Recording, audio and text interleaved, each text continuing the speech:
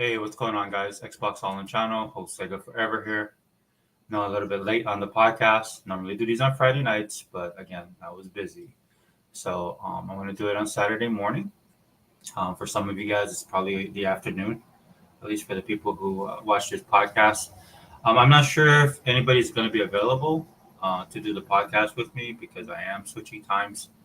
Um, but if any of the guys are want to get in on the podcast, it's fine with me. We're going to be all over the place. Again, this is the POPCAST for the All In channel, which means we talk about pop culture in general. And if you guys have seen the topics, um, you guys will understand that, yeah, we're going to cover quite a bit of stuff. We're going to be talking a little bit about the WNBA. We're going to talk about some comic book movie stuff. I did watch Madam Web on Netflix. And the only reason I watched Madam Web was because I saw an interview with two of the stars of the movie.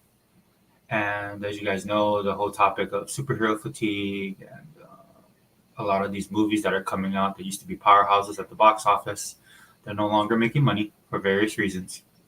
The main reasons is they're not good, if we're being honest, right? And they've kind of washed away their brand. And I'm talking about mostly about Disney, but a lot of the other studios as well, as far as entertainment in general. But when it comes to superhero movies, man, you can actually see how bad they are.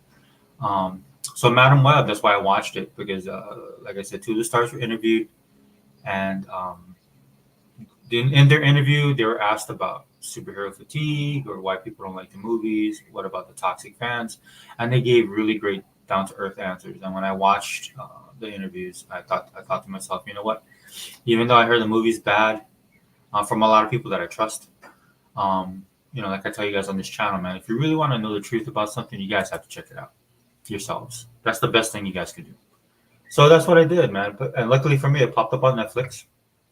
I was actually thinking about buying it. In fact, I could buy it right now. It's only $7.99 digital on the Microsoft Store. Which I mean that goes to like the how well it did in the box office. It was on streaming very quickly. It's already for a very affordable price. I think it's like $7.99 for the UHD. And yeah, so I was gonna pick it up, but it was on Netflix. So I decided, hey, let's make it a Netflix night, and I watched it. And I'll give you guys my thoughts on the movie in this podcast. And last but not least, we'll talk about Xbox and Amazon. Or I don't know how if people jump in, man, we might be all over the place. You know how this podcast is. But there's a rhyme and reason to the podcast when I do it by myself. So, but Amazon and Xbox, man, I mean, that came out of the blue. I didn't see that coming at all. I'll give you guys my thoughts. I'll give you guys my thoughts on everybody losing their mind once again. When Xbox does anything, especially now since Microsoft puts a lot of money and support behind them, it's all over the news. And I'm talking about like the regular news, financial news, definitely in the gaming news. Got a lot of influencers and pundits talking about this stuff. And I'm going to start on my channel, dude. I'm starting to get a bit irritated with influencers in general, and we'll be talking about it. Not like I'm not starting any like YouTube beef with people, but I am going to address it the same way I address like all the hate for Xbox coming from the Sony side and the gaming media. I mean, that's what my channel kind of is about, right? And then also, man, if you guys have suggestions for the podcast, dude, the All In Podcast, I kind of like it, but like for example, when I do the Xbox podcast, it's basically what does it call? I should call it the All In Cast, right? But now we call it the Wrecking Crew, which I like that better, right? So if you guys have any suggestions, please let me know. Let me see. Hold on, guys. You might hear some noise, some feedback. All right, there we go. No, I'm good. Yeah, okay, good. I'm just checking the feed, make sure it's streaming. I've had problems before. Nothing worse than doing a stream, man, and then the thing doesn't load to YouTube. I'm doing it live, man. If you guys don't know, I use StreamYard, which is pretty good. I like it. They're a bit pricey, though. I'm not going to lie. But yeah, dude. Hopefully, some of the guys will be able to join. I might just send out notifications. I feel bad, man, because when I did this podcast like this, dude, like I said, I just came up with the topics this week, and the only reason I came up with the topics was, it's just been checking in and out of, like the stuff I like with pop culture, like WNBA. I was watching some games. You know, one thing I didn't know about the WNBA as far as the subscription, because I subscribed to the service, and I didn't realize at the time that I don't get all the games. I knew that they were playing games on other playing on ESPN picked up. I think one of the games, especially when the Fever played, right, Indiana Fever. It was on CBS, man. In fact, they had like one of the most watched games, and that's one of the games I wanted to watch the most was when Chicago and Indiana played, right? The whole rivalry thing they've been playing up. Which I mean, it's a rivalry only because I mean, for me, this is my personal opinion. It's a rivalry, but it's only a rivalry because of what happened in college. I mean, they're trying to translate it to the WNBA, which I think is smart, man, because they need viewership. In fact, right now we'll just dive into the WNBA stuff, right? But they need viewership, right? Yeah, these guys have been hemorrhaging money for over 25 years. I mean, that's amazing to me, And like I tell you guys before, man, I've been kind of holding my tongue on stuff because I'm new to the league. I'm still kind of new to the league, man. I'm still trying to figure stuff out. That's why I don't comment on every single thing that happens. Right? I listen to other people's commentary, but the most important thing, like if you want to be a fan of this league, you have to find people that you can trust and know what they're talking about. I mean, and it's okay to even have people that you don't agree with their opinion, but they have to have somewhat of a background if you want to get, useful information. And that's what I've been doing, man. I don't like to piggyback off of people. But what I do like to do is kind of watch knowledgeable people, whether I agree with them or not, and then form my own opinion. On top of the most important thing is to actually watch the watch the games. That's the first thing I tell you guys. Just like with video games, man. Like I said, Pro Xbox channel here. If you guys want to form a good opinion about Xbox, you should play the games and get in the ecosystem, or find the people. Like my brother Hebot, brother Sega Man, brother E-Rock, Unlimited, Dea, Tuckmaster, Mr. 100, all the usual suspects I hang with. Get their opinions on stuff because they own Xboxes, they own ecosystem. A lot of them are varied in their taste as well. As you know, my boy Sega Man, he does a lot of different retro stuff, right? He has a huge collection of games. That's why a lot of people can't tell him stuff, right? And it's kind of sad because some of the people that come up against him, right, they're supposed to be fans of a certain brand or product, and he leaves them with eggs on their face because he actually has everything. Um, if you're gonna step to somebody, man, you gotta make sure you're correct. And of course, I don't have to say anything really about Hebot. You guys know how Hebot is, man. This dude is a wealth of knowledge. He knows a lot of things about a lot of stuff, not just video games. Right, E-Rock as well, dude. E-Rock, he's a gamer, dude. The dude's a pop culture enthusiast. He knows a lot about movies, games, everything. Unlimited, he's the young gun of the crew, man, but he actually plays games. And as you can see by the videos he does, man, he's a collector as well. Right, he's very versed. Unfortunately, he's a DC fan. Yeah, I had to throw that at him. But yeah, dude, I mean, just you watch his content, man. And you know what? One of the most important things Unlimited does that I have to learn from him, though, he actually finishes his games. So there's nothing more like happy to see him, talk about a game and he's like, yeah, I finished it. This, I'm like, oh man, because that's what problem I have, this time and stuff like that. But I have no excuses, man, with Unlimited. Unlimited, he's way more busier than me, and he finishes his stuff. So I need to learn from my younger brother there. And of course, Dea, who I love, she's so awesome. Dea is a really good counter to the guys in our group, right? And I just think it's her personality, but her knowledge base and the way she presents information is a breath of fresh air. I'm not gonna lie, guys. Love listening to Dea, dude. Love her perspective. I got a lot of stuff. I was supposed to do a podcast with her, and we'll try and hook it up because I'm trying to learn about the PC side. Especially with Xbox going in that direction. I do think the next box is going to be some kind of hybrid. I've already lost my kids to PC, mostly my son. That's all my son games on. He used to be, he used to game on Xbox all the time. We lost him to the PC Master Race. And he's a true PC Master Race because he doesn't care. So he doesn't care about all this kind of stuff. His PC is where his friends are. He built his own PC. He just loves the flexibility of that system and that ecosystem, right? He can jump in and out whenever he wants to. He does multiple stuff on his PC. I told you guys before on this channel, my son likes music, so he has his little studio set up, and he's the best of both worlds for him. So yeah, we'll try and hit that up on the channel, man, because Dea has a lot of that background knowledge that I need because I'm kind of lost when it comes to PC. And then Tuckmaster, man, joined us for the first time last week, man. I'm really glad he was able to jump on. We're hopefully with, especially with Zinc as well. Thanks for being there, Zinc. Um, on that side, we're going to be talking a lot about sports and stuff. I wanted to do some WWE stuff or just wrestling stuff in general, but the problem I'm having, guys, is I don't have cable, right? So I can't really, and I don't want to subscribe to 500 different services. I just got rid of a bunch of them, man, because after a while they start adding up, and if you lose track of them, you like $60, $70. You're like, oh, where did that go? Especially in these tough economic times, I'm always crying about on my channel.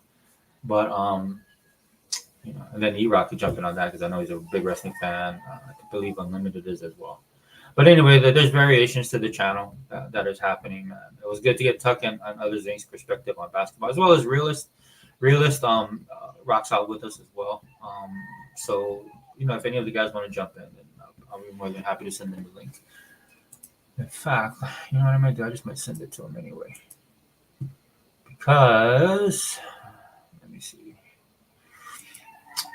Dude, there's a lot of stuff in flux, man. Like as you guys can see, man, Xbox and the Amazon announcement, dude, that was pretty huge. That was pretty huge. At first, people were underpinning it, and then now, or underplaying it, and then now, you see people starting to wrap their head around it, and of course, it turns into a Chicken Little situation where people are like, "Well, see, that just shows that Xbox is dead, the console is dead," and I'm like, that makes no sense. Excuse me, guys. That makes no sense. I mean, the way things are with Microsoft and Xbox right now, I will definitely tend to trend on the side of what Phil, Sarah, and Matt say and do.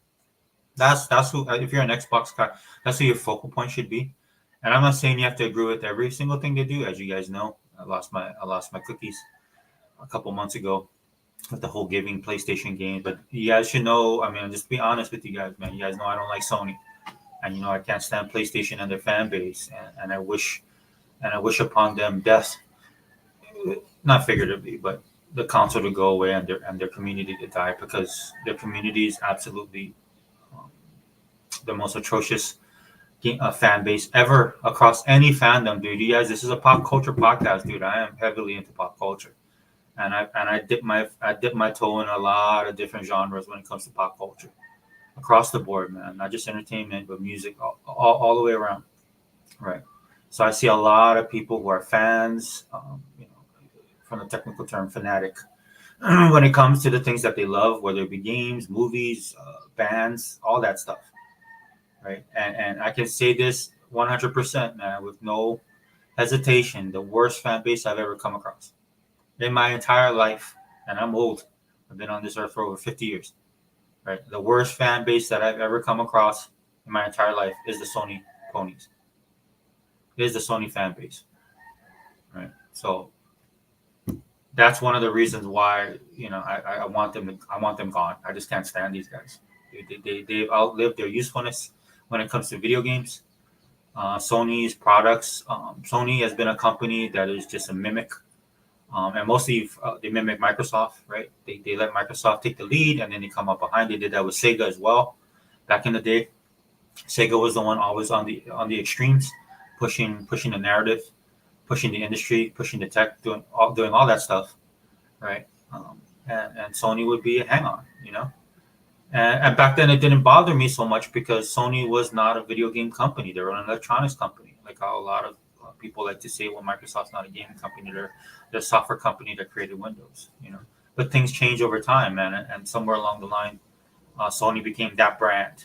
And that's unfortunate because with Sony elevating itself in the market the way they have, it's one of the reasons why we have all the problems we have now when it comes to gaming, from their fan base to the way the industry goes. So thank God for Microsoft. Thank God Xbox got involved. You guys know I don't like Bill Gates, but if that's one good thing he did as far as the gaming side, he read the tea leaves, and he saw what was going on. And he realized that he couldn't let whoever controlled the living room, the perspective of that time, would dominate the industry and would dominate multiple industries. And as you can see, that's what's been going on, right? And Xbox has tried their hand at it. They've had some wins and they've had some losses, but a lot of their losses, if I'm being absolutely honest, dude, is the obtuseness of people in the gaming industry themselves, from the media to people who participated, and people who are fans. So anyway, that's one of the reasons why, um, I own up to it on this channel. Right, and I have to own up to it because that's how I feel. So I'm not gonna lie to you guys, dude. I keep it 100 on this channel, right? I do not like Sony. You guys should know that by now. I can't wait for them to die and go away. I think the gaming industry will be in a better place. Then we can move forward, right? And if Nintendo wants to hang around, that's fine too. I have no problem with Nintendo. Um, right, it is what it is. I mean, they do what they do. Um, and but as a Microsoft fan, as a gaming fan, as a person who loves the industry, we need to move forward, right? And I guess I'll get the podcast started. One more second, guys. Let me. Dude, it just blows my mind that Sony has been able to stick around this long. I mean, it amazes me. It amazes me that they're still kicking. You know what I mean, guys? It's anyway. Get off on a tangent and all this kind of stuff, but it's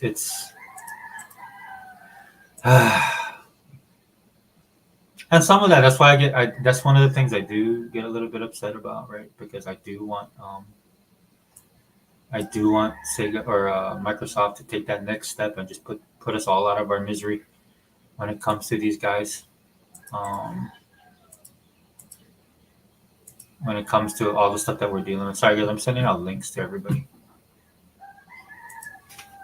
so please bear with me. Dude, it's an idea whose time has come. It's time to put these guys out to pasture. Right. Like I know you can't reason with any hold on. Oh my boy, man. Hey, say man, my bad, bro. I'll send you. Yeah, forgive me. See, man, this is how you know you're old, dude. I can't do two things at once. When I was younger, I could. I could be talking about stuff and sending out links. Dude, I hope I didn't forget anybody. Oh yeah, I'll get Tuck in there. I hope Tuck wasn't planning on doing that. I feel bad. I forgot. I should have hit Tuck up prior to doing this podcast. Tuck does the Lions Den podcast, which I love. As you can tell by my mini rant on Sony, um, I absolutely love Tuck's podcast. Tuck is the type of person that'll never change. He bleed green from the jump. He's hated Sony from the jump, and he still is this. Original Pony Killer is his moniker within the group, and he lives that to the nth degree, which I love. But Tuck, if you're available, man, I sent you a link. Please join, because I will kick it off, guys. Speaking of making choices, we'll jump into the WNBA portion of the podcast. I know some of you guys might not be WNBA fans, but for my podcast, I just got to talk about stuff that I like. And right now, WNBA is high on my list. I'm not gonna lie, guys. There's times I've come home, and there's very few things that can take me away from Xbox or watching anime or Korean drama. Those are kind of the things that are in my atmosphere right now. But I find myself excited about watching WNBA games. Now, if you would have told me this a year ago, I would have laughed in your face. But now I'm eating crow, right? Because the league as a whole, what I thought the league was, totally wrong. They definitely they can ball. These girls, they got ballers in the league. I do say though that the league, and this is why we'll talk about it now, right? It is in transition. They have a choice to make, man. They are definitely at a crossroads. I've watched enough games and I've studied enough of the history to formulate this opinion. At least I feel. If you disagree with me, please let me know. And I mean, disagree with me. I mean, not that I'm wrong. Not just that I'm wrong, but am I missing something? That's how I'm approaching this, guys, and that's how I approach it when I'm online talking about people. I've had people come at me. I'm like, look, dude, I'm not here to challenge, or I just need to know, dude. I do not know. These leagues have been around for 25 years. I think I watched the first couple years because of the Olympics. I was all up in there, but back then I was really high on basketball. I used to play ball, right? And one of the things that kind of I regret because it didn't draw me back in because I was watching college basketball because I was helping my nieces. Because I used to play basketball. A couple of my nieces were playing basketball, and my sisters asked me to help them out, show them stuff. One of my nieces, man, she was really good. I mean, they were all good, but like with one of my nieces, I know, and she's the biggest and the tallest, and I know for her. Hey, what's up, my brother? You know what, brother? I tried to when you sent me the link. Yeah. I was trying to do because I didn't know you were coming on today. I was trying to do a little podcast, and it wouldn't let me. It wouldn't let me invite Master or Hebot. It kept giving me error message through Facebook. Oh no, it's no worries, man. Hey Tuck, what's up? Because Tuck, I just sent Tuck a link through Instagram. I have his connection now. Yeah. And then also Zinc, I can send him a link, but I have to send it through his email. Through Zinc, yeah. Yeah. Well, welcome, dude. Yeah, sorry, man. I don't know what. Something's wrong though, brother. Sega Forever. I never had a problem with that. Now I'm having a problem with it. I don't know what's going on with that. I have to look into it. It could be a problem with Facebook. Yeah, it's probably Facebook, bro. Yeah, because it was on there. It was an error on their thing. Dude, but it let me send it to unlimited though, but nobody else. I don't like Facebook, dude. I've had all kind of issues with them. That's why I don't use them anymore. Yeah. I mean, I have one account that's still open. Yeah. But I tried to create like an account for just Xbox and pop culture, dude, and they always destroyed it. Yeah. It would always shut down, and that was irritating. So I just gave up. Yeah, man. They used to be, good, okay, but now they're like, man, you don't know now. Well, plus that dude bought an island here in Hawaii, so I can't stand him. Oh, really? Zuckerberg, yeah, he owns an island, dude. Yeah. Damn, you mean Mark Zuckerberg? Yeah. And the thing that irritated me about Mark Zuckerberg, no, she wasn't. He owns an island. He was the type of person that says like, we have to have openness and all this kind of stuff, and this dude built walls and is like telling people don't come on my property. Oh yeah. But I mean, it didn't bother me that he bought it. I mean, people bought land here. I mean, for years, and but when he did that, crazy. Oh, dude, what a hypocrite, man! Because he doesn't want what he doesn't want is he wants his own. Because normally people who buy land, especially like how he did, they would like leave the beaches for the public, right? If you wanted to go there, yeah. As long as you don't go on his like main property, but he like boxed out everything. Wow, dude, he got that much money, he bought a damn. Come on, bud. Right. That's what I mean. When you have too much money and you want to do things, right? That's when you have problems. Yeah. But yeah, the richest dude does the dude from Amazon. Oh, is he the richest? Yeah. Oh, okay. I thought it was some prince somewhere. I thought it was. Well, you know what? You might be right too, brother. Sega Forever. I thought it was Bill Gates. I was dead wrong. Oh yeah, no, he's not anymore. Yeah, he was one of the top guys, but he left the CEO position and stuff like that. But I mean, he's still got money. Oh yeah, these dudes aren't starving. You know what I'm saying? It's just like with Xbox, right? People are like, well, Xbox is done. I know, right? I'm like, okay. I'm like, yeah, definitely right about that. They ain't starving, bro.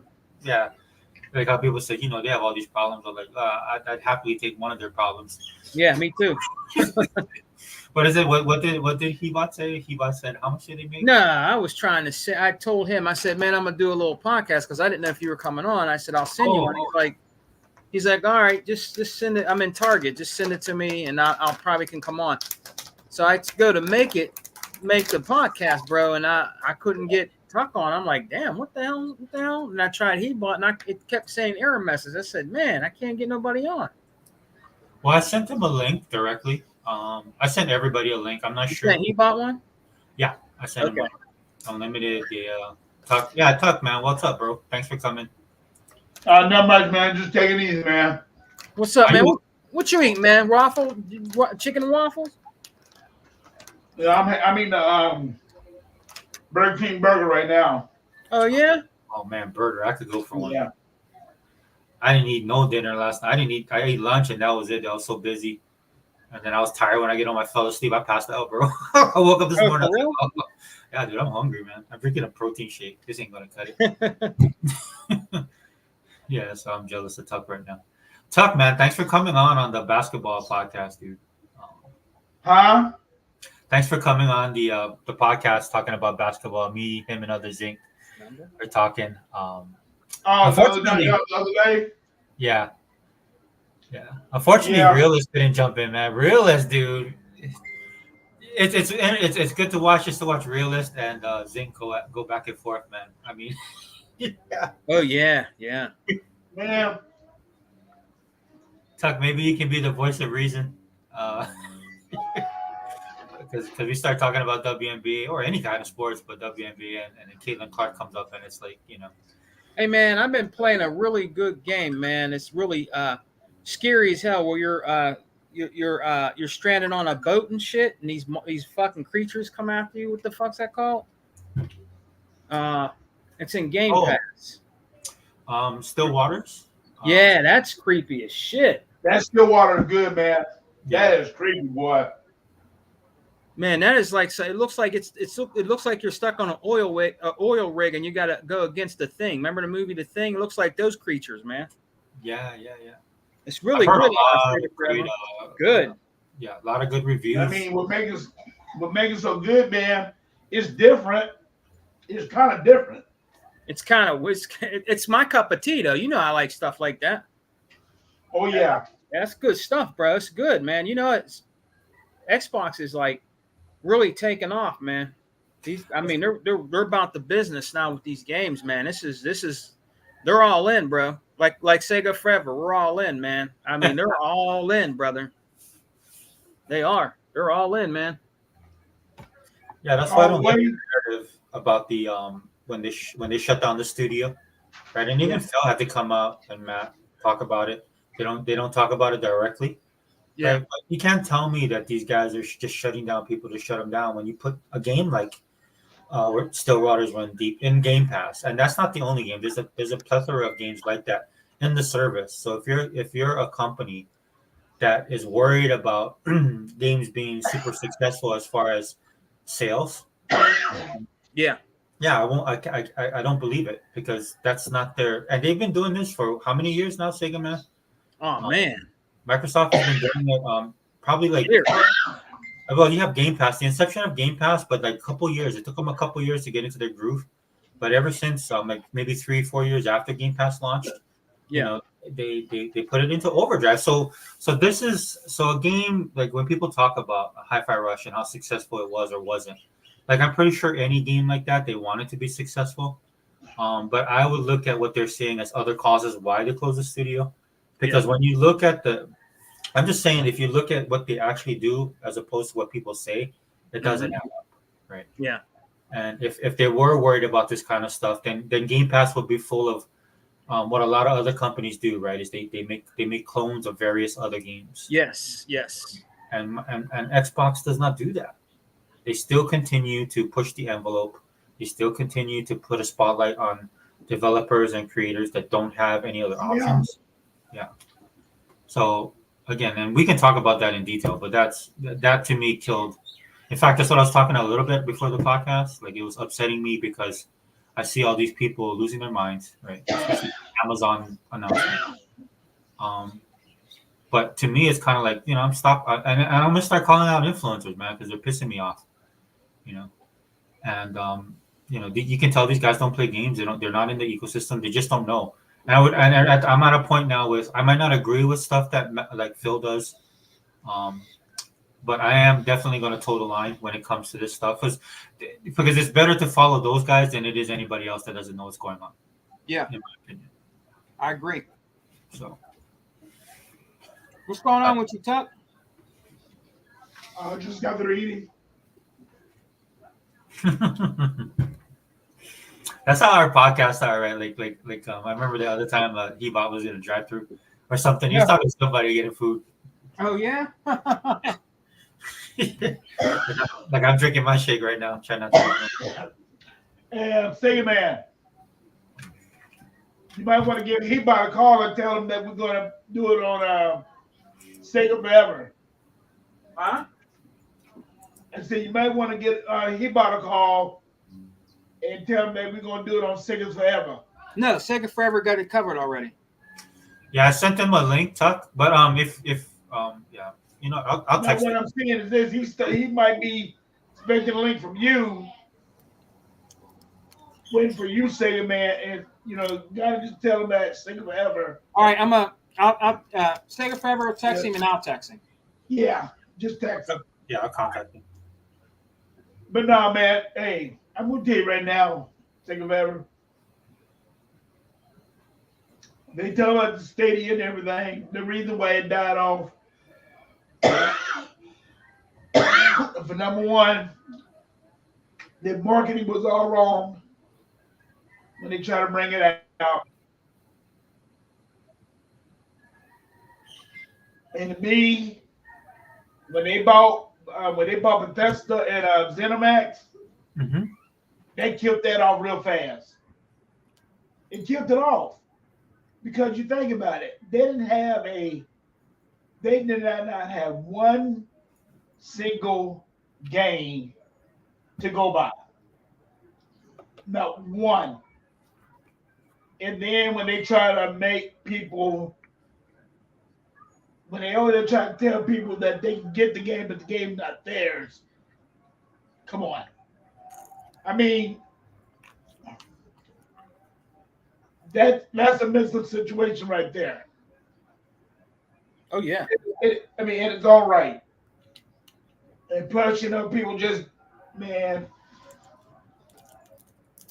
to me, I think they just did things at the wrong time. And that was it. So, and I think this thing with Microsoft with the Game Pass, you can't beat it. I think the streaming thing. I mean, again, Microsoft is proven right because they do have their cloud service. I don't agree with people saying that they were trying to push it. I mean, they made an announcement about it, and anytime Microsoft does, and I'm talking about Microsoft proper, does stuff right, it hits the music and stuff like that. Now they still have the cloud stuff. As you can see, the device that they had didn't pan out. But I like the way Phil does stuff, right? It's the same thing with the VR, right? He just didn't jump in on it. Yeah. It has to be something that they know that they can depend on, like their live Right. service. Yeah. Right. So the streaming part was not ready. Yeah. Oh, go ahead. But let me ask you this, Sega Man and Sega Forever. Mm-hmm. Something that you don't know, something that I don't know, they add a feature to the cloud where now if you're on the cloud and you hit the X button, the menu pop up. Oh. Just like the menu that pops up when you want to talk to somebody. Yeah.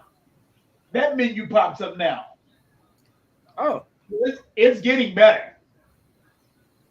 I did talk. I definitely think it's the future.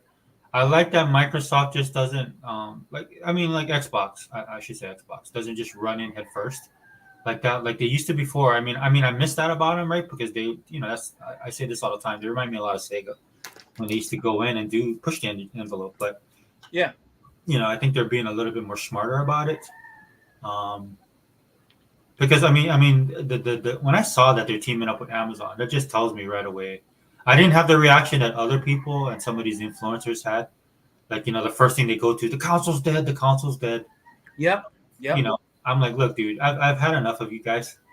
Right? I've already been done with the Xbox influencers. Now people that I follow when it comes to comic books and Marvel and Disney are starting to chime in. And I'll chime back on them. I'm like, no, it's not, dude. If you don't know, if you don't play games on that level, you shouldn't be talking, is what I basically tell them. Right? Because I'm telling you guys right now, dude, there's no point in doing what they're doing. Like, it just doesn't make any sense to just give up on a console. Right. What people don't understand is Microsoft will meet you where you are. They'll meet you where you are. So if they have a base of people that are paying like us, because we are the guys keeping this industry alive, the three of us here, and then everybody else who jumps in, because we actually buy games, right? We actually buy physical, we buy digital, we're like Unlimited buys like a whole suite of controllers, right? Yeah, right. I have 6 Xboxes in my house, right? You can't get rid of us, right? Because we're the actual people. Unlike everybody on Twitter who talk trash. Like, did you guys see Stellar Blade only sold 1 million copies? Did you guys see that news? What happened? Oh, yeah. Yeah, Stellar Blade only sold 1 million copies. That sucks. Yeah, that sucks. Because if now you guys correct me if I'm wrong, I saw PlayStation had 1 billion consoles sold, right? Well, that's what Okay, I'm saying. yeah. That's Oh, what I'm go ahead. saying. Yeah. That's what I always have said. Yes. Don't hand me that 61 million and you only played 3 million games on Final Fantasy.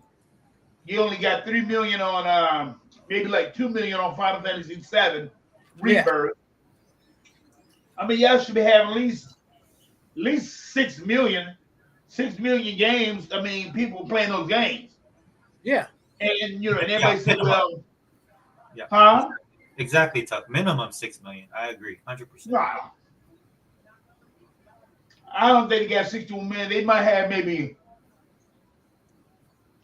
I give them 50.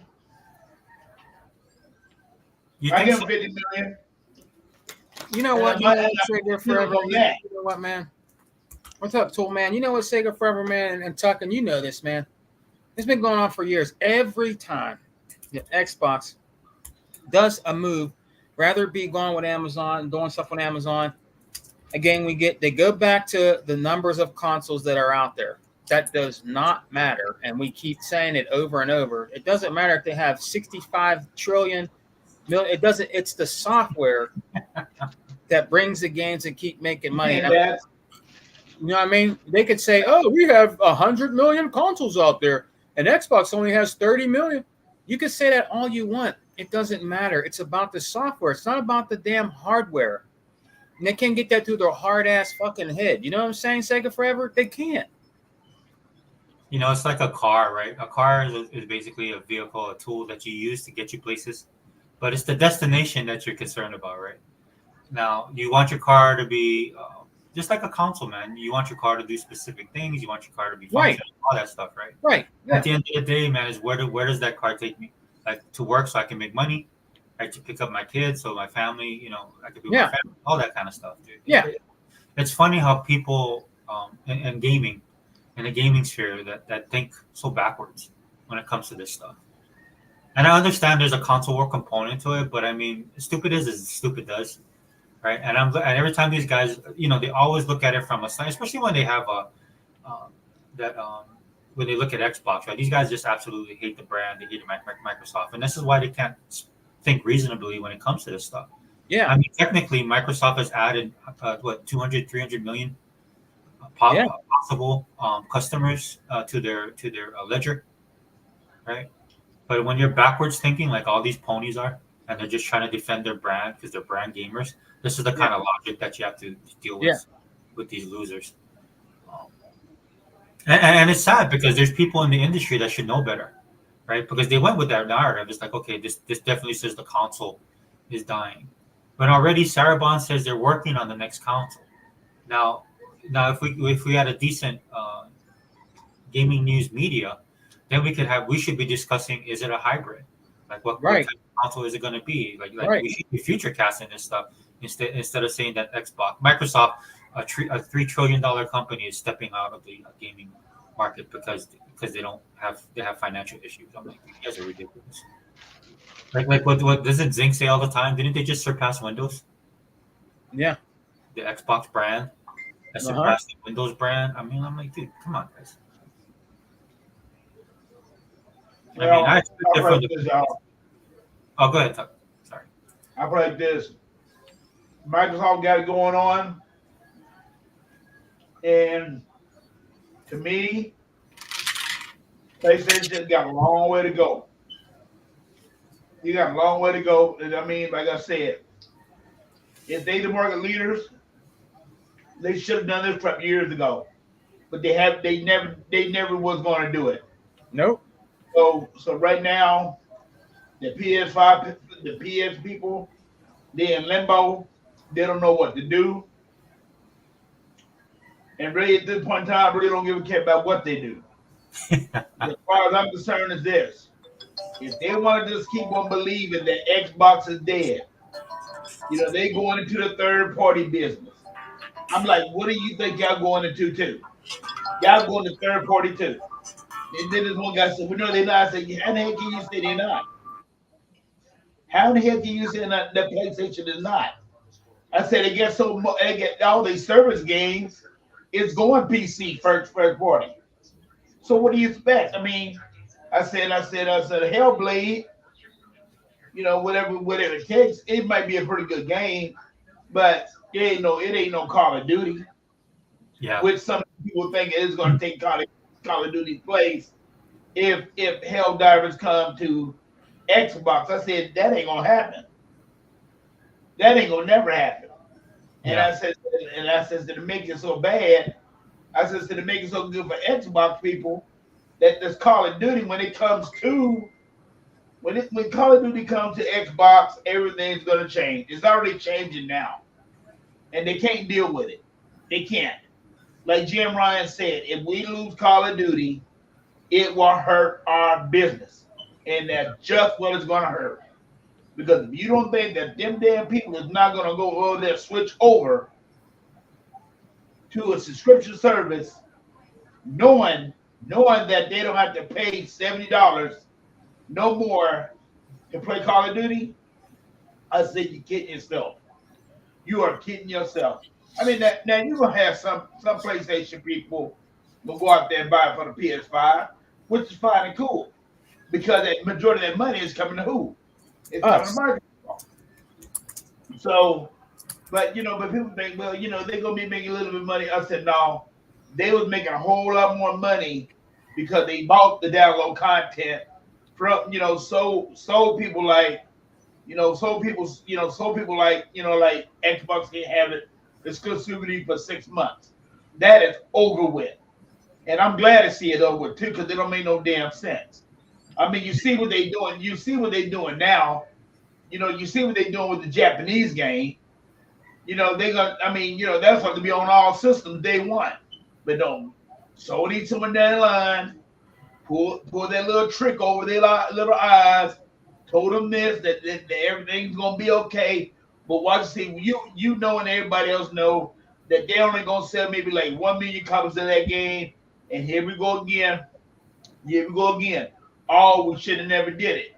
No, you shouldn't have never did it. You sign a deal with the devil. That's what you get. That's why I'm saying when it comes down to like Final Fantasy and everything, I don't blame Sony for doing that. I blame Square Enix for doing that because Square Enix knew how much money it cost to make that game, and they know they weren't gonna get their money back.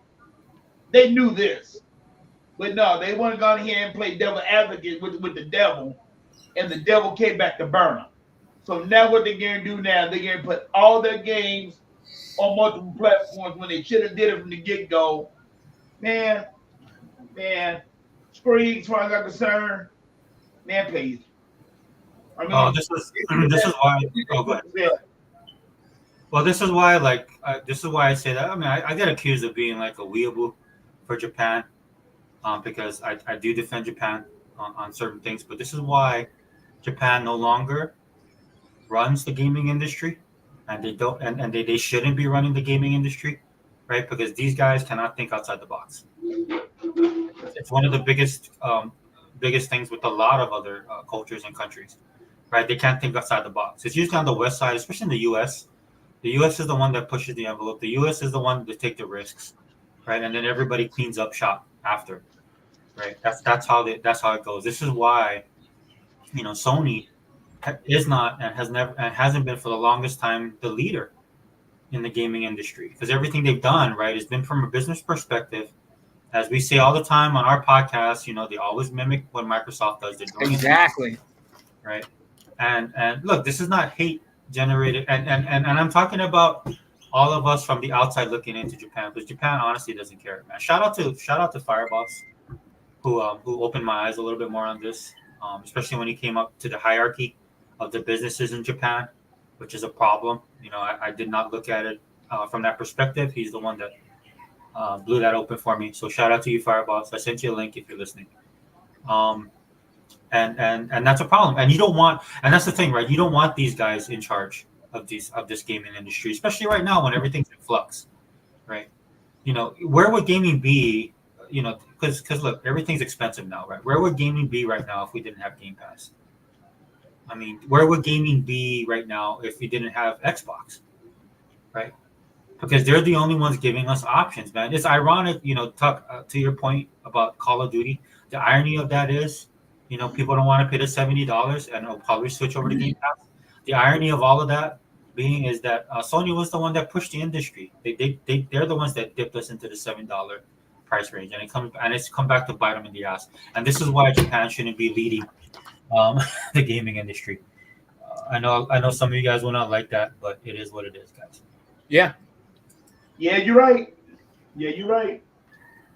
They just don't have the foresight, and they don't like to. The problem is they don't like to take those type of risks, right? This is why, like to your point, Tuck, this is why Square Enix always goes back to the trough, right? Like a dog to vomit, right? They think in those terms as like, oh wow, they sold, Sony has like 50 million PS5s in the wild, and I'm like, no, that's not why you do it, right? This is why you have Game Pass. This is why you have indies and triple A's and double A's in there. One of the things that's probably that Microsoft can look at when it comes to Game Pass is because I finally started playing Ewan Chronicles.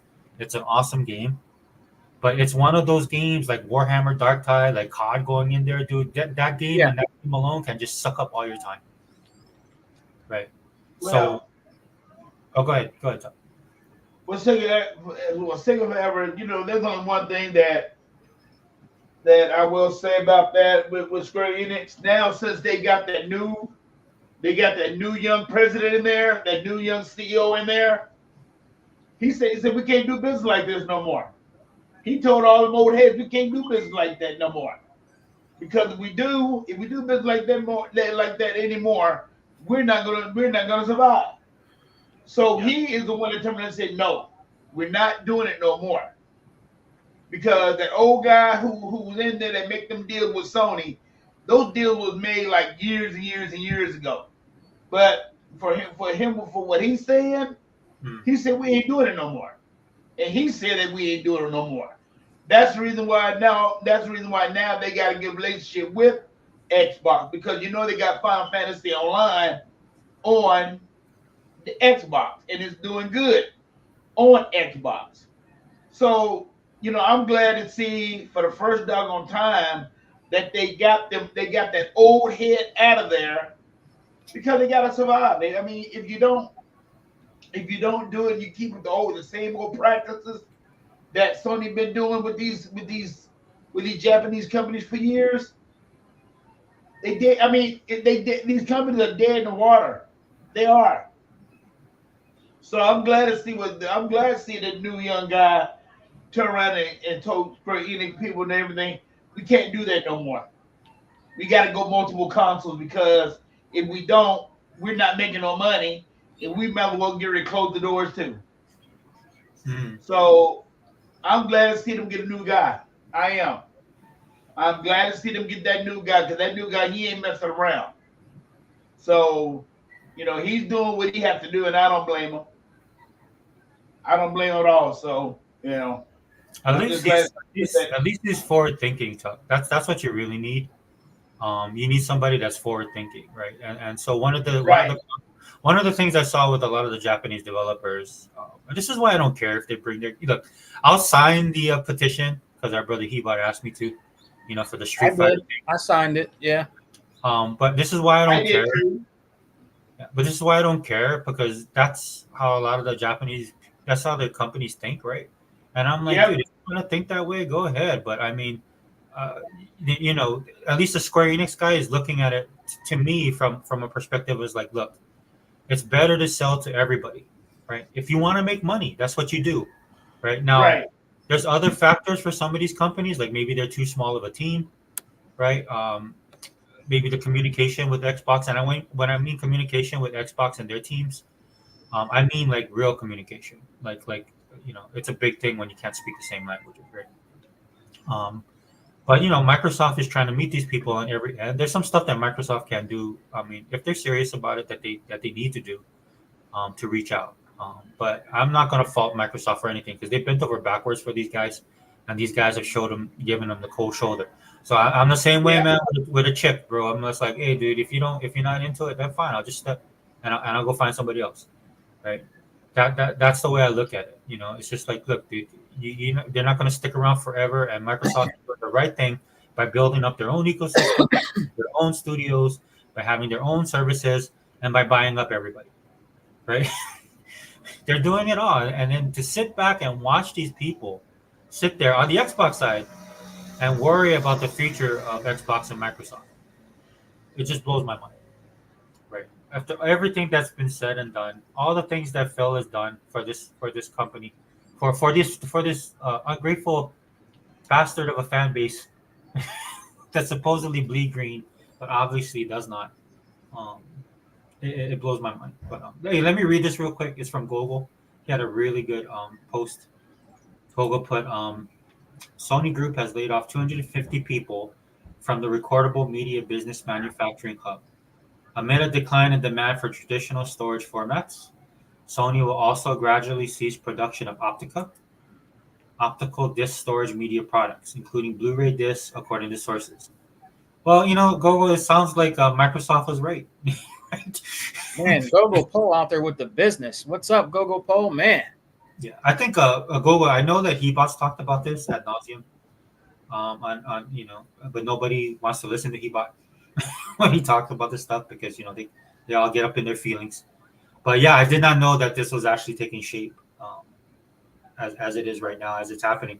You know, we should know about this, right, Google, because the gaming media should be all over this. But unfortunately, it's not Microsoft doing this, so we don't, you know, we don't get the news. We don't get the headlines. Yeah. Microsoft brings news to all these other people, and that's all they care about. I mean, that's just the truth. Like I bet you guys, like if Sony like shut down tomorrow, right? It won't like gaming media be like, oh, but did you know that Microsoft closed another studio? Yeah, But right. Microsoft closed Tango GameWorks. You remember that? So be like, dude, come on. But you know what? This what gets me out of all the people. This what gets me out of some of these doggone people, man. It's just the fact that they forgetting one doggone thing. Microsoft still owns Hi-Fi Rush. Yeah. So it's not like they can't come out with another one. They just closed down the studio, and they closed down the studio for a reason. Because the guy he left. And when he left, what can you say? Microsoft is not going to sit there and let just certain people in the game, and they're not producing. So what they do, they move them people to other places. And I mean, everyone wants to talk about, well, they fired a lot of people. Did they? I never heard about anybody being fired. Yeah. I never heard about anybody getting fired. I heard that they put the people somewhere else. That's the only thing that I've ever heard about that. So, you know, I'm just saying. I never heard of them talk about them laying somebody off. Heard that they about putting some people somewhere else, and if they did let them go, that's their option. That's their option if they want to be let go. But they worked with them before they let them go. They let them know what they gave them service packages and everything. Yeah. So how many companies do you know that's doing that? None that I know of anyway. You know, it's funny because you know Matt Booty wants to spill the beans. Yeah. Yeah. He did, Matt. He did address it. I like the way he addressed it. Right, they have to talk around it for reasons. Right, I understand that. But if you're asking me if I'm going to listen to some person on social media that hates Xbox or the guys who actually make our games and build our ecosystem and run the business, I'll go with the guys. I'll go with the second. Right. Because to me, that makes more sense because it's like I said before, it's more in line with what I see them actually doing, like the bigger picture. Right. Like I'm pretty sure they probably wanted to keep the studio intact, but it sounds like, you know, especially like Tuck was saying, once the main person left, that a lot of people went with them and that other people wanted to move on as well. Yeah, Right? because he was opening up a new studio. Yeah. Yeah. So I mean, but that's and that's if he wants to do that, these guys have no qualms about building about burning bridges, and that's just the way they are. At the end of the day, these guys are creative types, and that's what's first and foremost to them, as opposed to money and business, which is fine with me, man. If you want to do that, but somewhere along the line, later on down the road, especially if Microsoft dominates the way that they're pretty much running the industry right now.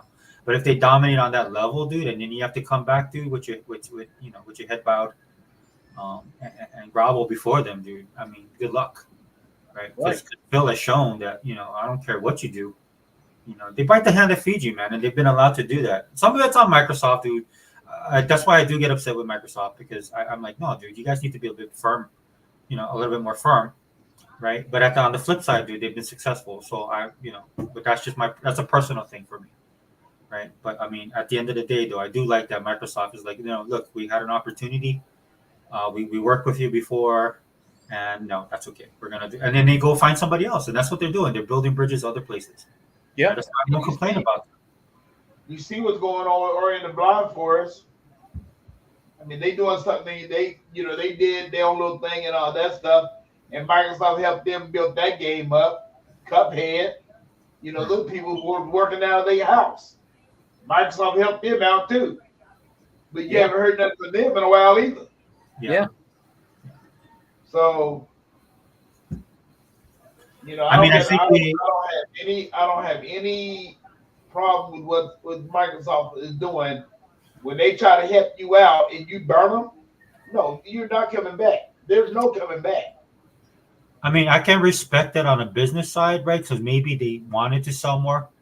It wasn't just about the money. They wanted to grow the brand or whatever. I'm talking about the developer on that end, right? Stuff like that. So no harm, no foul, dude. It didn't work out.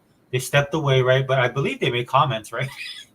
I think they said something. I could be wrong, man. If I'm wrong, please correct me, guys in the chat, if you know. But it wasn't an amicable thing at some point. So, and that's what I see a lot of time with these developers, man. It's like they'll, because they can, because Microsoft is the nice guy, right? That these guys will like say something, right? But they will never do that to Sony, right? Because Sony will cut their line. Oh yeah.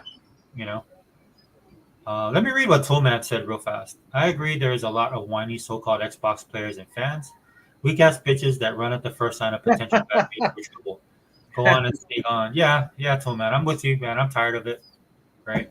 I mean, in fact, this stuff is so bad, it's bleeding into the other stuff that I enjoy. Guys, I tell you guys on my channel all the time, I'm a type of person, man. I think we need to get old school. We need to be like the OGs back in the day, where they used to put stuff in boxes, right? We used to keep our stuff separated in boxes. Yeah.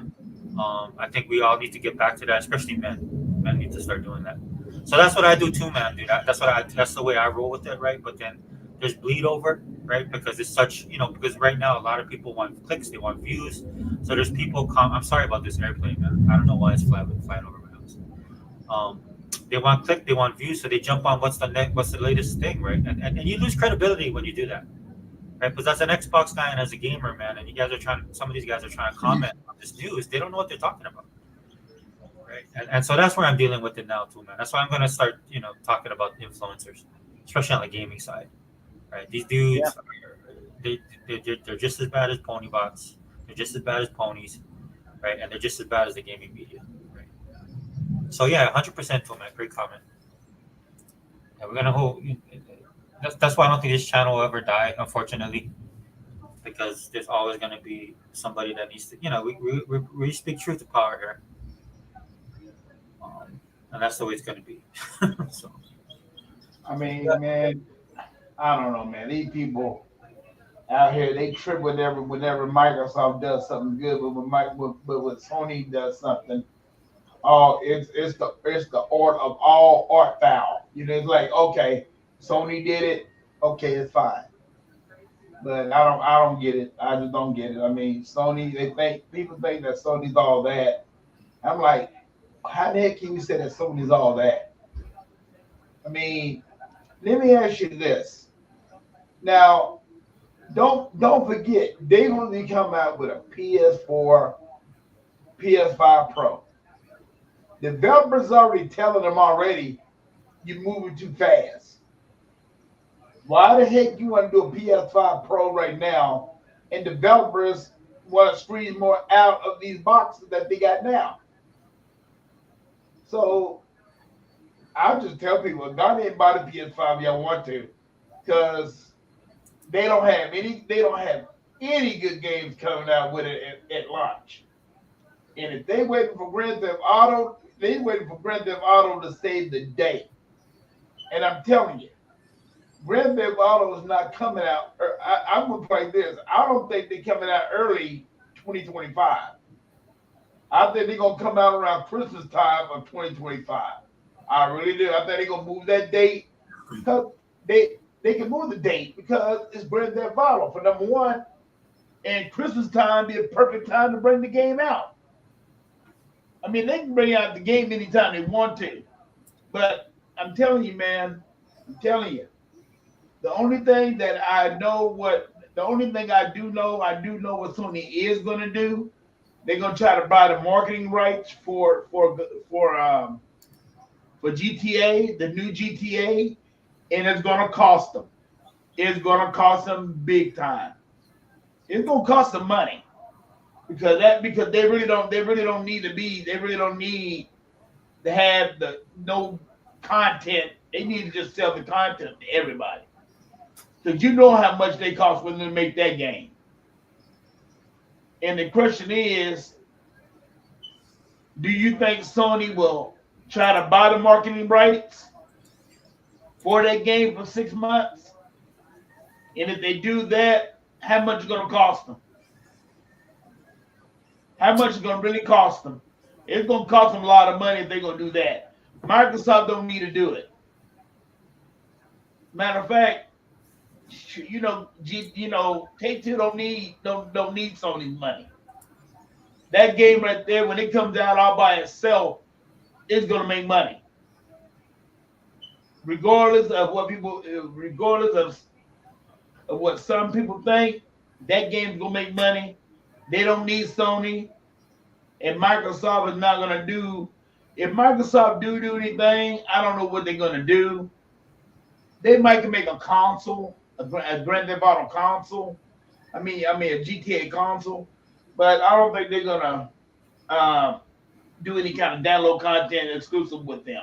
No, I that's what I think, because I don't think they need to. I mean, it would be in their best interest. I don't know if they can afford it at this point, because at the end of the day, whatever they do, Microsoft is kind of leaving them in the dust.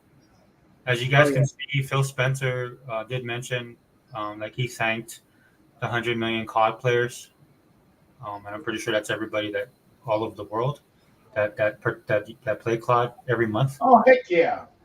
And then they also gave a shout out to Blizzard. Shouted out all their 100 million players on Overwatch, which Microsoft now owns, and is now back and connected with China. And that's the big thing, the big takeaway. So even if Sony does find the money to pay for the marketing rights, I think that'd be smart of them, right? Because they need that kind of stuff. I play this thing, man. I don't think they're gonna do that. I really don't think. I don't think Sony got the money. They do. They do, but they don't. Yeah, right. Yeah. Yeah, Tuck. It's like all the people now, right? You pay your rent, and you be like, okay, yeah. What do I mean, they got it, but are they going to waste it? I mean, can they really afford to waste it? Well, the problem, Tuck, is that's their model, right? They've been doing this for over a decade. And you know what? Their model's running out. They're running out of money right now, dude. Yeah, no, I agree. That Call of Duty hurt them, man. Yeah, that hurt them. I play this, y'all. I play like this. How many exclusive games do they got out this year that not even their games? All they do is just make exclusive games for their console for like 6-7 months. Yeah. Okay, and how many of them failed? Every single one of them. Every single one of them have failed. Even knowing that, yes, but they don't own them. They don't own these games. So they get the percentage of whatever these games are making. Now, what are the percentage that they're getting on these games? I do not know. but you know Square Enix getting their money once they get their money, they gonna get their money off top and whatever's left, Sony might get. So I'm telling you, they'll flop. And I mean, and what I try to tell my friend is this, and he don't want to listen. He don't want to listen at all. He said, well, they can make it up on the back end when these games go on sale. I told him. They still don't buy games. Huh? Even if they're on sale, they don't buy them. It doesn't matter. But yeah, you got that right. But more like what I'm trying to tell him is that investors don't look at it that way. Yeah. They want that money. They want top dollar. When those games come out, they want to see they want to see money on their investments ASAP. So celebrate, yeah, they did $1 million. But you know they want to do way more than $1 million. $1 million might have broke them even. Might have. But you know, in reality, they want to make at least 2 to 3 million on how it all depends on how much the budget was. So I'm just telling people, man, don't hand me that stuff. $1 million, man, $1 million in today's world, that ain't selling no games. Now back in the day, back in the 90s, early 90s, mid 90s, early 2000s, yes, you might can say that they're making money. They ain't making no money. Yeah. So, huh? I said, yeah, I'm hearing you. So, say, man, to me, and I'm like this, y'all. If those games only made so much money for Sony and the little profit that they did get for those games, what makes you think that's going to help them bring out any of the other games for next year? That's the question you got to ask yourself. Because do they have the money to invest in them games? Because you got to have money to invest in those games. VR's a flop. Well, we know VR's a flop, so they're not even doing that no more. So, I don't know, man. I don't know. I mean, to me, I think I just wish right now, I'm going to tell you right now, I wish Sony would just go away. I wish they really would. Yeah. I think it would be. Honestly, I know people think I'm hating, but if I'm just reasonably, I think it'd be better for the industry. Because they're holding us back. They've been holding us back for a long time now. I know people don't like to hear that. People think I'm just an Xbox who's hating, but I'm just being honest, guys. They're holding us back. Yeah. Let me read Toolman's comment. I agree. There's a lot of whiny. Oh wait, I read that one already, right? My bad. Here. These same people won't read an article themselves completely, but read the headline and listen to others complain and be negative. They are just sheep, too stupid to think for themselves. Yeah, 100%, Toolman. And that's what we're dealing with. As a Sega guy, I've been dealing with this for a long time. Specifically when it comes to Sony fans. Right? A lot of these guys are casuals, that's why, or normies. Right? A lot of these guys are dude bro gamers. I know this from a fact. I experienced it myself, so that's why I can speak on it. Yeah. Right? And look, dude, however you want to consume video games, right? Because it's a big tech now, right? There's a lot of different people who play games now. I wouldn't necessarily call everybody a gamer, but that's the moniker that people take, regardless if you hardcore like us or you play on your phone, whatever way that you do consume your video game, how you like to consume your games and stuff like that, how you like to play your games. It is what it is. Right? So I'm not going to say anything that, but to Tuck's point, I mean, there's only so much that Sony can do, but they've dug themselves into a rut, man. They're like a person who has like 5 credit cards and they're all maxed out, right? And they still gotta pay their bills, right? And that's what I look at when I look at Sony, man. So I mean, could they get the marketing rights for Grand Theft Auto? I don't know how. I'm like Tuck. I mean, but like I said, that would be in their best interest because they got to keep on feeding that beast. Yeah. And Microsoft has set themselves up in a way where they don't have to worry about it on that level. I mean, given the economy the way that it is, Microsoft has been able to thrive. I know they're not hitting the numbers that they wanted to. By this time, like I'm pretty sure years ago they looked at it and they wanted to be in a certain space in this day and age that we occupy right now. But because of how everything has gone in the world, right? But to the point but to this point, guys, that's why you plan. That's why you come up with strategies. That's why you have backup plans. This is why you do multiple things, right? And Xbox has done that under the tutelage of Microsoft, under the leadership of Phil, right? This is why you didn't get your VR when you guys were clamoring for it. Now you look at Sony; they're shutting it down, right? I believe that Sony shutting down their VR because it doesn't make any money, right? The whole thing with the cloud on Xbox side is something that they looked at like it is a potential revenue maker. This is something where we can use as another tool in our portfolio, right, to expand our business. And it's been a little bit slow. I can tell you from experience, guys. For cloud, it doesn't really work for me. So maybe that engagement isn't on that level, but they're not giving up on it, right? They're just the technology will get better over time, and when it does, they're not giving up on it at all. Go ahead, say a favor. Sorry about that. no, go ahead, Tuck. I'm sorry. I'm gonna mute. I'm choking over here. Go ahead. But like I said, say a favor. If you go on if you go to the cloud now, if you go to the cloud, you can hit the X on your Xbox button, and it will pop up your menu. That's a new feature that they just brought out this week.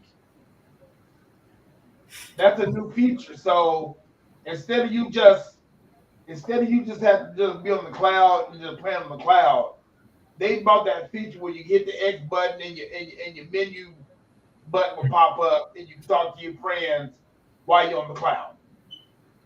You can do that a while back. You can do that. So it's getting better. It's getting better. It's like I played the first game I played this week on there. I played that game that you talked about, Sega Man, with the oil rig. What is it? The game that you played with the oil rig. Yeah. I played that. It's getting better. It's getting better. It's getting better. So, but eventually I downloaded it on my Xbox because I wanted to see how good it really is. It's a fantastic game. Yeah, it's a fantastic game, but Xbox gonna get it better. I mean, that's why I'm saying that people talk about Xbox dead. They ain't going nowhere. No, they're gonna make another console. I don't know when, but they'll make another console. And once they do, people will shut up because Xbox not going anywhere. Microsoft making too much money on it, and that's it. They're making too much money right now. They got all these different devices. They got Amazon now, and my God, don't let them hook up with Steam. If they hook up with Steam, it's over with for Sony. Because what games are on Steam right now? PlayStation games are on Steam right now. So, in other words, we'll get a part of that catalog too. But I know these ponies, they so sore about this, they so sore about that. They say, "Oh, we ain't going third party." Yes, you are. Y'all going third party too. You might not want to say it, but you are. But I don't know, man. You can already play PlayStation games on AntStream. Say it again. You can already play PlayStation games on the app PC. I have called AntStream. Yeah. You can play PlayStation games in that app. I didn't know that. On the Xbox, yeah, you can play PlayStation 1 games on AntStream Arcade. Yeah, that's right. That's right. Yeah. And now they talk about doing backwards compatibility on PS3 games. That's what a joke, because they should have been doing that years ago. They way late on that. Super late. I'm like, why should I want to play a game right now that I own That I know. I mean, y'all super late to the party. That's something y'all should have been doing years ago. Because if they don't play their game now, they ain't gonna play the PS3 games at all. At all. And now they talking about bringing some of these old games back and everything. I said, man, dude, I'm not here. They talking about bringing what's the name? What's the name of that one game? Let me see. What's the name of that one game when the boys running down the street for Sony? I forgot the name of it. Running down the street. Yeah, he's got electricity. Roz, I forgot the name of it, but either way it goes, they talk about bringing it back. And I'm saying, y'all really? I said, y'all should be getting tired of remakes. They should be getting really tired of remakes. I'm like, oh my God. I said, Sony is called. And you know what? That's my new slogan now. My new slogan is that all y'all doing paying for is remakes. And they charge you $70 for remakes instead of you having new games. Mm-hmm. Man, please, Sony's a joke. And the fans are a joke too because they let Sony do it to them. I mean, what have you always have said, Sega Man? You always have said yourself, don't get on us. You get on your system because they're the ones that doing y'all that way. Yep. Like I said, like you said, we eating good on our end. You need to get on Sony about what they need to do.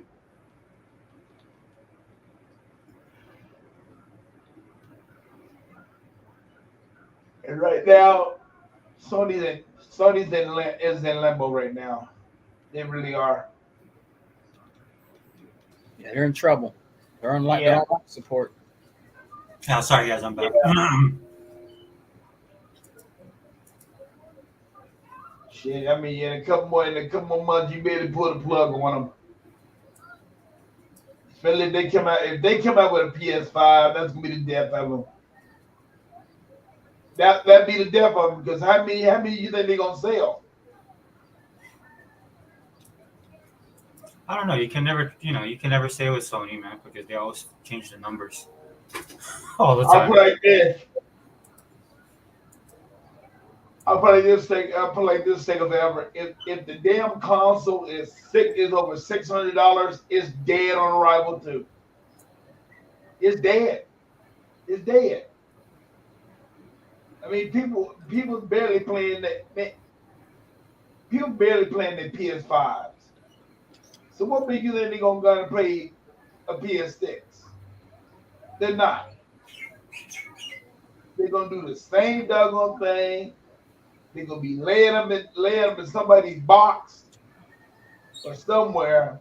They can't even afford to get a PS5 yet. How are they gonna get a PS6? Yeah. So let me read this comment. Comment from RJ real quick. Soon enough, the goalposts will move from PlayStation, not going third party to PlayStation has the best streaming third party services. Yeah, right. Correct. Yeah. Hey, welcome, RJ. Sorry, guys. Welcome, RJ, man. Thanks for the comment, dude. Thanks for being here. That's awesome. That's an awesome comment. Yeah, I definitely. That's what happens, right? They metamorphose. Sony's the pony, the pony nation, right? They always moving in goalposts, dude. They always are. Yeah. I mean, that's why they find themselves in the trouble that they're in now, right? They can never deal with honestly with the truth that's staring them right in the face. Like the fact that you don't hear anything from them, right? Because they don't know when they're gonna get their next third-party banger, or not third-party, their AAA banger from a Sony studio. I mean, the media doesn't cover the fact that they closed down studios. Media doesn't cover the fact that their games don't make the money that they need to be serviceable, right? Again, all you have to do is look at movies in theaters, right? That opening weekend is huge. Right? These guys might sell their millions of copies, but a lot of that come after the fact. They're not day one purchases, right? Which is the big thing. This is why Microsoft. This is for all you Xbox guys out there that don't know. This is why you have Game Pass. That's how Microsoft negated that. Because once again, you guys are paying. You guys are paying. Ignorance is bliss, but at the end of the day, you guys are paying for these games every month, right? Because I'm pretty sure. Yeah. Because you look at the way Microsoft's store and ecosystem is set up, they're just trying to get you to pay, right, all the time, right? And so when it comes to these games, right, if they can't catch you paying the $60 to $70 on the first day, they're gonna catch you paying monthly. Yeah. That's how they're doing it. And on top of that, like they did with Starfield, right? They threw a $30. Hey, it launches early. And this is how you guys know. I want to put I want to put all these people on blast right now. This is how you guys know people are full of crap on social media, because they'll complain about this kind of stuff, and people still do it. Because what's driving the industry isn't the companies that come up with all these ideas to sell you product, because everybody likes to blame the big greedy corporations. That's why Microsoft gets so much hate, right? But at the end of the day, it's your fellow gamers, right? Nobody's putting a gun to your head to buy, like I did the other day on Warhammer.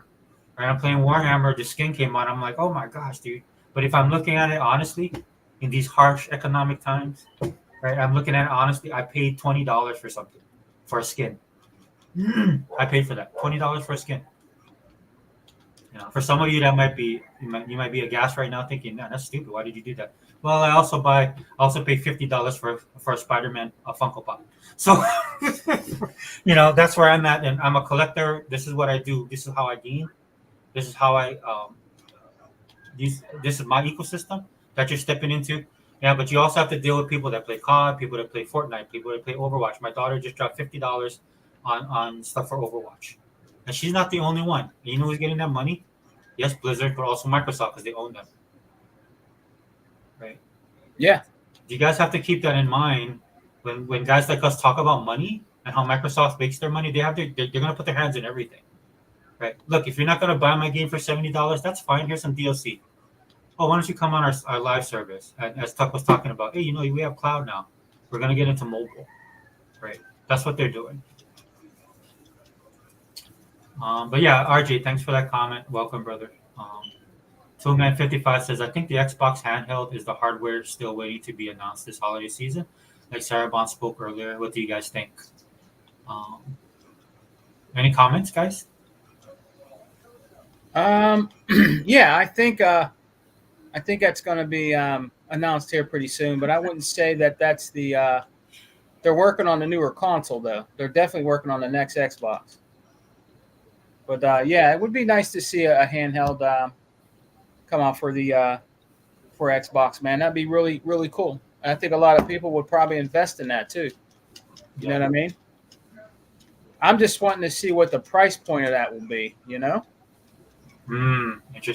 A handheld console. I don't think it's going to be too bad. But it's not going to be cheap. Yeah. It's not going to be like a Switch price or nothing like that. You know what I mean? It'll probably be around what the the Steam Deck is, or somewhere around there. You know what I mean? Sega Forever. Yeah, I hope they go all in on it. I don't want it to be like the PlayStation second screen thing that they came up with. Yeah. You guys know I've said this. I wish they would buy Steam. A lot of you guys think I'm nuts, but that would be funny to me if they bought Steam and that their new handheld is actually the Steam device. Right. Of course, I mean, I only say that because I want people to lose their mind. Yeah. I'm not gonna lie. But yeah, I think that would be great news. I'll be honest with you guys. I won't be able to use it because I have like a lot of back and neck problems. Yeah. So, for somebody me, but I know people want it. So hey, yeah, if Microsoft can pull it off, I think that'd be great. Oh yeah, that'd be really cool, man. I think they're working on the handheld, and I think they're working on their next gen system. It ain't gonna probably be out for a while, but they already said they are gonna make another one. So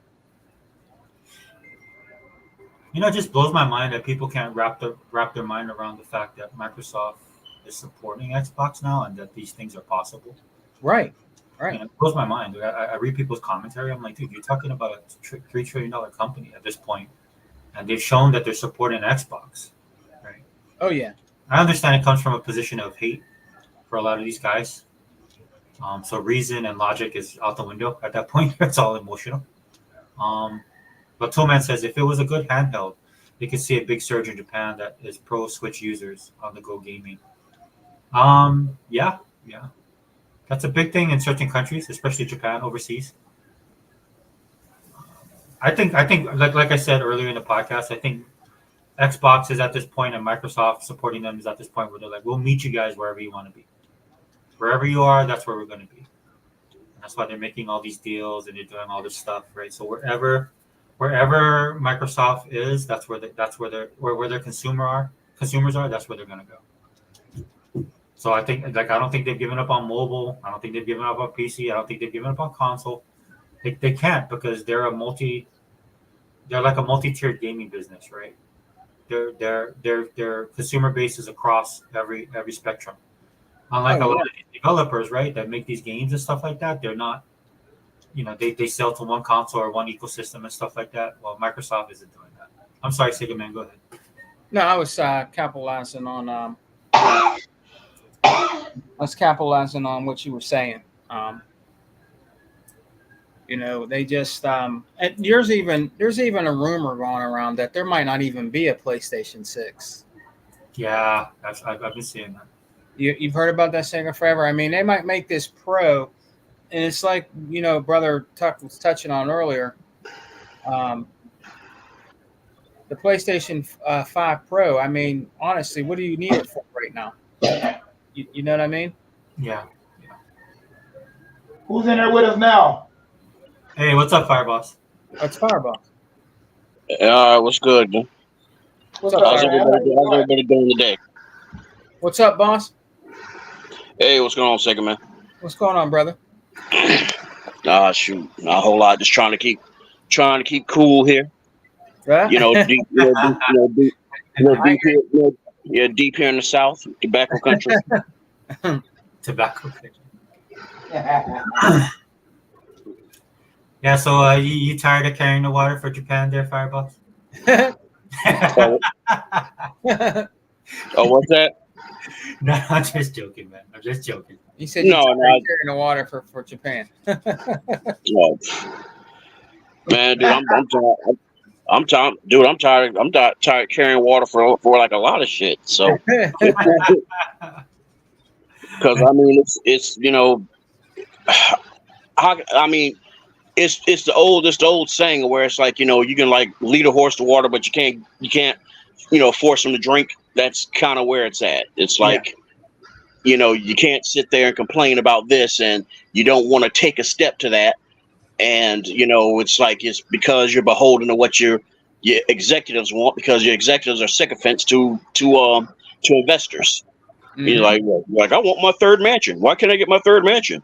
Well, Bobby over there just got his fifth yacht. How come I can't get my fifth yacht? What are y'all over there doing? And the thing, because you don't sit there telling us, because you're not supposed to lie to us, because you're a publicly traded company. You sitting over talking about profits and in the green, but yet you're doing these things. So it's like, I'm like I said, I'm tired of carrying the water for everybody. Yeah. So I'm kind of like like I never would have thought that I'd see the day that I'd be in that same neck of the woods as E-Rock, but it looks like I'm sitting in my house right next to him. So it's so basically it's like, if all of you out there just wondering why I've been quiet and I've just been just in the back and in the cut and everything like that, that's basically all it is, man. I'm wounded down. I'm old. I already had a incident and everything, so yeah. I'm not going to go deep into that. And it's just after all that, it's kind of like, what? I'm just going to focus on me and everything. And as far as like Xbox goes for me, as long as there's always going to be an actual legitimate Xbox, an actual standalone unit, a console, then that's good enough for me because see, the thing is like I keep seeing a lot of these tubers popping up, a lot of these tubers and a lot of these jokers on social media that they're doing these victory dances and celebrating because they're like, yay, PC won. And I'm kind of like, okay, you know what? I'll let you have that dance and everything like that. But the problem is that there still has to be a low bar of entry for people who are just not tech savvy like you and stuff like that. I've seen people do. Remember, I used to build computers for people. I used to do tech support and everything like that. So I know what it's like to try to learn, because I was one of those people where it was, dude, that plane was not landing on the runway for almost 2 years for me, until I finally was able to finally build my own first rig, because I don't know, it just wouldn't sink in. I'm just one of those type of people. And once it finally sunk in and I built my first rig, I mean, it ran good, but it just didn't operate the way I wanted it to, because for what I paid for it, I wasn't able to play certain games I wanted to play. And mind you, this is old. This is around the time everybody remembers 3DFX. Yeah. Yeah, that's how old. Yeah, that's how fucking old we all are. you remember Voodoo 3D? Yeah. And it's just that you can never get things to run the way you want it to, despite all you put in. And around this time, I was starting to get a little bit better at it. I was becoming more PC centric and PC hardcore and stuff like that, even though I still did have consoles.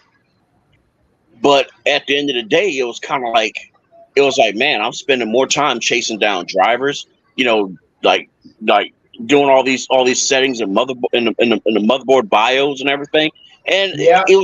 I was just getting tired of it. And then came the crap when you had to start flashing shit and stuff like that just to unlock like a slot for an additional stick of RAM. And here I am trying to do that. The first three damn times I did it, guess what fucking happened, guys? Well, I bricked each one of those motherboards. Yeah. Because flashing is fucking it's a gamble. That's all I can say. It's a gamble. There's people where it worked. Yeah, I mean, there's people it worked, but for some odd reason I couldn't get it to work. And then I know there's a little argument some of them are going to go to, like, we'll have somebody else do it for you. Once again, you're looking at paying over $1,200 for a decent rig. All right, still might not be powerful enough for what to get the settings you want. And if you can't do it yourself, you're probably going to pay another $100 or $200 just to pay somebody to build it for you. And I'm like you on that deal. I mean, it's like I used to do it myself. Man, it can become really, really expensive, man. That stuff becomes really expensive, especially if, I mean, you can even know what you're doing, but it still be expensive, because once things get outdated, you're going to have to go in and do something else and all that. And like, after a while, it's like, I got tired of that mess. I didn't want to even do it no more. Oh, wait a minute. Hey, is that you, Tuck? Yep, that's Tuck, brother. Oh, shit, dude, Tuck, when was the last time we've been in the same podcast, man? It's been a while, man. It's been a while, dude. I understand what you're saying on that, and it gets old. Yeah, dude, that's why that's why I don't do it no more, man. It got old, and I guess you say I got burned out, because it's like the moment you finally had the money, the moment things finally went on sale or there's a special, guess what? That shit's already obsolete. And once you take it out the plastic, out that static wrap, you can't return it. It's done. So each one of the motherboards that I bricked and everything, I couldn't return them. That processor that wasn't like, I don't know, something in the transport happened, and I tried to explain it to Tiger Direct's fucking dumbasses that, look, this thing it's not coming on, it's not drawing power. And they're like, well, you don't took it out static wrap, so we can't take it back. And I'm like, dude, this is like a $300 goddamn AMD CPU, man. I can't do nothing with it. Like, what am I supposed to do? Well, I don't know, kick rocks. Oh man, hey man, listen, dude. I mean, we used to have this place called PC Club down here, and I mean, that was only a real affordable place where you could really buy, hard drives, motherboards, your case, your and all that stuff. But after they closed down, I mean, it just got expensive. I mean, you go to Best Buy. I mean, but that's when Best Buy was popping. Then that's when they was doing it. But nowadays, man, you got the. I mean, man, it got exhausting to me, man. I just got tired of it. That's like, forget it, because and it's just like you said, you better make sure if it gets hot enough, you better make sure you got the right coolant because you can burn the motherboard up. Yeah, you can't sit. Yeah, you can't sit there trying to be. You can't sit there trying to be spendthrifty and stuff like that. And that was like the problem I had when I was building it for people. And that's also what burned me out was like, here it is. It's like somebody only wants to pay me $800, and they're talking about, oh, I want to be able to play Doom 3 because this is when Doom 3 was still the hot thing and was like one of the hardest things to run stable.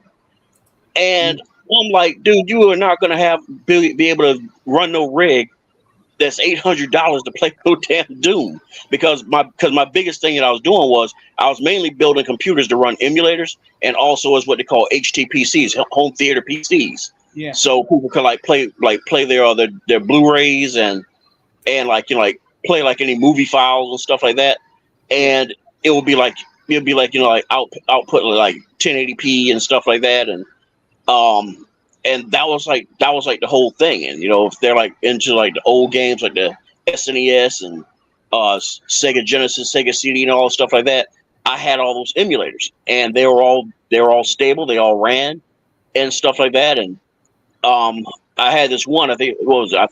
God, it was so long, that K-Gen or something like that, where you could have the actual Sega CDs and put them in the drive, and it will like recognize them and stuff.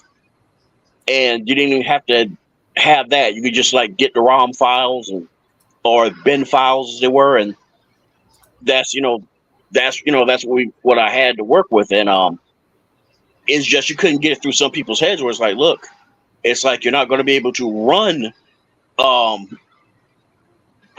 Crisis and Crisis 2 and all that. You're not going to be able to run no Doom 3, bro. And they'll be like, well, why can't you make it do that? It's like, because you only gave me enough money to get these cheap parts. Right. But I mean, PC gaming is very, very expensive, man. If you get like a top rig, it costs at least $2,000 to $3,000, maybe even more. Now, I mean, rigs cost, man. But yeah, I mean, you gotta worry about when they get outdated. What you gonna do when they come outdated? Because they come outdate what? Every what? I mean, now they do it a little bit better now, but every 2 years. When we was dealing rigs, maybe like they might last like a year. Yeah, I want to say that whatever it is that you may went and buy, it may have a time stamp on it for up to probably 2 to 3 years. Right. But I want to say like back in our day, it was a bit more. What's the word? What's the word you use for that? It was a bit more fast paced and stuff like that. Mm-hmm. And it's like the moment you finally went out and got that 3D that Voodoo 3D card and stuff like that. Now you're starting to see the standalone, the all-in-one cards and stuff, and it's like, man, it's like why'd I go buy this thing? And so it's like I said, man, it as Tuck was even saying, it gets old, man, and I know for like some people, I know there's those who will argue with me that no, boss, it's changed, the game's changed, man, and it's kind of like, well, it should have been changed like over a decade ago. So I'm tired, I'm burned out, and I'm one of those ones where I'm in the mindset where I want to sit down on a couch. I don't want to sit down in a computer chair at a desk. I want to sit down at in my couch, and I love the convenience of hitting that X button, hearing that little beep, hearing that little beep, and I'm already in my game.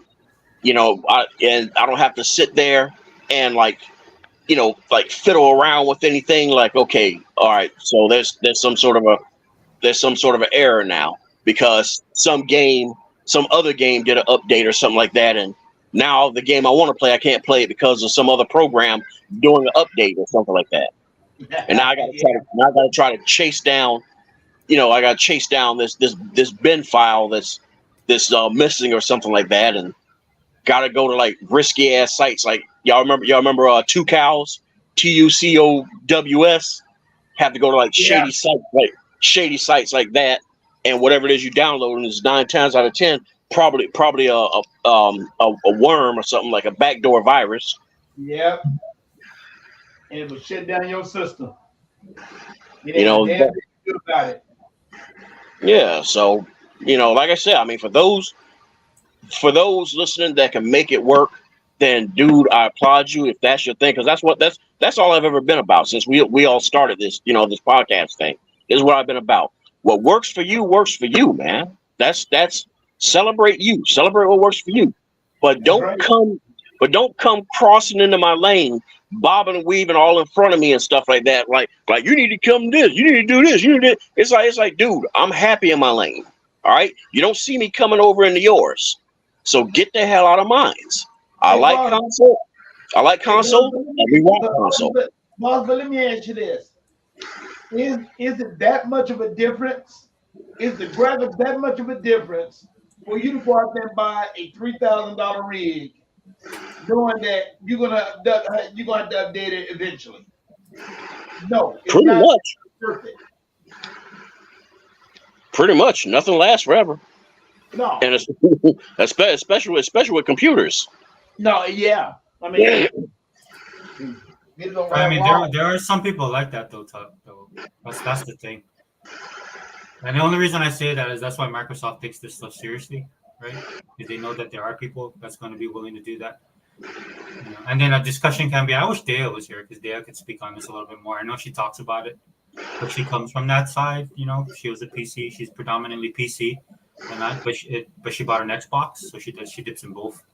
But she has that background on PC because I see that. I only speak on this because I see it with my son and his friends. You know what I mean? And the way that they consume video games, they play games, but I don't think on the level like console, like whatever device you use. I think it really revolves around your lifestyle, right? Because my son does a lot of stuff. He plays music. He likes to go out with his friends, and now he's in this phase where he's going to the gym, lifting weights, and then before that he was like boxing and picking up taekwondo and all this stuff. You know what I mean? So to me, like a PC type of lifestyle, because most guys like us that are console guys, we're very hardcore, right? Like I play Warhammer. And then one time I found myself like all afternoon I was playing the game. You know what I mean? And I don't know if kids these days does that on that level. I don't know. But when it comes to the PC part of it, I could be speaking out of I'll do a podcast with Dea so she can educate me on this stuff. Because I think it is a cultural shift. That's the way people are consuming their gaming. And that's been going on with console gaming for years, right? Because we've had so many different people come in and that are playing video games that I wouldn't consider a gamer. They spend their money here, so that's what Microsoft is looking at. So, did you see the news, boss, about the Amazon and Microsoft and Amazon? Yeah, I've been saw that. Yeah, do you think what are your thoughts? There's really no thoughts behind it because it was always odd with the whole thing of like, our competitor is Amazon and stuff like that. But yet I always remember there always being talks about them trying to get Game Pass or at least cloud gaming on Fire devices, on Fire Sticks and on the on their tablets and everything like that. Right. So to me, it's kind of like that. Don't sound like like you view them as competition. It's if you view them as competition, it's more on the lines of because we're both doing cloud-based services. Yeah. Right. That's about it and everything. So yeah, I'm not shocked or surprised where everybody is kind of like making all these headlines and like, oh my goodness, oh my God. It's like, nah, man, I've been knew that I've been knew that this soup was cooking. You know, it's just that they kept it on the back eye for so damn long, and I guess because it just wasn't ready yet, to serve. But yeah, I've kind of already had an idea that this was coming, and so I'm not shocked or anything of that matter, because it's like, to me, it's like this. You're gonna see cloud gaming and Game Pass come to more neutral centric devices, that are where they don't really have any sort of an actual stake or something like that before you see it like come to, say, like a Switch or a PlayStation and stuff like that, because they already know that's going to eat the hell out of their own marketplaces. So that's kind of like just give up on that. The most you probably see is maybe cloud. That's probably about it to me. Is you'll probably see cloud. And didn't Amazon like try to create their own? Yeah, Luna. Hey, Luna, boss, okay. you know what? You already see that already. The games that they brought, the games that they brought to PlayStation, they playing them games more than they playing their own games. So you see that already. So it's just like you said. I mean, and the thing, let's be for real. And I want to ask you this. Now, the Amazon, did they buy the Tomb Raider? The Tomb Raider. Yeah, they brought the Tomb Raider license, not the developer, just the license. But I don't know. Something screwy about it. I don't know if it's like the full ownership or if it's just that they just gained the rights to do various things. Okay, let me ask you this: if they do own the whole game, who's making a Tomb Raider right now? Who's making a Tomb Raider for them right now? You haven't seen Tomb Raiders in years. And I would love to see a new Tomb Raider game. So let's say like if Microsoft makes that for them. They got developers, they can make it. I mean, I'm just saying. I just thought, huh? No, I'm saying I hear you, Chuck. So, hey, who said that Microsoft got all these developers and they ain't gonna come out a new Tomb Raider game, and Microsoft makes that? Because don't forget, the last Tomb Raider game that did come out, Microsoft did help Square Enix make it. They did, and they helped them make it, and the only thing they wanted them to do was keep it on their system for a whole year. But people griped about that. I'm saying, like, y'all, there's so many people griped about that. It's like, what do you expect, y'all? Microsoft have them fund the game. They don't forget, Square Enix came to Sony. Sony told them no. I'm just saying. I'm just saying.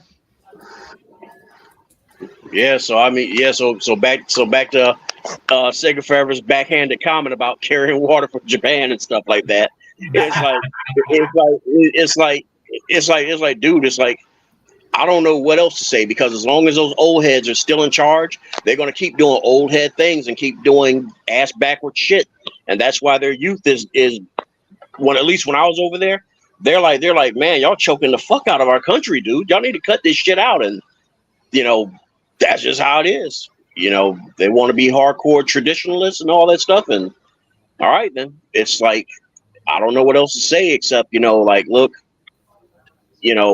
this, it's like y'all a third party, and this new climate right now, you can't survive this way. And Square Enix, keeps coming on record talking like, oh, we can't survive this way, so we're gonna stop doing these deals. But what the fuck do they turn around and do?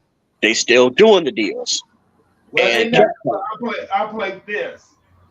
Hey, I play this, boss. That's the reason why I'm glad they fired that old cat and they got the new CEO.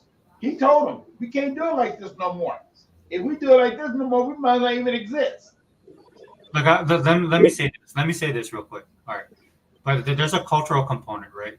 Right? And so, because like, look, right now, Japan is inundated with tourists that are coming there, and it's actually affecting them, right? Because they don't have the kind of technically the infrastructure to deal with the amount of people that are going there. Because right now, the yen to dollar rate is really good, or the dollar to yen rate is really good. So a lot of people, it's a cheap travel destination. So they're getting a lot of people that are going over there, right? Like, that are going there because it's affordable, right? But with that come a lot of masses of people and a particular type of tourists, right? That Japan right now just can't handle, right? And so the discussion in Japan right now is like, what should we do? Or for me, like, well, Bosh, I'm from Hawaii, right? So, well, what Hawaii does, right? We'll soak you for every single penny and draw some blood at the same time, right? To get the money that we need. But Japan, people are trying to tell Japan, they're like, look, you guys need to raise your prices, right? To at least at the bare minimum to help you guys keep up with the influx of people. Like, maybe you can hire more people. You can do more stuff with your infrastructure and stuff like that. And when people interview people in Japan, they find that they just can't wrap their head around that. You see what I'm saying? Like, they find that offensive. They feel like if they did that, people would look at them like they're just trying to soak them for money. And I feel bad because I live in Hawaii and we do that to the Japanese all the time when the Japanese tourists come in, right? And so, I mean, the thing is, it's like even here in America, any tourist destination you go to is going to be upcharged. Look at Disney. Look at Universal Studios. I mean, over here, I mean, look at like Six Flags and Carowinds. We're going to upcharge the ever living fuck out of you. And we're going to chalk it up as I'm doing air quotes over here, convenience tax. well, okay, we have an economy stuff going on right now, but in the case of Disney, dude, the thing I hate about Disney and they're doing it is that because they've made stupid decisions as a company, and they're trying to cover those dumb decisions, right? So at least in Japan, dude, it is a cultural aspect in the sense of like, this is like, for any type of Westerner, this would be the thing to do, and you could do it. You don't have to soak the people, right? You could do it in a reasonable way, but it's just so foreign to them, right, that they don't want to do it. And that's what I'm talking about when it comes to the games, right? I mean, for a lot of, like, I agree with Tuck that they got this new person in there, right? Because they do want to be solvent, they do want to make money. But man, dude, if you guys think that they're not going to go back to that trough, like they always do, that's what they're comfortable in, man. Well, I mean, dude, it's all about washing each other's back. It's that I call it being nationalistic. That's just how it is. Yeah, All right. yeah. And and so the thing is, I'm sorry, let me get this out real quick. That's why I keep joking around and saying that, wow, gee, because looking at that new CEO, that guy there for Square and everything, it's kind of like, it's only a moment of time before we start seeing Pokemon come on other platforms, because Nintendo was too wrapped up in the camaraderie that we got such a sweet deal with Game Freak. We ain't got to worry about nothing, but you don't fucking own it. And you're looking at Power World, and Power World may be just this little itty bitty thing that you probably don't have to worry about, just other than just making sure they ain't steal your designs. But what's to say that the next update, like, all of a sudden, like, catapults them into the stratosphere, and now you really got something to look over your shoulder about. And then you get those investors like, man, we're kind of like, we really could, use a little bit more, something in our pockets. Those executives got to like do something about that. And you get that one hot shot who didn't do his business schooling over there. He did his business schooling over here or in Europe.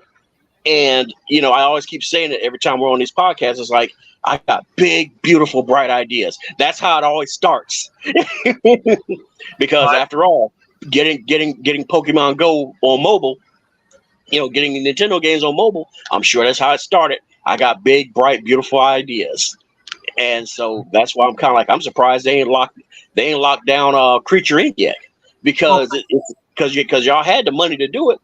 And it's not about the money, right? It's their thinking, right? Because they can't think of a world where that what you're talking about, they can't think of a world like that existing, and to me that's a negative, right? They have to start thinking outside the box, but that's just apropos to that. They don't do that. Yeah, because dude, how the world is shaping up, the world of gaming is shaping up now.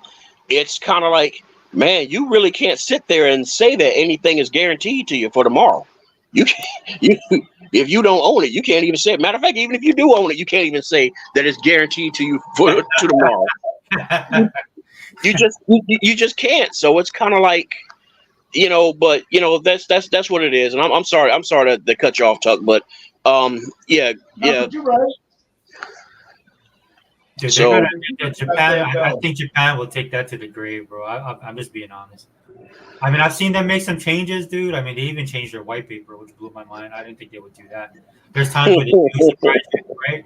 But man, in something like this, dude, I could see them. So that's why I tell you guys, man, all you guys that are clamoring for them to, you guys are like big on Japan and stuff like that, dude. That time is gone, dude. Just come onto the Xbox side.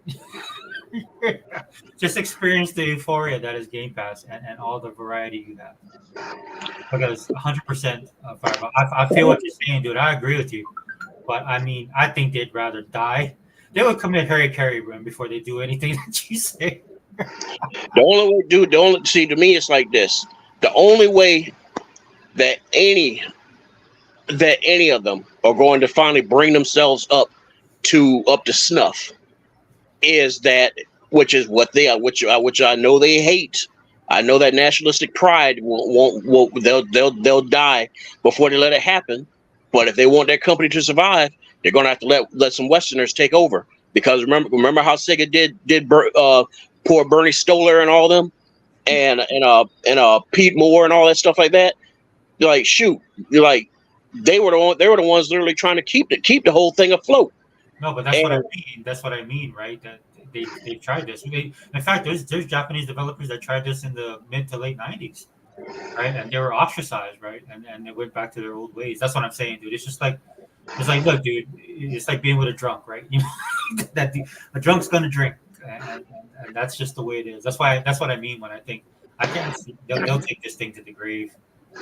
The industry will die before they change. I hate to say that. I don't wish. Look, dude, don't get it twisted, guys. I'm with you. I'm with you because it's like it's something that's always been on my mind, and then I'll just kind of like, you know what? The only way this will ever change. Like, remember I told you that the best way to get shake Nintendo out of the current bullshit they're doing is they got to have their old rivalry back. They got to have somebody that matches them on erratic fan base versus erratic fan base and stuff like that, and nostalgia versus nostalgia. Then the only one who can do that is, we know who? Sega. But Sega refuses to return the hardware because they're so happy just sitting in the back, eating off them cookies off the floor. And the thing is like, everybody's kind of like, oh, there's no growth in hardware. And it's kind of like, yeah, but for them, it could work at least for a while because, look, it's still working for Nintendo. So who the hell can't say that if Sega, when they made those bullshit announcements just to show us a damn Sega Game Gear Mini, if they're saying, hey, we're doing a Dreamcast 2, that shit would have been selling out constantly and stuff like that. Even Fire Boss. Oh, what's that? I said, you got that right, Fire Boss. It would have been selling out like crazy if they brought a Dreamcast 2 out, man. Yeah, and there wouldn't have been no complaints like how Xbox gets shitted on about like, oh, you can't make this, you can't make that exclusive, but we own it now. You can't do that. Well, if Sega was to turn around and say, hey, the next Sonic's game is locked to the Dreamcast 2, yeah, I'll guarantee y'all, you wouldn't see one wet eye in the fucking room whatsoever. It'd just be like just number head nods, like yeah, that makes sense. It's theirs. It's like that's what you're gonna fucking hear. That's why dude. This is why I just don't bother talking no more. I don't debate no more because we're under the same circus tent with a bunch of clowns. Yeah. And no matter how much you try to explain to them that you can't stick your head in the damn lion's mouth, they're gonna keep doing it. So I'm like all right, whatever. Go ahead and do what you want to do. Yeah, dude. Yeah. That'll be like a cultural shift. Oh man. Yeah, and basically it's the deal where everybody's happy staying asleep. So I'm like, whatever, go ahead, keep sleeping. But that's not just a Japan thing. That's a lot of people thing. Yeah, and so but yeah, it is. But I wasn't meaning it for that, for that conversation. No. But I'm just adding yeah, on. Yeah. You're right. Yeah, You're right. Yeah, I learned, bro. I learned because I kind of. I mean, it's not that I didn't listen to you, but you definitely opened up my eyesight with the whole hierarchy thing in Japan. Yeah. And I was like, dang, dude. How many years has it been since it's been since the 40s and 50s? After we bombed them, right? After we bombed them, right? And then they shifted, right? And they started creating all this stuff. And I remember, we all know, man, everybody in here is old enough to remember the 80s. And the stuff that Japan was doing back then, man. But that's a different time. And that's not the times that we're in now. So yeah, because dude, I always applaud them for for basically resurrecting the game, the gaming industry, after Sega and the television tanked it and everything like that. I'll always give them their flowers for that. But it's kind of like those things where it's like doing, it's sipping off the same cup. It's like, you just can't keep doing it and everything. You got to keep changing. You got to keep trying to kind of like reinventing, certain things. Their version of change, Fireboss. Their version of change is like they always wear black shirts on Wednesday, and then just one time they'll be like, "I'll go with purple today." On this Wednesday, that's their idea. Oh, no. No! You can't do that because then you become the rusty nail sticking up, and you got to be hammered down. Yeah. And you will. Real quick, let me read these comments because I really want RJ, man. He made a good. So most folks at my job still have PS4, and they're all about owning their games and hating on streaming service. But when I said COD is coming to Game Pass, they all started asking me about Game Pass. Yeah, and see the thing is, it's like, dude, I mean, it's pointless of me saying anything anymore. But that's all I ever got to really say to Aaron and the gang. It's like, dude, it's like, pump Game Pass more, pump it some more. That's it. I mean, make it nauseating and annoying as fuck. And stuff like that, because even around me, there's still people who don't know what Game Pass is, and they're sitting there talking about like, man, I don't want to go because they know about the price of games going up. They know about that, Yeah. but for some odd reason they don't know about Game Pass. It's like, why don't you just get Game Pass? And and it's like done and done deal. Yeah. It's such a great. Yeah. Mr. Kima says Amazon uses Windows to make their game. I mean, there's so many people don't even know nothing about Game Pass. But like you said, people's gonna get into it because if you're enjoying gaming, Game Pass right now is the way to go. I mean, they're gonna always make consoles. I think they're gonna always make consoles for the one. Tuck, it's the most sensible thing because not everybody is PC centric. Not everybody is tech savvy, and I get it. For those who are PC hardcore, I get it. But you have to. But the thing is, you gotta get out of your damn ass. You gotta get out of your own ass, out of your bubble, and realize not everybody is you. That's the big problem that I see with a lot of PC guys. And this is not an attack to PC guys. I never want to attack you because I used to be one of you. But I had to come to the realization myself that I hope one day, because I think the problem with a lot of you is that you're too young. You're still, so when you're young and you're bullheaded and you're full of all that and stuff like that. You have to sit your ass down and accept the fact that your norm is not my norm. My norm is not Tuck's norm. Yeah. Tuck's norm is not Sega Forever's norm. You get what I'm saying? You have to accept that we're not all the same. And that's a beautiful thing. That's actually a beautiful thing. But for like a little 5-year-old or a little 7-year-old who's just coming home, just sit down after, coming from elementary and stuff like that, they're not going to sit there wanting to like fiddle-faddle around with drivers and stuff like that. They want to jump into their game, man. And that's probably one of the reasons why mobile And cloud is taking off as it is and stuff like that because they just want to just jump right in. But the only reason why cloud is not taking hold is because we still got a shit infrastructure with our internet over here. And until AT&T and Uverse, all them like get their shit together and stop realizing that you can't do the hybrid thing. It's like, I know you don't want to spend the money, but too fucking bad. You pushed fiber. You need to dig that copper up. Dig it up. Go melt it down. Go and use it for other shit. But you got to get rid of the copper. That's why you're still having areas that aren't up to snuff with cloud, for cloud gaming and everything like that.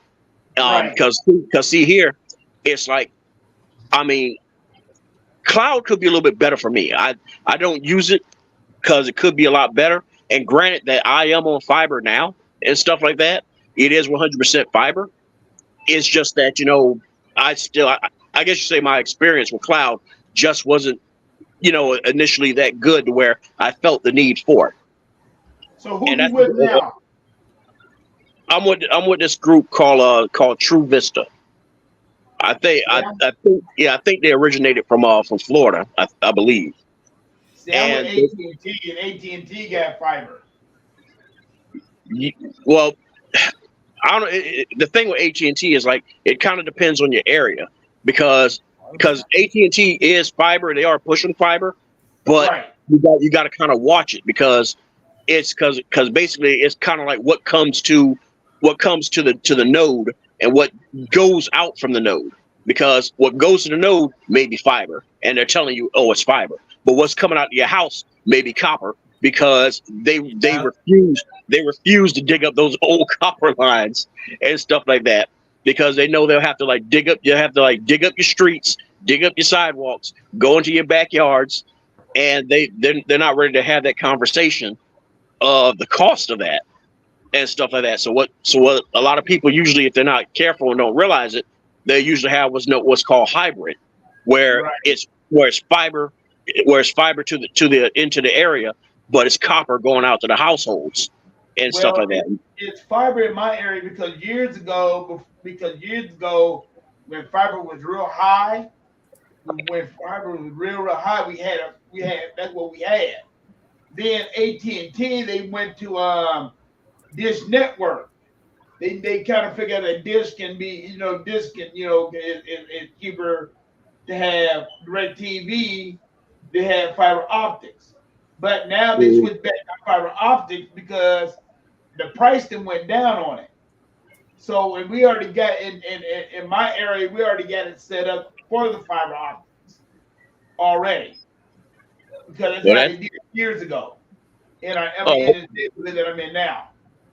Well, that's good because I do know that years ago for a lot of areas, because I know like with legal and everything, they, like in his case, they were just starting to put fiber in his area.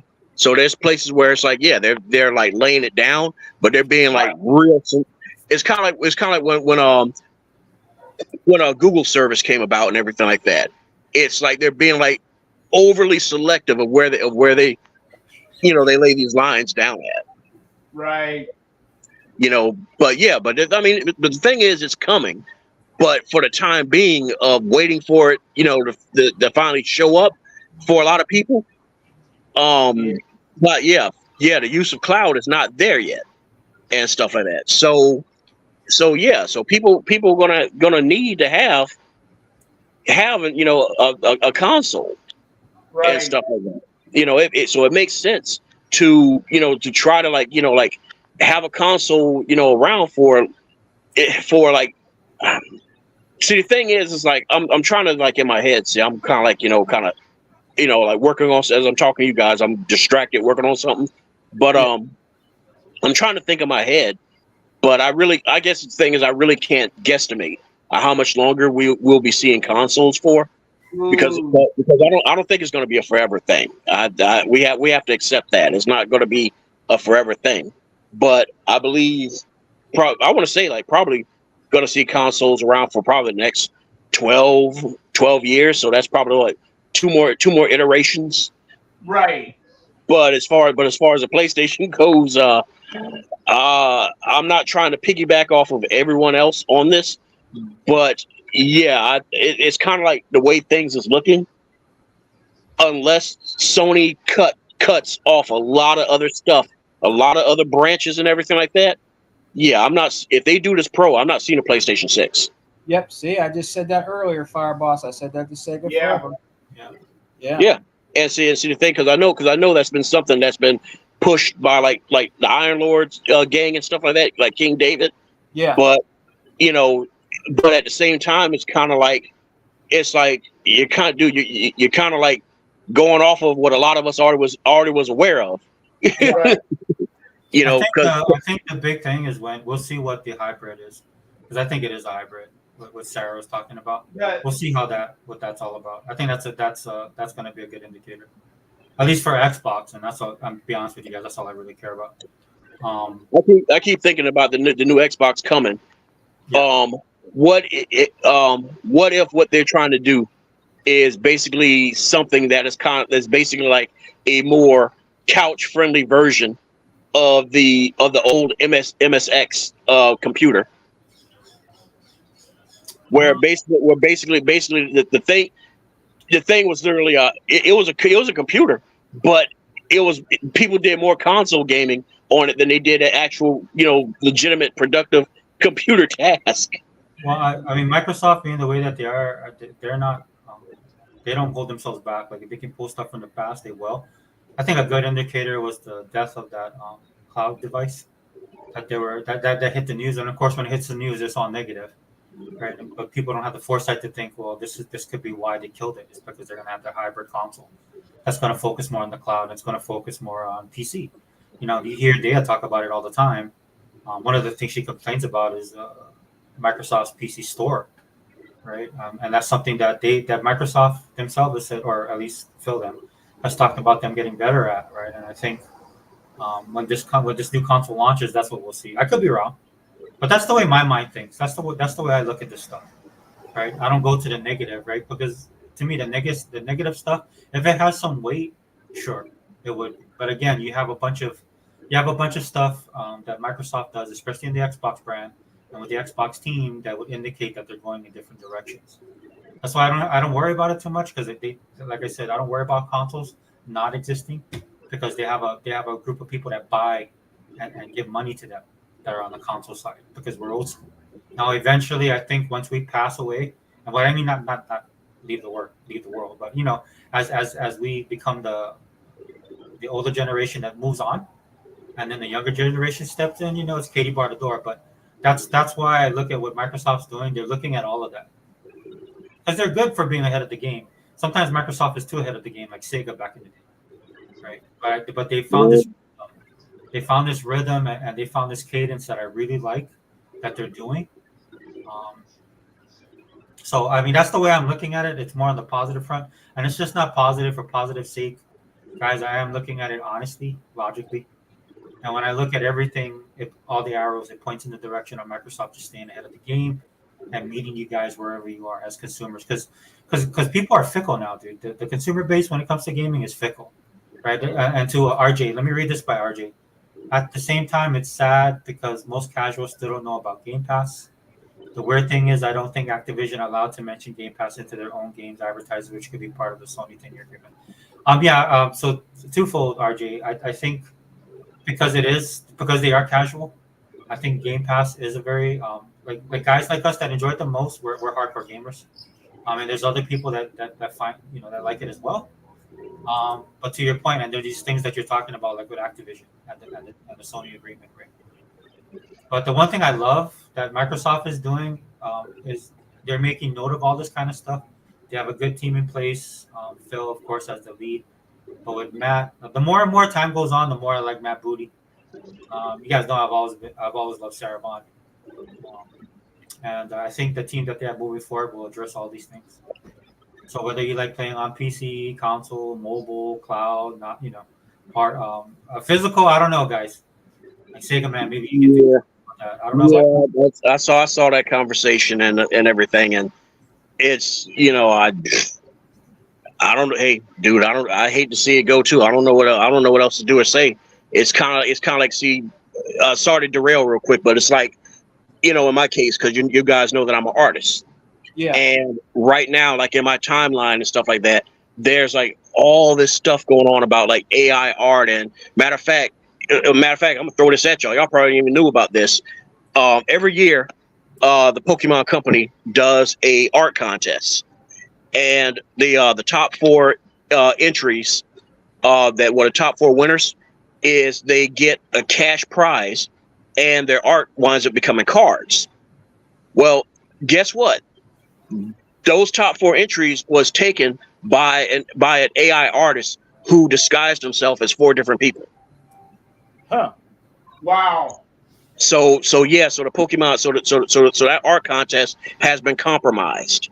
Adobe did something as well. Dude, y'all probably already know that Adobe's under fire for a lot of shit right now. Yeah, I'm pretty sure Adobe's not the only. Dude, Trust me.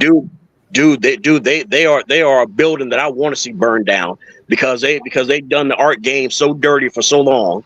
So I welcome it, but it's just that AI, to me, as like I said in like another podcast and stuff like that, for art stuff, is that no matter how you slice and dice it, I feel that AI was cooked up by somebody who hates artists or hates anybody creative because they themselves are not creative, and all they could think about was the best way to leg sweep and just completely just fuck the whole game up and stuff like that. And well, that's happening in a lot of industries. You have people now trying to make movies that are not creative or talented, right? You have people trying to run businesses that have no business acumen. Dude, you can't tell me this. Sega Forever, Sega Man and Tech. Y'all can't tell me this, that when you saw the MetaHuman thing with Unreal Engine, Yeah. and Unreal Engine is already used by a lot of studios to begin with, you can't tell me that the jig is up. Because one thing a lot of people kind of forget is, look how long the court battles lasted between the Actors Guild and Hollywood, the Writers Guild in Hollywood. Matter of fact, I think the Writers Guild strike is still going on, if I'm not mistaken. Yeah. So now, yeah. Oh, it is? I think it is. Well, yeah, it probably is, because they probably saw it. They probably saw that these jokers been tampering around with trying to use AI to write scripts and stuff. Yeah, but you know the sad part about that is that the AI is better than most of the writers. So this is what I told my daughter. I meant it as a joke. She kind of got mad at me, So basically, she was talking to me about the AI art, and I told my daughter, "Well, y'all better step up your game." So she didn't like that. So that's another notch in the belt for ended up in an old folks' home, right? Well, the thing is, good God, boy, you just digging yourself a grave. Yeah. No, because that's kind of the problem there. Cause you just eloquently illustrated exactly where I said there was going to be the problem and everything. As much as everybody wants to sit there and beat back at it and stuff like that, it's here to stay. And the first thing that's going to come up from somebody who's not artistic is, oh, y'all need to step up. And it's like, dude, we've been stepping up. We've been stepping up for like decades upon decades. And all the things. I'll push back. Right now, here, let me finish. Okay, but after you finish, I'll push back. On you. Yeah, because you talking to an artist here, and I'm going to explain to you. All right, we have been stepping up for so many years. All right, now here's the thing: AI is not cooking this up on its own. It's not. Do you want to know where AI is getting all that stuff from? I know where they're getting this stuff from, yeah. AI is pulling that stuff from, guess who? Us. That's the situation, and that's one of the things that the courts have, the Congress has been trying to push bills on, where companies can't sit there and claim trademark or copyright off of AI based stuff, because if it's the loophole is if it's pulling from, say, like DeviantArt or any other place like that, it can't do that. Now, where I got like fellow artists kind of like upset with me and everything was, I was like, Well, that might not apply for Disney. That might not apply for Warner Brothers. That might not apply for Universal. And I'll explain to you the reason why. Because think about how long those three companies alone have existed. Do you know how much of a back catalog of unused art, unused animation, unused voices and stuff like that, and scripts they have in their own personal databases where their AI does not have to go out on Google or anything like that? They can just pull from any of that. So that's the loophole that they can beat and stuff like that. That's not a loophole though, right? That's not a loophole because they put in on that too, right? So this is what I told my daughter.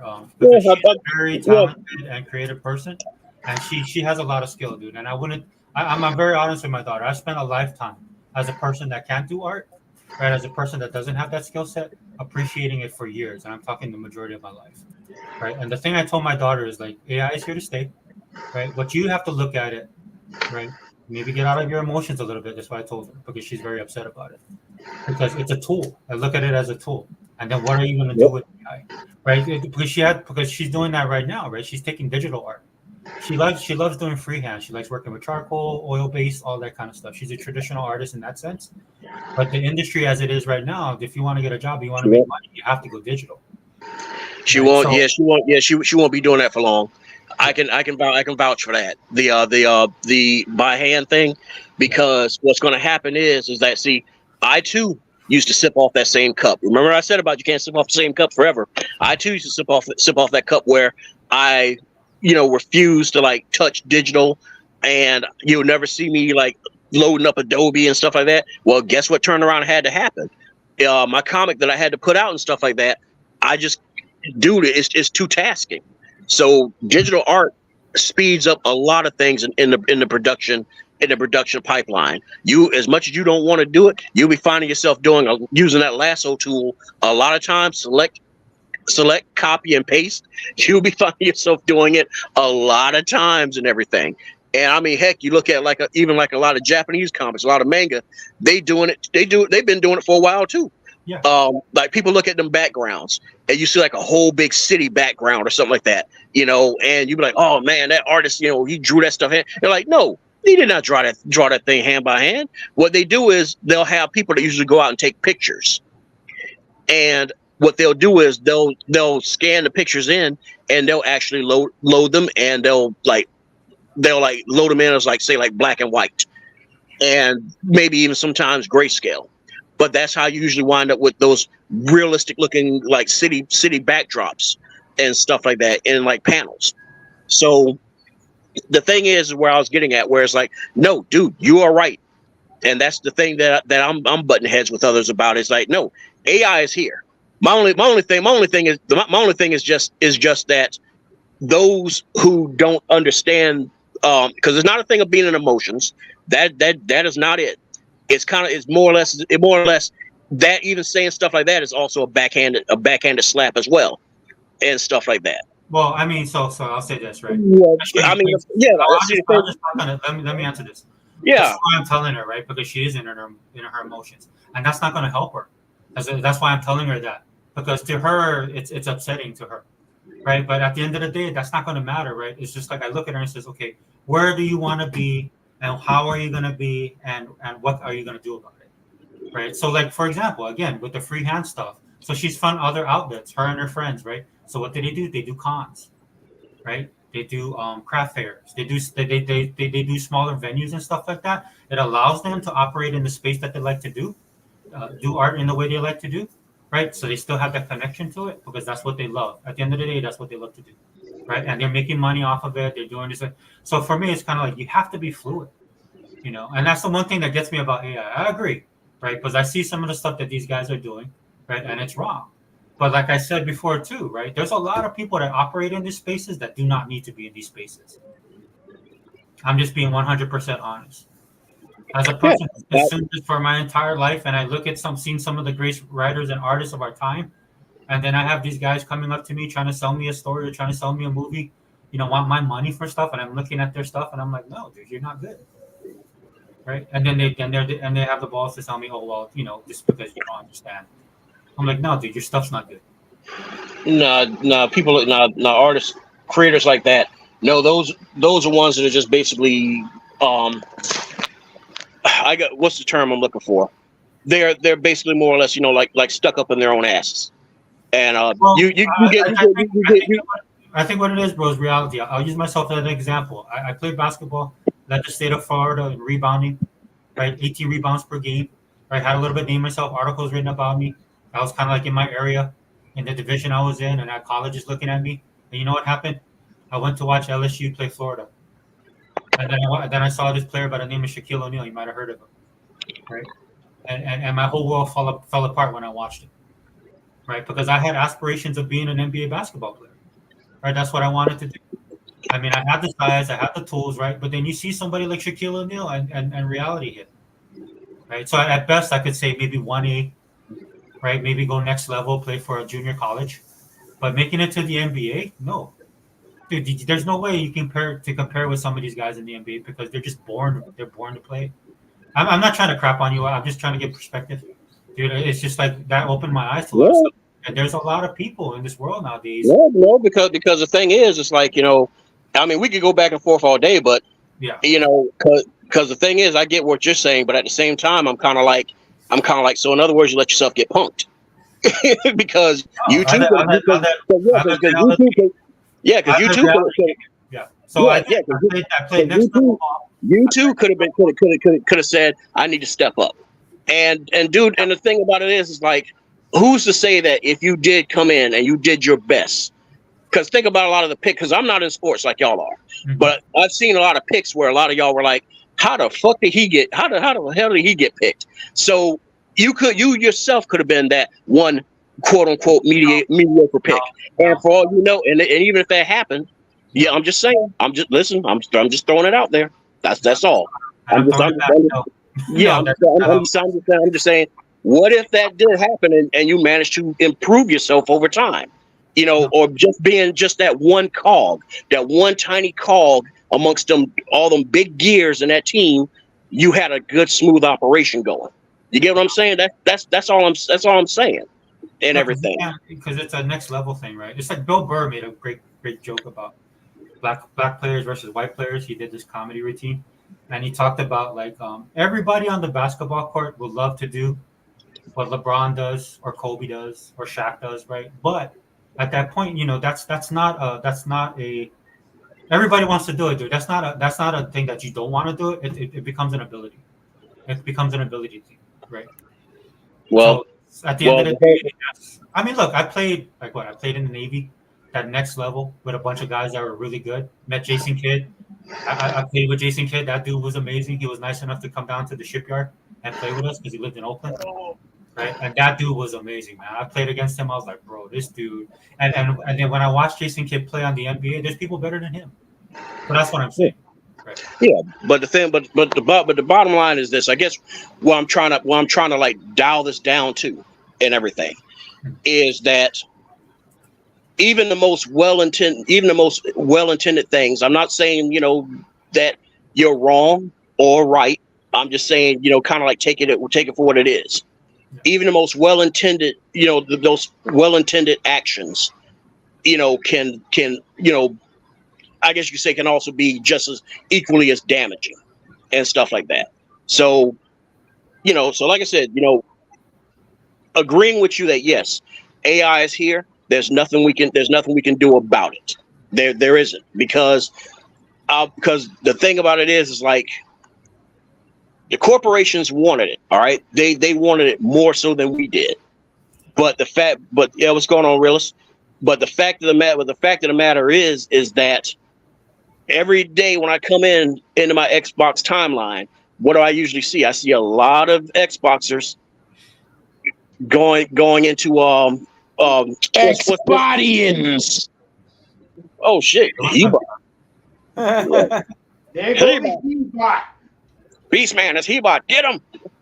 Oh, hey, don't go in and come back. Hey, But hey guys, not to get off topic and welcome our brother He-Bot, but what you're saying about AI too is what I heard, Fireboss brother, that a lot of musicians are mad about AI too because they're saying that could Yeah. take their jobs away and things like that. I don't know what you guys think about it, but they said that kind of, you know, Yeah, it's there, man. Because see, the thing is, all right. Here's the thing: when it comes to the creation process, to the creation process, you do look at what other people do, and you can usually get a lot of inspiration and ideas from that and everything. I mean, you have some cases where some people can cook something up in their head, but a lot of the stuff that's cooked up in their head, it came from either experiences or something else they've seen. All right.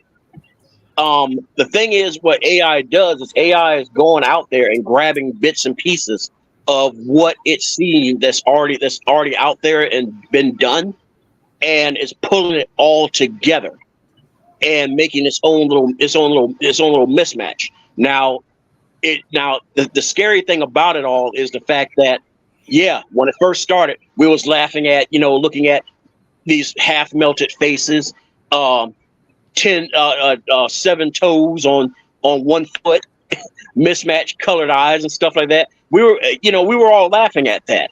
But here's the scary reminder that I had to tell a lot of other folks. The scary reminder of that shit is that was just 6 months ago. Look at the shit that's going on now. Yeah, you still got warped stuff, muddy colors, and everything.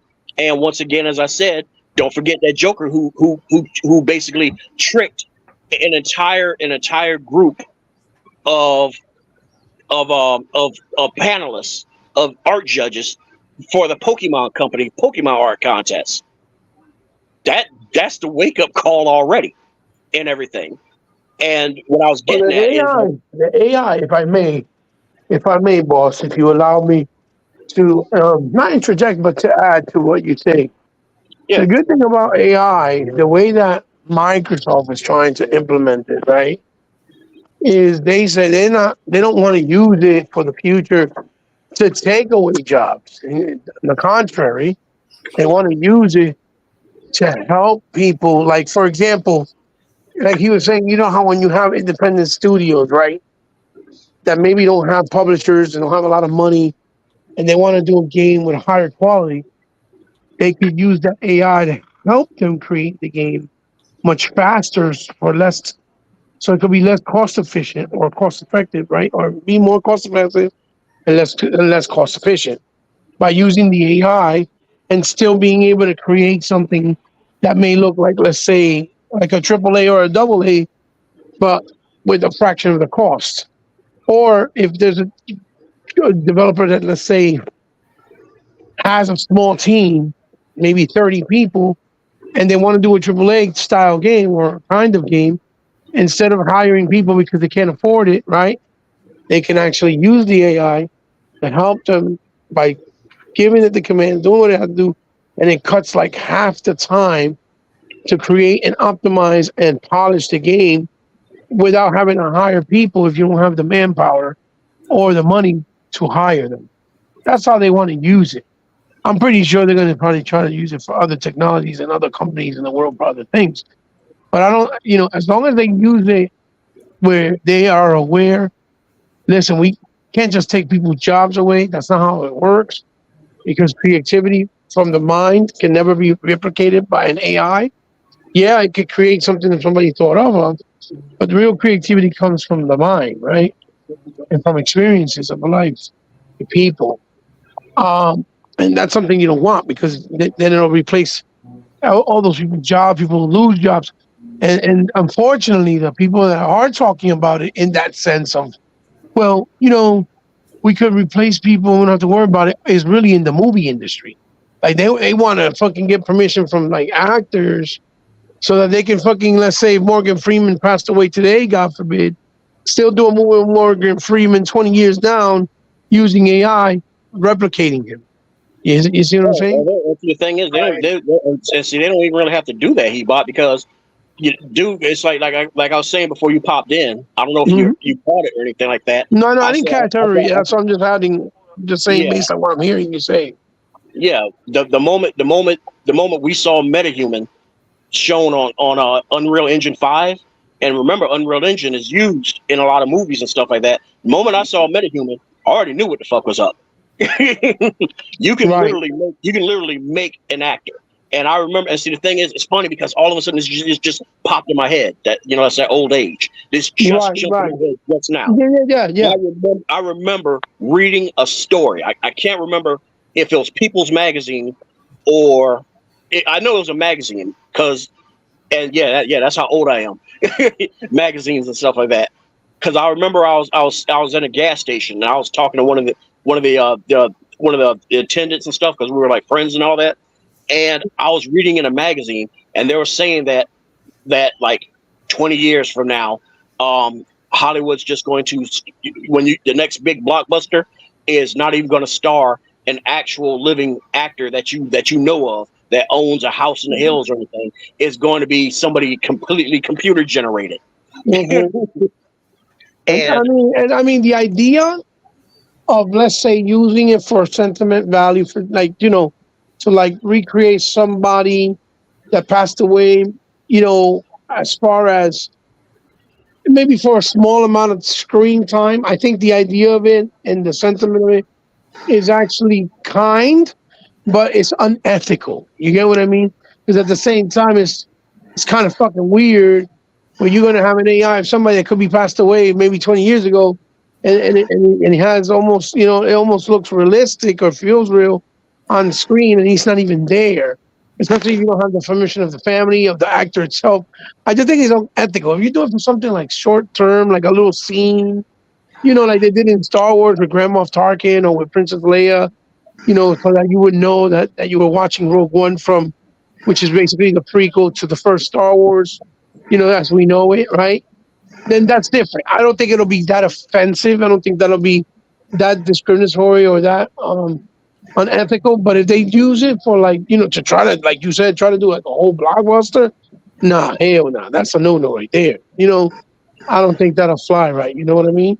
They're doing it with Tupac right now. Yeah, what they're doing something with Tupac.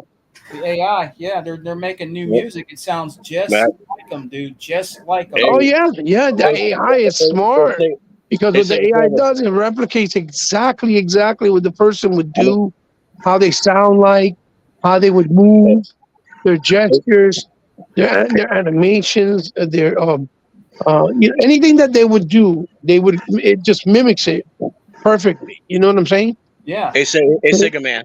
If you bringing that up, that must mean you must have came across that tweet where somebody like used AI to make Tupac sound like a 1950s singer. Yeah. I'll admit now something like that right there that was funny as hell. Yeah. It was, but it shows you just how it shows you just how scary it can get. Yeah, man. Okay, so wait, let me ask you guys this question though. So is the problem the technology or the new generation? Personally, I say no. Personally, to me, I say it's generation. Just the generation, okay. Yeah. The only reason I say that, and so you got to remember, I'm only speaking from this side of the fence, from being an actual creator, an actual artist. Yeah, no worries. Give me a second, all right? Give me a second. Yeah, no worries. Go ahead. I thought he was about to say something. But he had to mute his mic. But go ahead, Fire. Oh, okay. But no. So like I said, I can't speak for everybody. I can only speak from my side of the fence. All right. And the only reason I say that it's more of a generation thing than it is of a tools thing. Because don't get me wrong, because see what I've been trying to get to, and we kept like jumping track and everything, is that no, AI is here to stay. All right. That's an acceptance I had that, even I had to come to. All right. AI is not the problem. Granted that, no, I still do believe that the ones that pushed it were ones who wanted to basically more or less, ass fuck, actual creatives. But at the same time, it's kind of like, just like everything. Yeah, there, you can turn it into your own weapon. You can actually make it into a tool. So yeah, before we kept like bouncing around, no, there's things that you said that I do agree with. There's just other, I guess you could say it's just other things that you were saying that I was kind of like, yeah, I wouldn't do that. I wouldn't go there and stuff like that. But that's because I know you don't mean no harm. No. I know, understand that the people that are doing it that have no creative ability, yeah, those guys out the door. The problem is, but I try to tell a lot of people that everybody has a bit of creator in them. Yeah. Everybody does. It's just that it comes to a thing of, God damn it, why is it that word comes in my head and it don't never come out? There's a word for it. It's not it aligns with the word, with the term, with the definition of talent and everything, but it's not coming to my head. But either way, the idea is that it's kind of a thing of like, you know, you like you yourself probably might have an idea of something you would probably like to see or create yourself. All right. Yeah. And you just don't have the artistic ability to do it, or you don't have the patience to sit there and write out the story or the script or something like that.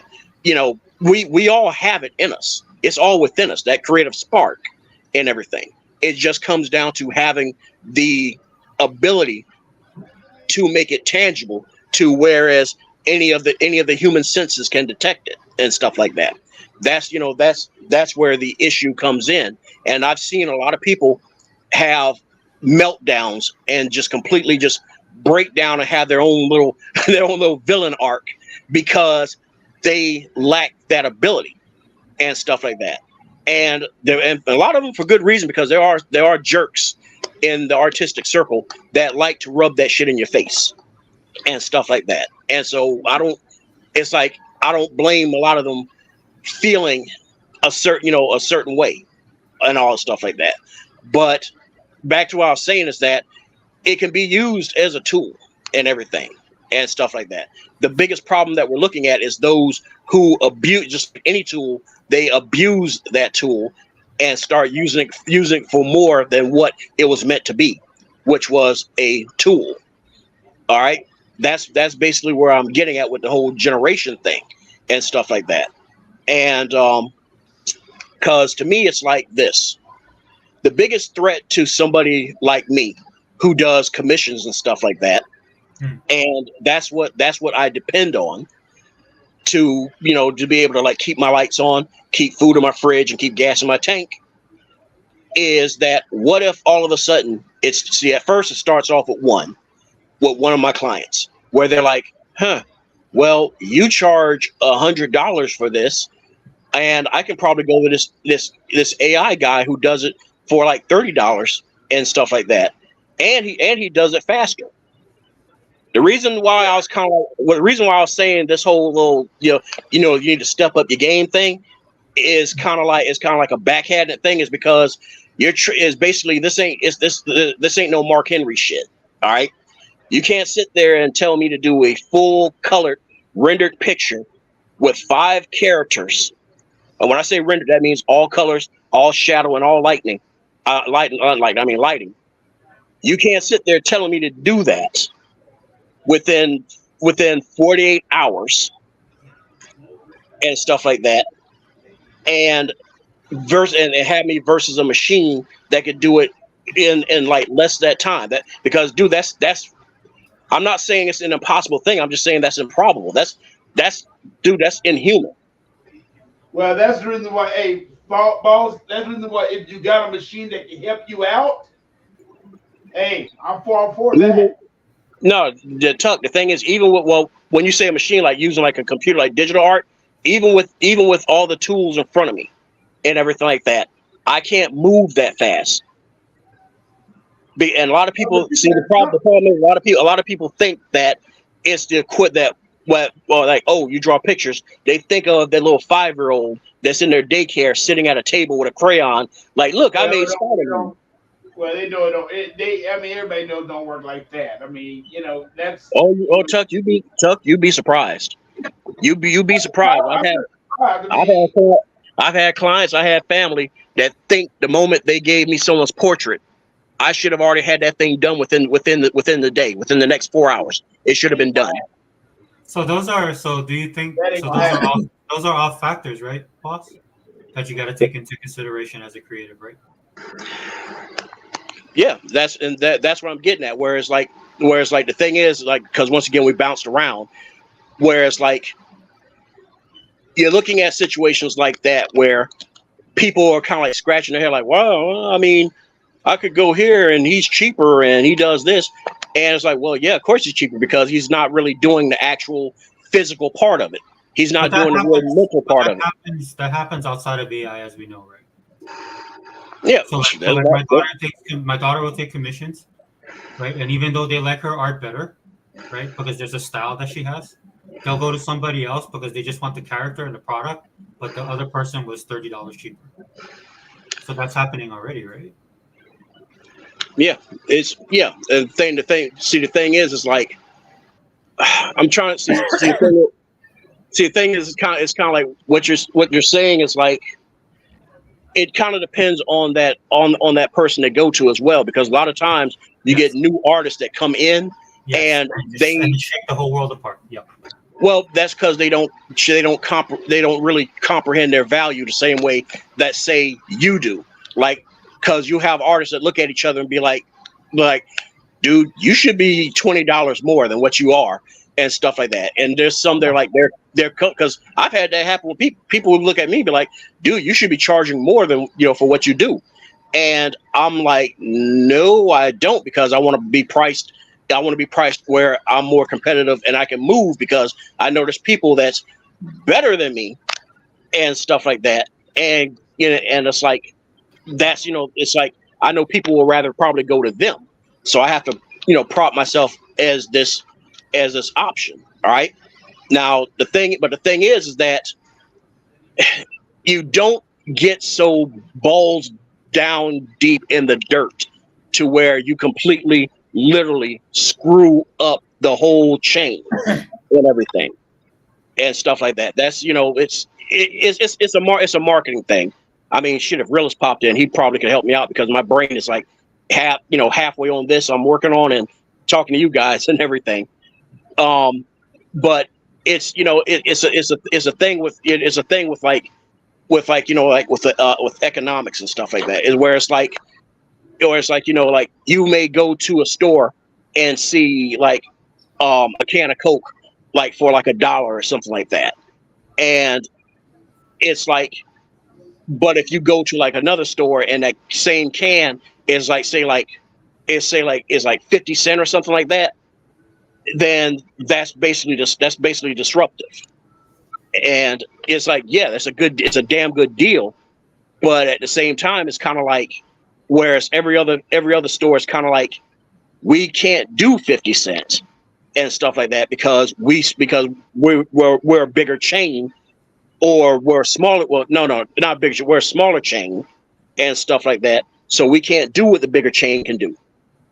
It's kind of like the thing, like even like with Walmart and stuff like that.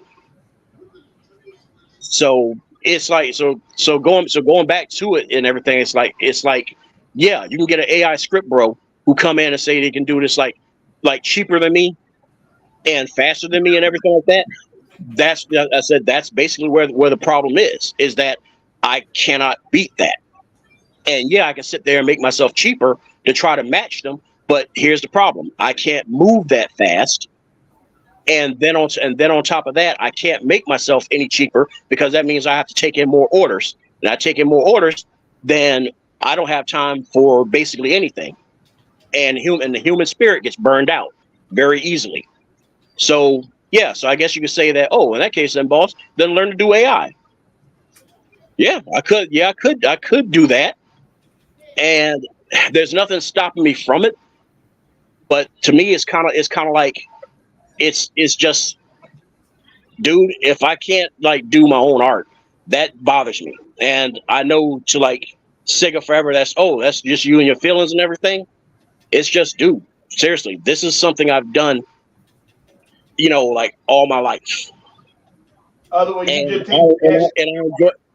enjoy the process, but I can't see myself sitting there just typing in prompts. I mean, look, dude, life is about choices, right, boss? Life is about choices, right? And you make the choice that's good for you. That's fine with me, dude. But what I'm telling you is my experience from my daughter, right? And so when I look at the stuff that she's going through right now, because she is that younger generation, AI is so new right now, right? That we don't know what direction it's going to be. We don't know what type of laws are going to be passed, how it's going to be regulated, how it's going to be implemented, even though he about to give a really good indication of one way that it can be done, right? And the stuff that they're doing now, right? In the open market, not even really on the business end yet, right? When there's actually money. I mean, I know there's money, but when it becomes that level, that's what I tell my daughter. Like I was trying to say earlier to you, it's not the people I worry about that are like what you were talking about, because I know there's people like that, and on both sides in the artistic community, right, or creative community. But it's when the people that don't care get involved, and then it becomes a money thing, right? That's when the real change is going to happen. When all the normies come in, when the people that run these corporations want to make a buck, right? And that's when you see the movement. Right? Yep. And see, realist in the comments, highlight what he just said. Yeah, that's what I'm saying, man. That it's the damn Walmart effect. Whereas like people know there's other options, they could go somewhere else, but you can't shake them loose from Walmart. You know, you can also say it's that Sony effect too. Whereas like, hey, there's another option. You know, why don't you get an Xbox? We're like, oh no, man. You know, I want to be where my friend. I want to be where my friends are at. Well, that's a PC. Always that stupid excuse. I want to be where my friends are. I don't think it's not a stupid excuse, dude. It's a reality, right? So what are you gonna do about it? Is what I'm saying, right? I understand what you're saying, dude. I sympathize with you, dude. Don't trust me, I do. Right? But like, what are you gonna do moving forward? Is my point. More or less, the thing is like what would boil down to me is why y'all don't see me say anything anymore. Is just move forward. That's all. Yeah. Because AI, it could be implemented. I could lose my job. You know, I do data entry basically every day. That's all I do. It could not to be a negative motherfucker, but yeah, your job is gone, buddy. Yeah, my job. I hate to say it. No, but that's what I'm saying to you, boss. Right? The reality. Right, that's the reality I'm dealing with. Like you're talking to me about basketball and like how I didn't step up or whatever. It has nothing to do with that, dude. This reality kicks in, and then on top of that, I tore up my knee anyway, so I couldn't play basketball anymore. So it just worked out. Now see, you left that part out right there. Now if you told me that as well, then yeah, I'd definitely be more understanding right there because believe it or not, dude, I actually wanted to try to be a pro wrestler and stuff like that, but because my shins and my knees were so shot from the military, it's like nah. They when they saw me in the little camp thing, and even though I was able to hoist that dude up and everything, they were like, We're like, dude, you too slow. Yeah, it's like watching when these guys go to the WWE, they're fans and they love it, and then they get punched in the face by Triple H because they're like, look, dude, if you do this, you're gonna hurt somebody, you're gonna cause somebody to hurt. So there's the actual little things that people discover when they go through this kind of stuff, right? All I'm saying, dude, to AI, dude, it's gonna change everything. Right? Like I use myself as an example, man, because the way AI is, dude, they don't need a guy sitting in there plugging in numbers and looking at graphs. They don't. Hey, say it forever. Oh, sorry. Yeah, go ahead, Tuck. Yeah, I have to go to bed because I have to get him to go to work tonight. So, but don't get me wrong. The only reason I'm leaving because I have to go to bed. Outside of that, I'll just take your ass to bed. Yeah, I'm taking my butt to bed right now. I'll talk to y'all later, man. All right, brother. All right. Hey, when you gonna start your sports podcast? I can do. I'll message you, dude. I'll see if you're available. We can just do one. I'm available any double time for that. Okay. Yeah, I'll message you. I'll message you on Instagram. Okay, and I'll talk to you, man. All right, brother. Thanks for coming. All right. Yeah, fellas later. All right. All right now. And also what you got highlighted what you had highlighted for RJ. That's the other thing is time and stuff like that. So so basically that's basically where I'm kind of at, where it's like I don't bother speaking out on anything anymore, and it's just that it's pointless because things are going to fold the way they're going to fold. People are going to do what they're going to do, but at the end of the day, it's kind of like what do I do? And I'm kind of like I'm just going to do what I want to do. Yeah. Because everyone else is going to do what the hell they want to do, so fuck it. But the thing is that I'm not going to sit here and tough guy and lie that I don't have concerns about what I do from here on out when things start, when the financial squeeze really starts kind of getting applied. It's like, what do I do? So I'll have to, like I said, I'll have to wrap my head around that and everything. So do you think that because the problem I see with AI is the same thing that Heba said, right? I mean, you need creative people. Do you think there's any way you can leverage that for yourself in your field at all? Like maybe work at a corporation where you'll be the people overseeing the AI, like you're the person they come to when you look at it and the thing looks like trash. Do you think that's something well, not that I'm looking to work for any corporation, but yeah, I understand. The thing is, that doesn't mean I'm not. That doesn't mean I'm like closed for being commissioned for anything and stuff like that. But it's kind of like this. It basically is like this. Like I explained to one commissioner, because you do get commissioners like this, where they do come to you, and what they'll do is they'll try to slyly try to get you to emulate someone else. And the reason behind that is because that person who they want you to emulate, they want you to emulate them because either they couldn't afford them, or because that person, they missed. In other words, it was a window. They missed their slot to get an order from that person and everything. And to me, it's kind of like if I was somebody. Well, actually, I want to say if I was the old me, where it's like it was just, I was just sitting there, just money, all about it and everything like that, doing the whole little Mr. Krabs thing. Then yeah, sure, I'll go ahead and emulate this person's style. But after a while, it's kind of like no, it's like, dude, you came to me because you was looking to get that Fireboss experience. You're not getting the Fireboss experience, by having me like emulate Jay Lee or something like that. Yeah, I was about to say comic books was littered with that. Yeah, and see, the thing is like you get a lot of new, fresh talent that they either do that because that's who has still holds a very strong impression. Yeah. In their lives, but over time, it's like you start seeing them branch away from it and everything because they start waking up into their own and realizing that, man, I'm not enjoying this anymore. I guess you could say that's just like any job. whereas the honeymoon phase comes to an end, and it's like, man, I'm really not cementing myself. I'm really not making my voice heard because I'm sitting here, imitating and impersonating someone else. Mm-hmm. Yeah. That's a struggle. That is a struggle. Yeah, because dude, the biggest struggle with art is not so much as like, say, like, even you could probably even ask this of your daughter. Mm-hmm. It might not have been so much as like learning how to draw a decent hand or a foot, because that's one of the difficult things and stuff of anatomy. Yeah, the hardest part was probably trying to find her own identity, find her own footprint, for people to discern between her and one of her peers, and be like, oh, that's her. That's where the whole style thing comes in, because you can look and you can say, oh, that's McFarlane.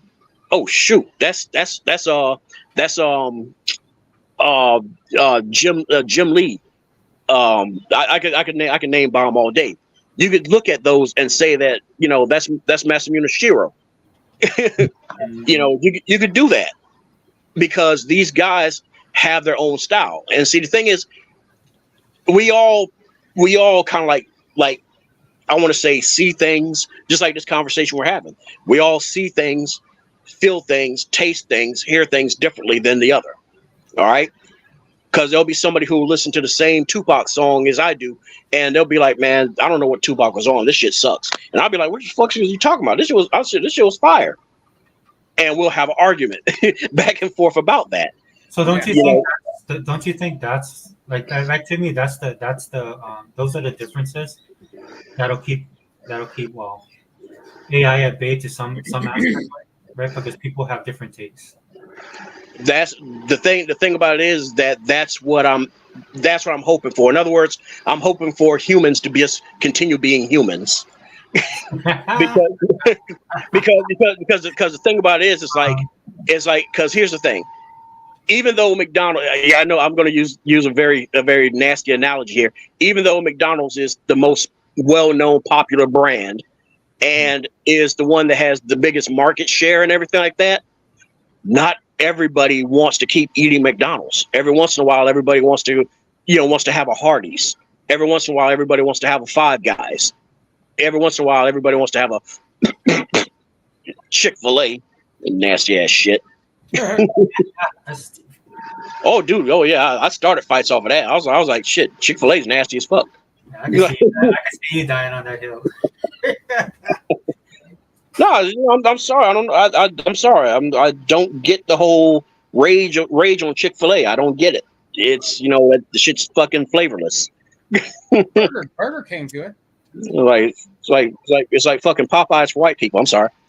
Well, like Raising Cane's. We finally got Raising Cane's, and I took my kids, man, and they're blown away by like the iced tea, and and I told them, look, they fry it in peanut oil. That's why this thing tastes so good. And they're like, we just got this place called oh god, why I can't think of the name. It's kicking. It's a finger. It's like, god damn it. All of a sudden, now see, I'm getting ready to tell you something, and my brain just froze up. But basically, it's this chicken place, and I think it originates from the West Coast, and their prices are fucking absurd. And you look at the menu, and it's like, okay, these look pretty good. You go to taste their tenders or their nuggets. It's like, man, where's the damn flavor? Oh yeah, dude. I mean, well, you in the South, dude, you can't touch that. Yeah, that's just like that's like sacrilege. No, that's just like kryptonite, man. Yeah, I know, dude. like living in here in Hawaii, dude. Like we get left out so many. You know how it was. You were here. Oh yeah, dude. Y'all got to have soy sauce in your shit, man. Yeah, and that thing's salty. That's how all these like people think they're healthy because they're skinny, but then they get like high blood pressure and stuff like that, man, because they be eating them salty foods. But if I'm not mistaken, when I was there, I think I remember somebody saying that was one of the biggest killers over there for Samoan and Hawaiian and Tongan people was blood pressure.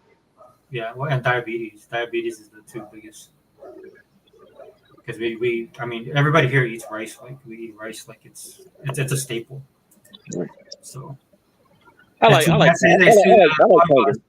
Two Man says, yeah, I don't like Chick-fil-A either. Yeah. I like Tongans. They like to throw punches at everybody. Tongans don't care. Tongans and Samoans, that's like probably the best scraps you'll ever see. Tongans and Samoans. Yeah, to me, Samoans are like that Great Dane. Like you have a house with three different dogs, 3 different breeds of dogs. You have like the Tongans, which are like the I want to say like the I don't want to say the pit bulls, but they're like the little scrappy like yip yap, like want to like fight everything. And the Samoans to me just seem like the Great Dane that just kind of just sits there and just at peace and quiet, doesn't want to mess with anybody. Matter of fact, we even get up and move to another place just to be left alone. And the moment you just don't get out their face, that's when you get swatted. I mean, for the most part, Polynesians all get along now. Back in the day, dude, that stuff was real. I remember growing up here when I was younger. I remember my dad, dude. Anyway, I don't want to get off track. So, but I mean, yeah, I feel you. The realist said, I want some Chick-fil-A now. KFC has spicy chicken now. I want to eat everything after bacon in this Houston heat. Dude, I'll pick KFC over Chick-fil-A and stuff. And I mean, like my mother, and my brother. I mean, they slaves to it, but I'm like, but it goes back to what I said before earlier, and when I joined in, it's like it's about what you like. That's what it comes down to. If you like it, then who am I? Who am I to tell you not to go get that and stuff like that? But my only problem is when I have those come in my lane, talking about like, no, you need to stop that Popeyes and get over here. at this Chick-fil-A. You're like, man, you better get the hell out of my damn face. You're like, shoot.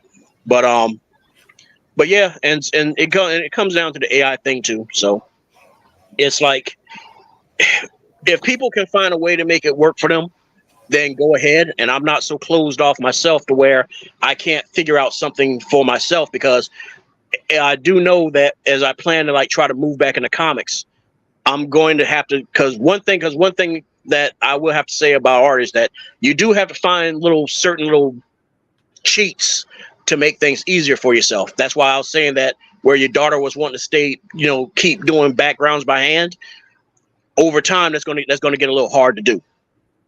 And not so much as because she gets older or her wrist and hands hurt, is going to also be because of the fact that she's going to be in a production pipe, and she's going to need to get things done within a certain period of time. So yeah, AI could help me in that regard, where it's like I could just have AI just do my whole comic page for me.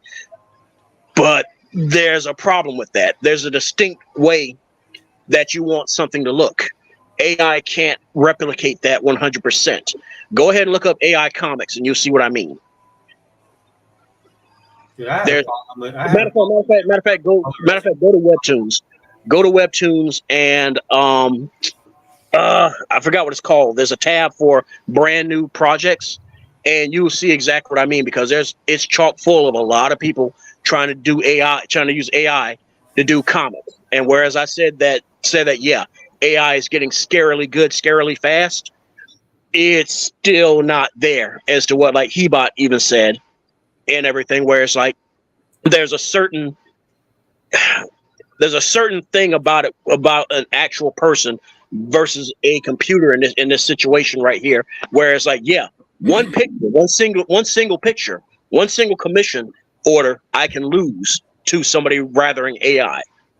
But with a comic page or a whole project, that's kind of up in the air, because one of the biggest things that you don't want to do when it comes to sequential stuff and everything is you do not want to create anything that is jarring. You want the experience that the person, because you of all people who like to read stuff Sega forever, I mean, I know you can't stand the idea if you're reading something, it all of a sudden just jerks you somewhere else and jerks you back to something else and everything. It just keeps throwing you all over the place and stuff. That's basically something that's very jarring, and humans hate being jarred. We like our experience to be as smooth as possible and everything. And that's one of the biggest complaints you'll see with people trying to use AI to do comic work, is that, wow, this style looks completely different than this one right here. Wow, why does his face look like that? Why does this look like that? So no, that's why I said that I'm counting on humans to remain being human. That's the stuff that'll keep guys like me and your daughter in business. Is that if you want consistency, then here you go. Yeah, sorry, I'm listening, man, but I got this. These guys are like weed whacking their yard. Dude. It cracks me up, man, because you know how small yard spaces here are in Hawaii. And it's an island. It's an island. You only got that much space. No, but I mean, this is like a small piece of grass, and they'd be like spending like 15, 20 minutes trying to whack it. And I'm like, these guys would not do. When I was in the Navy, and then I typed out early. I was a yeoman, and so I typed out early for my class because I wanted to class up and graduate early. But I missed the classing up, and so for 2 weeks in the beautiful heat of Meridian, Mississippi, on the rolling hills of NSC Meridian, dude, I was running up and down with a push more. The good old days. No, I mean, look, I see what you're saying, right? I think right now, I don't worry. This is, and I'm being 100%. I don't worry about AI on that front, because I do consume a lot of this stuff, and you can't substitute it. And other industries have tried, not particularly with AI, but a lot of industries, to include comic books, music, all this stuff, has tried to use technology to in a wrong way. And it's always been consumer based, or the people that consume it that always come back and that sets it straight. Right? And so the only thing I say is that, like, that's the only thing I tell my daughters is just try and be ahead of the curve when it comes to this kind of stuff. It's coming, right? Find your spot, find your place, and do what you need to do. And can you guys hear me? Did you guys hear the weed eater? I hear. Well, no. What I hear in the background sounds like somebody's TV. Oh, okay. And to answer Google real quick. Yeah, dude. I can do just about anything. So I haven't been in the hero comic scene, or what we call the mainline scene. I haven't been kicking around with those jerks for like a while, for like a long while, and stuff like that, because I'm not gonna get into that, because that's a whole different subject matter on its own. And for the times that I've been on here with you guys, I think I spoke on it before about the dog eat dog, or the whole keep your hands off my plate mentality. So yeah, it's everybody for their own, and it's a very toxic space. So that's why you see so many people just go independent and just do their own thing, and stuff like that, because because the thing is, doing comics and doing anything is stressful enough as it is. So why do you want to like add more stress than having to deal with with everyone else's like bullshit politics and everything? So that's why a lot of folks just say to hell with it and just go independent, and they just roll the dice and do their own thing. So for right now, basically how I'm making my money is basically I ain't gonna say it because I don't know if you got any little ones probably listening on this stuff, but I do stuff of the adult nature and stuff like that. So I do that. You said that before on the podcast. Yeah. So basically that's what I do, is I do adult art, and that's basically what's been keeping me paid. And yeah, believe it or not, AI is encroaching in on that as well. So you got a lot of AI bros that are in the space trying to take commissions and stuff like that, and it's not as big of a footprint as, say, like people trying to do like Spider-Man and just regular art and stuff like that. It's kind of a thing, whereas I think people in those circles and stuff like that seem to have a bit more of a discerning eye on things, where they're kind of like, wow, why is this breast larger than this breast? You get what I'm saying? They're like, they're like, man, this thing is mad inconsistent.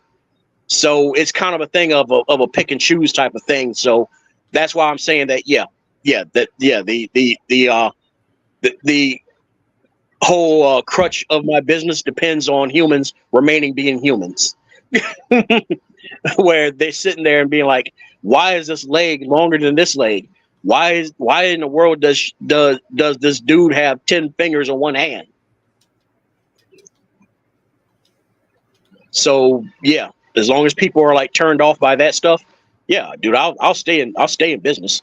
I may lose one or two clients, but it's a revolving door, where you may lose one or two, you might gain another, or if you're lucky, you might gain 3. Who knows? So I think overall, it's just that your daughter, as long as she can try to find a silver lining in everything. So don't get me wrong. Yeah, she's gonna have her days where she's gonna be banging her head up against the wall and slamming her fist on the desk. She's gonna have that, dude. That's part of the process. That's part of the evolution. It happens. You're never going. Being a creative person, you're never going to get away from that. And it's not always going to even be because of AI. That's just how it is. But I want to say that, dude, as long as you keep preaching to her to try to find the silver line, no need. I mean, no need to be the realist, in the whole thing and leg sweeper or anything like that, because stuff like that can be. The only reason I say that is like I'm not telling you to be soft. I'm just telling you that be mindful that everybody is different, and that can have a lot more detrimental effect with certain people. One of the reasons why I support her is because I don't have to tell her anything. Right? Regardless of what I say to her, she'll do it because that's what she's going to do. So that's not worried about her at all. I just give her like I'll check in with her every once in a while, right? Because look, dude, at the end of the day, bills need to be paid, things need to be met. And then she has her mom. Her mom is like the real sounding board for her. So I'm on the other end of that. Because I do have a creative side to me, though I can't manifest it in the talents that she has. So I'm very cognizant of that when I talk to her. But I'll give her the reality check. But regardless of what I tell her, she's already determined in her mind, and she finds her own way. That's why I'm not worried about it.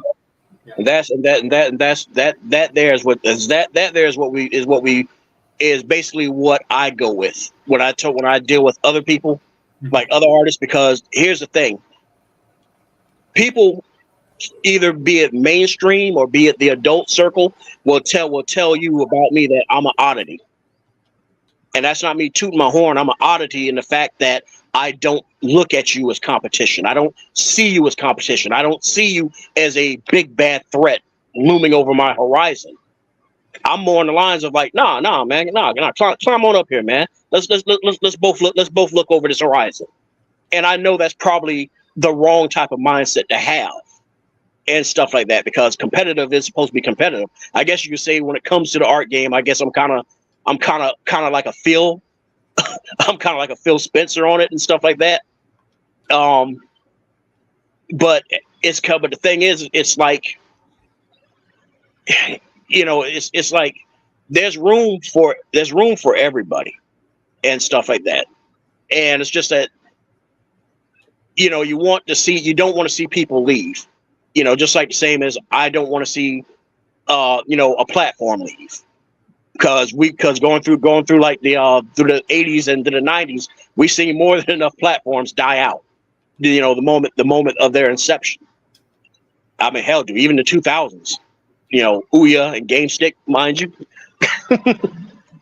And that was a shame because they had their own damn sector, dude. The micro console, because that's technically where the Switch falls in, and they had it. And they went about it the wrong way. So, anyways, I ain't gonna get in that conversation. But you mentioned that you have a creative side and everything, and I mean, I don't have a creative side as far as application, just more of appreciation. So I see what you're saying when people like somebody like myself, maybe if I was 20, 30 years younger, and then I could look at AI as a possibility to create things that I couldn't do. My problem I have is I can't see in 3D because I tried to do art, but my main handicap, because I get worm's eye view, giant bird's eye view, all that stuff, perspective. But what I can't do is I can't occupy that space in 3D. That's really important, especially since I wanted to do comic books, right? So once you don't have that, dude, that pretty much take you bar the door. You can kind of learn it, right? But that's something if it comes naturally, it's just better. So. Things that don't come natural take time, and there's a lot of cases where you have those where they learn to essentially fake the funk and stuff like that. But in a lot of cases and stuff like that, one thing for a person like you, just throwing it out there, is a lot of times somebody that's like you could probably just do concepts, just do conceptual stuff. If you have the idea in your head, just because what I usually do is I'll type up notes. I'll write down or type up notes of what's in my head. And if the image is vivid enough in my head, I'll sketch it out and stuff like that. I'll sketch it out. I'll put it with the notes, and I'll be like, hey, this is this superhero I made, and he or she is this and that and everything. And from there, it's kind of like, basically you did half the lifting right there. Because if somebody comes along that is an actual artist and they really like what you just did and stuff, they could be like, hey, dude, if you got more ideas, maybe we could collaborate or something like that. And that's how I knew I wasn't. But that's why I don't worry about my daughter, because she'll go through the effort when she hits those walls. She'll push through them. I hit a couple walls and I was like, okay, this is not for me. Right, so that's why I don't worry about her on that level, because regardless, like I know she was having problems with. She was in a class. She was having problems with acrylics and oils, and then she just kept her. She just put her nose into it. And she was getting graded on it, right? And then I don't say she found a way around it, but she adapted to it. She's beyond me, because I do not do any physical media stuff. Well, not anymore. And on top of that, painting was never my strong suit. But like a true creative, I mean, like I said, I looked at it. I thought it was amazing what she did. She just looked at it and critiqued it every single day. In fact, she took the picture down because she hated it so much. Right. That's a mark of creative right there. It was a nice. Everybody told her it's like nothing wrong with it, and she would just nitpick every single thing because she actually like in your like I can listen to you because you've gone through the process. I haven't, so she went through her process. Right, so all the stuff she talks about is the process, which I don't do that, so I can't. That's why I hedge myself when it comes to creatives, because I understand that I don't go through the process, and that's a big thing. So, yeah, I'm from the outside looking in. But T-Bot, are you there? Oh, is he? He's still mic'd up. Hey, Sega Man, are you still there? I'm sorry. Yeah, bro. I'm here. Yeah. I know we kind of got off on a tangent, but I thought it was interesting because AI is like the next thing. And I think Hebot is right. Like Microsoft's already done it. I play this game called Warhammer 40K, and I swear to God they must be implementing it, because when I play the game, dude, so with Warhammer, dude, I kit out my players a certain way, and I play a certain way, and then when you're on the stages, sometime, dude, the AI or the enemy that you're playing against, which is AI, right? They'll throw stuff at you that are just too specific. Okay, so like I use a zealot where I have the abilities. Or that I can vanish, and then kind of recoup and put myself in a corner. Dude, I play this game, dude, and I'll do stuff, and the AI is right there to counter it. You know what I'm saying? Like, and some of it is real cheap too, man. It's just like what the game does is they'll give you like these little warnings about certain characters that come into the game.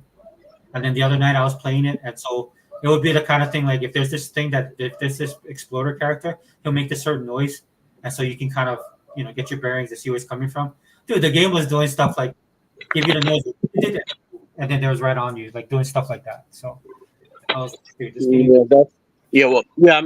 That's a different type of AI, a different use of AI, and that's the AI right there. When AI was first being talked about, that I was really pushing and advocating for, was where AI would basically be like able to improve calculations as to where.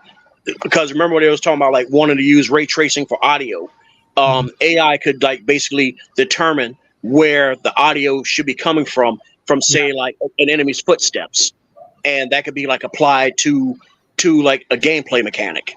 AI could help calculate where sun rays should be coming from, and that could be applied as a gaming mechanic. And like what you're experiencing with Warhammer and stuff, definitely that as well.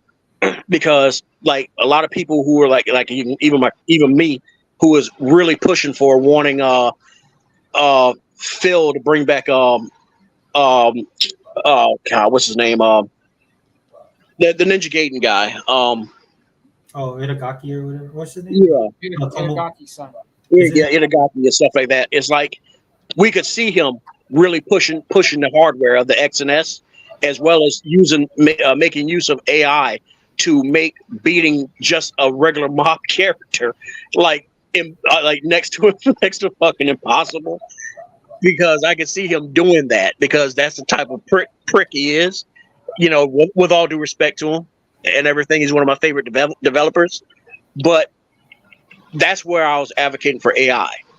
But the truth of the matter is the use of AI that they're looking for is, as Hebot was saying, and I didn't want to interrupt him because I know he was kind of like on a timetable, is that yes, AI can be used to ease the expenses and the production costs and the I guess you say the labor and stuff like that. Now for smaller teams, okay, that's understandable, and especially in the AAA space when you're on a tight timetable. But the problem is that we're going to see bigger companies doing that, riding off of that same cart, Whereas, like, dude, you're a multi-billion. Where these little guys in the garage are just using their last expenses, and you're reducing down the number of coders you have because everybody can say that. Oh well, they just need to go learn AI. I could go out and learn AI, but that doesn't mean I'm gonna get the job, because by them learning AI and stuff like that, you don't have to have a team of 20 people no more. You can just have a team of just 5 people. That's the scary reality of it all. And you might not make the cut of that 5 people.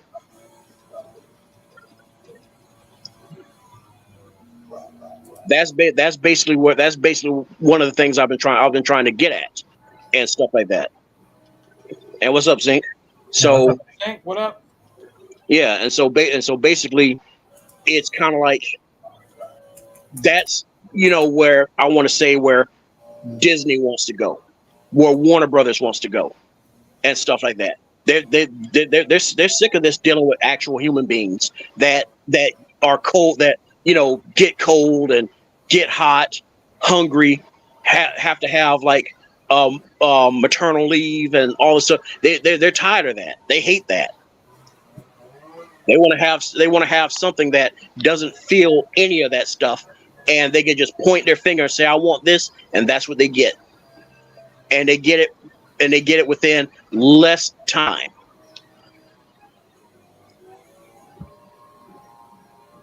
And as I told a lot of people on my side and stuff, the creative spaces, is that because everybody's like, oh, they can't do it because there's these Congress is pushing these laws and everything, and I'm kind of like, yeah, they can, because all 3 of them companies I named off, they have decades upon decades of stuff in their back catalogs that me and you don't even know about. None of us know about.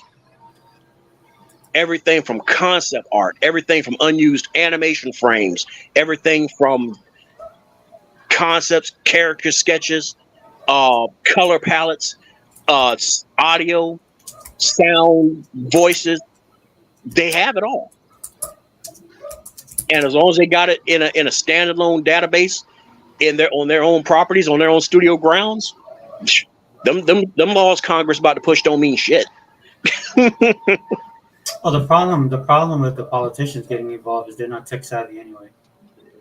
Because that's what you saw with FTC when the FTC was getting involved in the AKB thing. You can tell that these guys had no. In fact, it was funny because it was the judge who actually came across more tech savvy, and she's just applying the law to it, right? And that's the problem the government has. So, she was applying common sense to it. That's what was killing me. Is that it was common sense. Yeah, so when you have a government with people that are technically not savvy and they're going to be making laws, that probably make it worse, in my opinion. Yeah, but it's a coming train. AI, regardless if we want it or not, is coming, and like everybody else, I see a lot of positives, but I do see some negatives. As old as we are, we've experienced this type of thing when we went from analog to digital. But again, AI is going to be a big changer, right? Like you said, a Fireboss, dude, I already have my resume on file. Right? Yep. But, I have my resume on file, brother. Yep. It's just in case, Yep. Got to stay up to it. Yeah, the thing about it is that the best thing that could work out for you is having other groups, in other words, other organizations that they remain to be human. In other words, by remaining to be human, it's like, yeah, we know we have the option of AI, but at the same time, it's kind of like we really need a human touch in certain things and stuff like that. So, I think one of my saving graces, I work for the federal government, so it takes them forever for them to adapt it. I think we're still on Windows. I think we just got Windows 11. So. Yeah, but back to it. But just to close out, what I was saying is, like, in this case right here, I don't think it's so much as being tech savvy, because I believe that it's actually within their rights to be able to use their own content. Disney and all of them, it's within their rights because it is theirs. Yeah. So and to me, it's like as long as they're using what's theirs, I don't see the harm in it. Now, when it comes to the ones that they go out using like stuff that they like data mine off of like DeviantArt and I'm trying to think of another art that what's that one space that like a lot of game artists use. Well, either way, it's when they do stuff like that, when they like go to places like that and they more or less, as they call it, scrape like resources off of that, like the pose, the color palette and everything like that. And a lot of artists can usually look and be like, wait a minute, that looks like my picture. And they'll go to the picture and do a 1-to-1 comparison and be like, oh hell no. That's basically where Congress is trying to put up protections, where it's like, yeah, we're not telling you can't do AI art and stuff like that, and we're not telling you can't do commissions. We're just saying that you can't. You get what I'm saying? You can't claim it as yours. In other words, you can't copyright it. Like, say you make this you use AI to create this character, but you have the AI like pulling inspirations from Batman and from Flash or something like that, and make this character called Flashbat or something like that. You can't claim Flashbat as yours. You know, it's funny you talking about this. I mean, this is kind of a tale as old as time, because I remember my daughter had put some stuff out, and then her mom was the one that told her to pull it off because people was taking her stuff on that she was posting online. And I thought it was funny. And I was like, man, things never change, dude. It always boils down to the same. Thou shalt not steal. You know what I mean? War never changed. Yeah. I need you to push it down. What? I need you. Well, where am I? He needs you to push it to dawn. I guess be on here super long.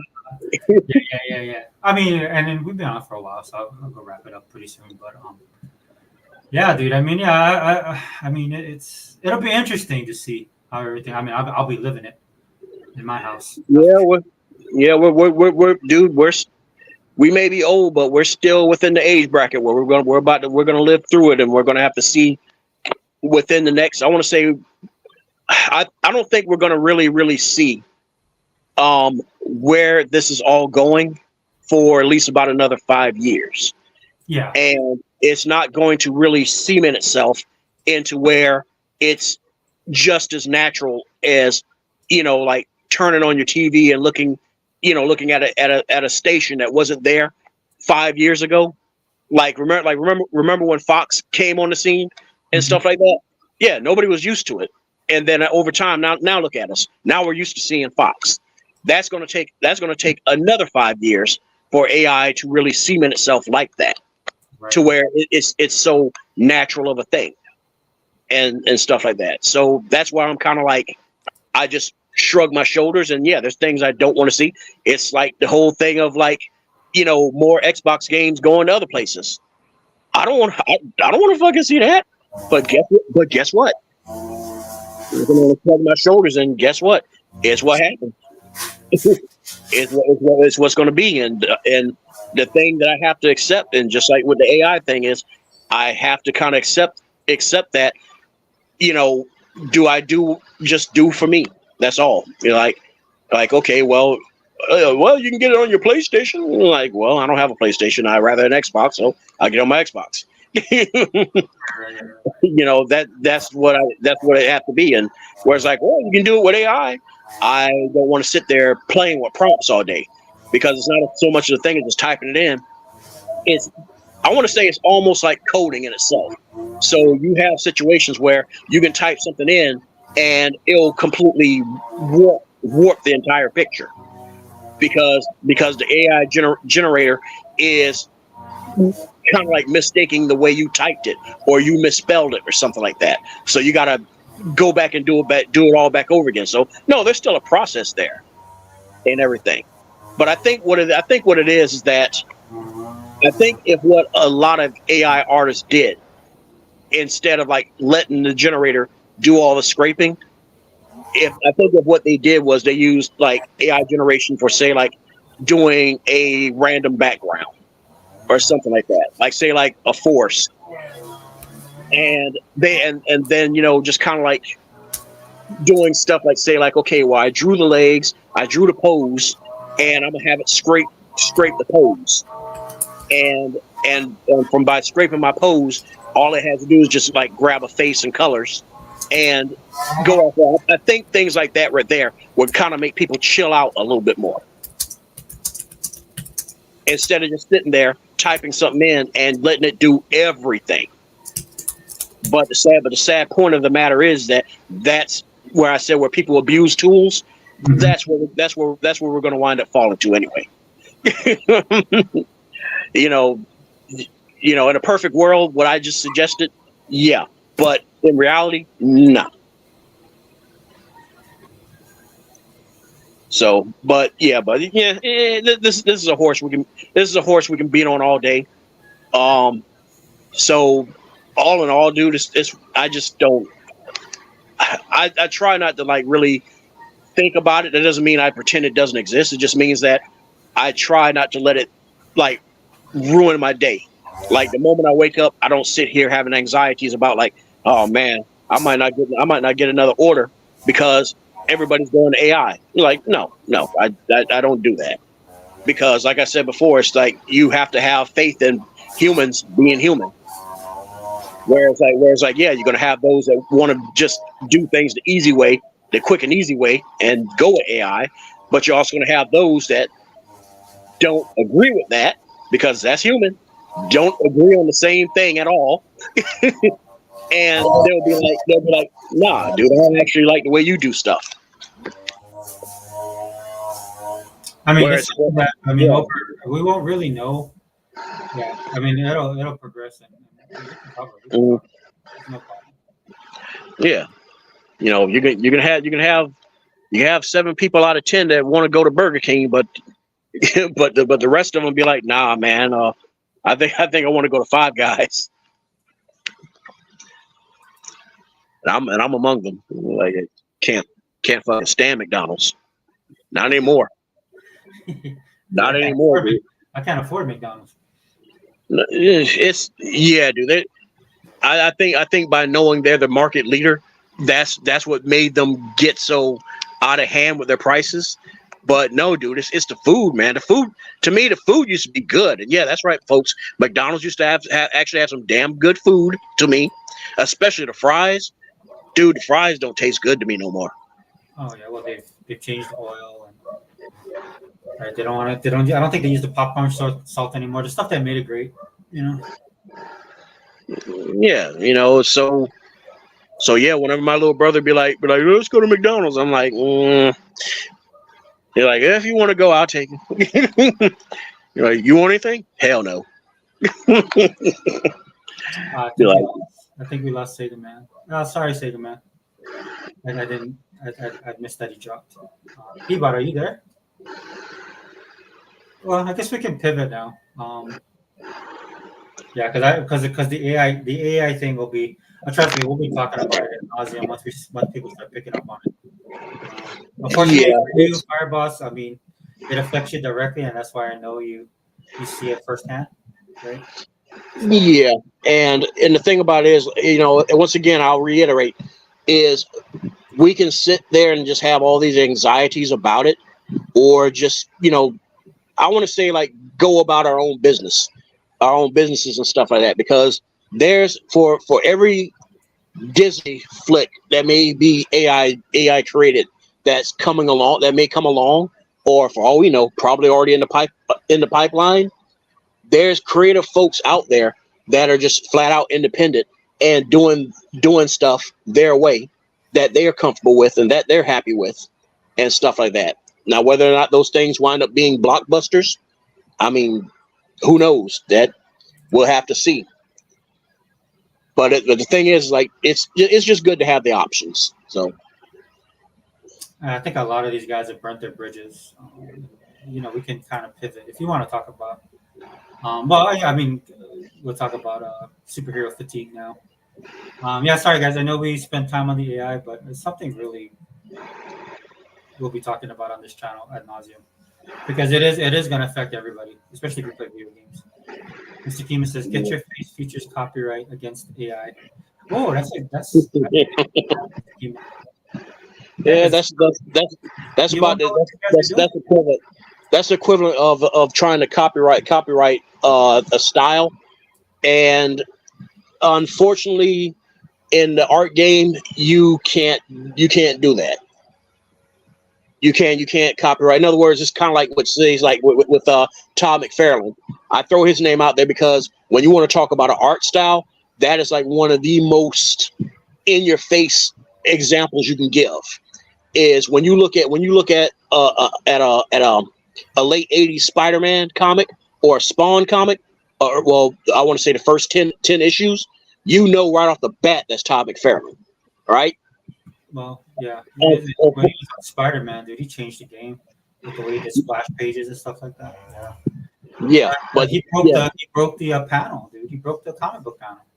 yeah, and when Jim Lee, and then let's not forget when Jim Lee brought back the X-Men. The X-Men were literally just flapping in the wind, and the way he did those realistic looking musculature and all the stuff like that, those two among many others are like some of the most prominent examples you can think of.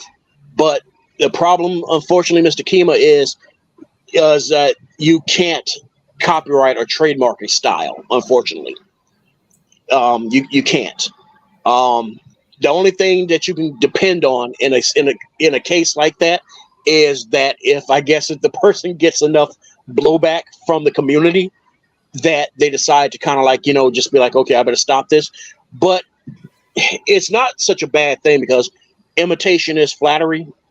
I'm sure we all heard that before. And the thing about it is that there's a lot of artists out there where they may start off imitating somebody and may even gain clout from it, but over time, being a creative person, it starts to eat at you and stuff like that. You start to kind of be like, man, I have done nothing to find my own identity. And that's usually what it is, because another thing they'll usually kind of push that, because I've watched this stuff happen. As long as I've been in the game, I've watched this happen where no ill intentions meant, none. You just come across people that are just natural born jerks. They don't mean no harm, but it just rolls out. It just rolls out their fucking pie hole. You'll have a convention where somebody be like, yeah, man, I see you still draw just like Eric Larson. It'd be nice to see you do your own thing. Oh, hey, thanks for the signature. Bye. That's one of the biggest digs you can give to an artist, is be like, yeah, I notice you still draw like such and such, or I still notice you do hamburger hands, which is like one of the things you used to say about Liefeld. Like, yeah, this dude keeps making fists look like hamburgers. It's funny now because the way that they got around that kind of stuff, this is kind of irritating me about comic books, and why I went to the independent line, the independent side, because at least on the independent side of comic books, you felt like it was actually their creation instead of imitation. But with the mainstream, man, they just got a bunch of artists, and I'm just being honest, dude. To me, it's just like as bad as my art was, I was like, after looking at their stuff, I was like, dude, I could be an artist at this point. Because to me, I was like, so what they would do was they would say like, well, that's my style. Right? That's the excuse they would use back then. Well, that's my style. That's how I draw. I was like, well, your style sucks.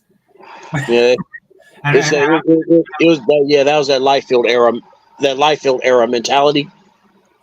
Well, even Liefeld got put on blast, right, when he went to Image, right? It was like, I'm like, dude, whoever your anchor was, you should have paid him more money or brought that dude over. And plus, they went with they had the machine. Didn't they have the computers coloring their stuff, which really I could not stand. Yep, that the term I remember that the term they used for it was polyoptics. Yeah, polyoptics. Yep. Because I was a true believer, man. And then one day I remember, and it was Rob Liefeld. It was an issue of what was it, Youngblood. Dude, I just picked up that issue and I was looking through it. I was like, oh my gosh, dude, this is horrible. Right here, like I had that kind of coming to Jesus moment.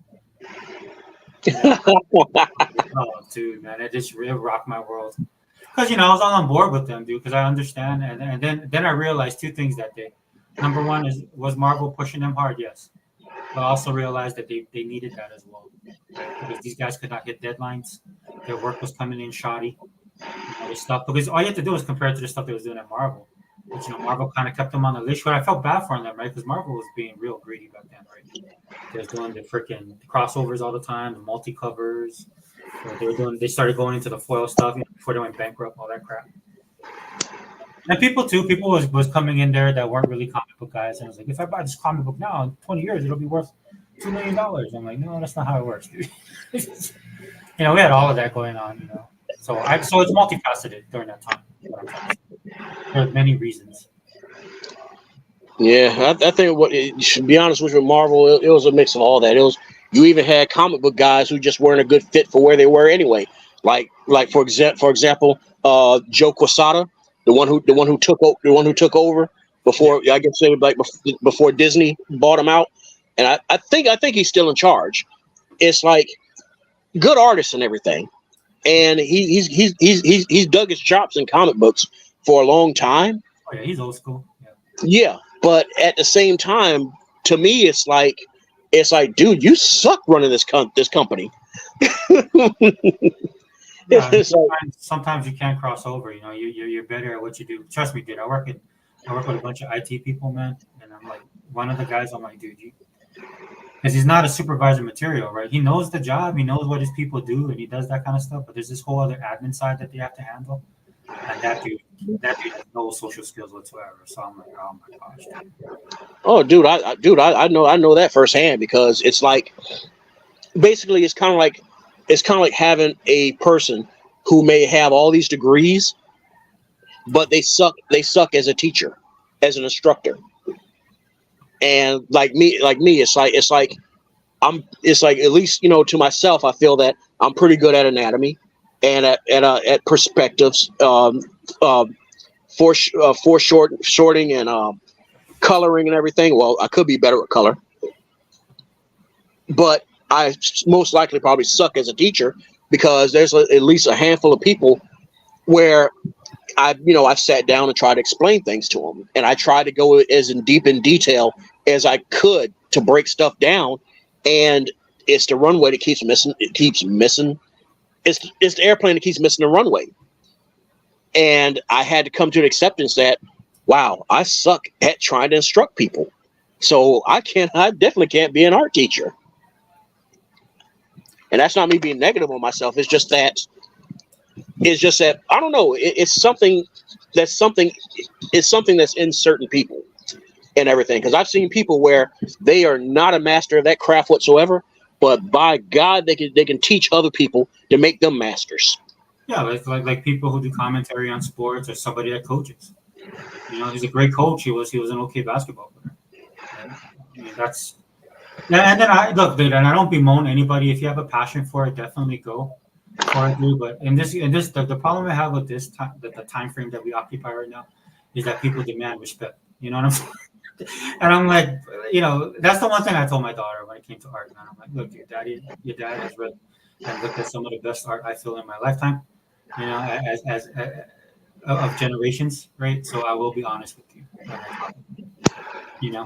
And that's what it is. At the end of the day, dude, as long as you love your passion, then that's fine, dude. But if you're not the best of the best, dude, and you expect to be treated that way, that's what I wanted. That's what I was going to talk about in the WNBA, right? I've been watching them nonstop, and I'm kind of like, there's some great players. They're a way better league than when I first started watching them. But the way some of these players talk, they all that, they demand respect, they demand pay, they demand this. I was like, number one, the market is setting that the market is setting the price that you're worth right now, and the market is telling you guys right now, as good as the people that you have in the league, right, that the market is not willing to pay you because the people aren't paying. It's growing, it's growing, dude, and hopefully they don't mess it up, right? Because some of these people have attitudes as well. But I'm just saying, right? I'm just like, okay, there's potential there. Right? But it doesn't necessarily, it's not. It doesn't necessarily translate. Like, I love doing this podcast, dude. There's people I'd rather listen to than actually doing the podcast, if I'm being honest.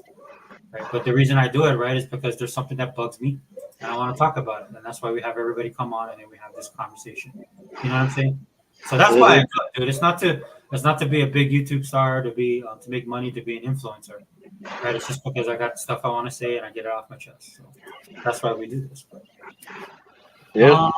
just real quick, yeah, guys. I know we talked about Bruce. I wanted to talk about the WNBA stuff. That's why Tuck was here, but it's okay. I'll just do another podcast separate where we'll talk about it. It's probably best I talk about it separately because that's a podcast in and of itself.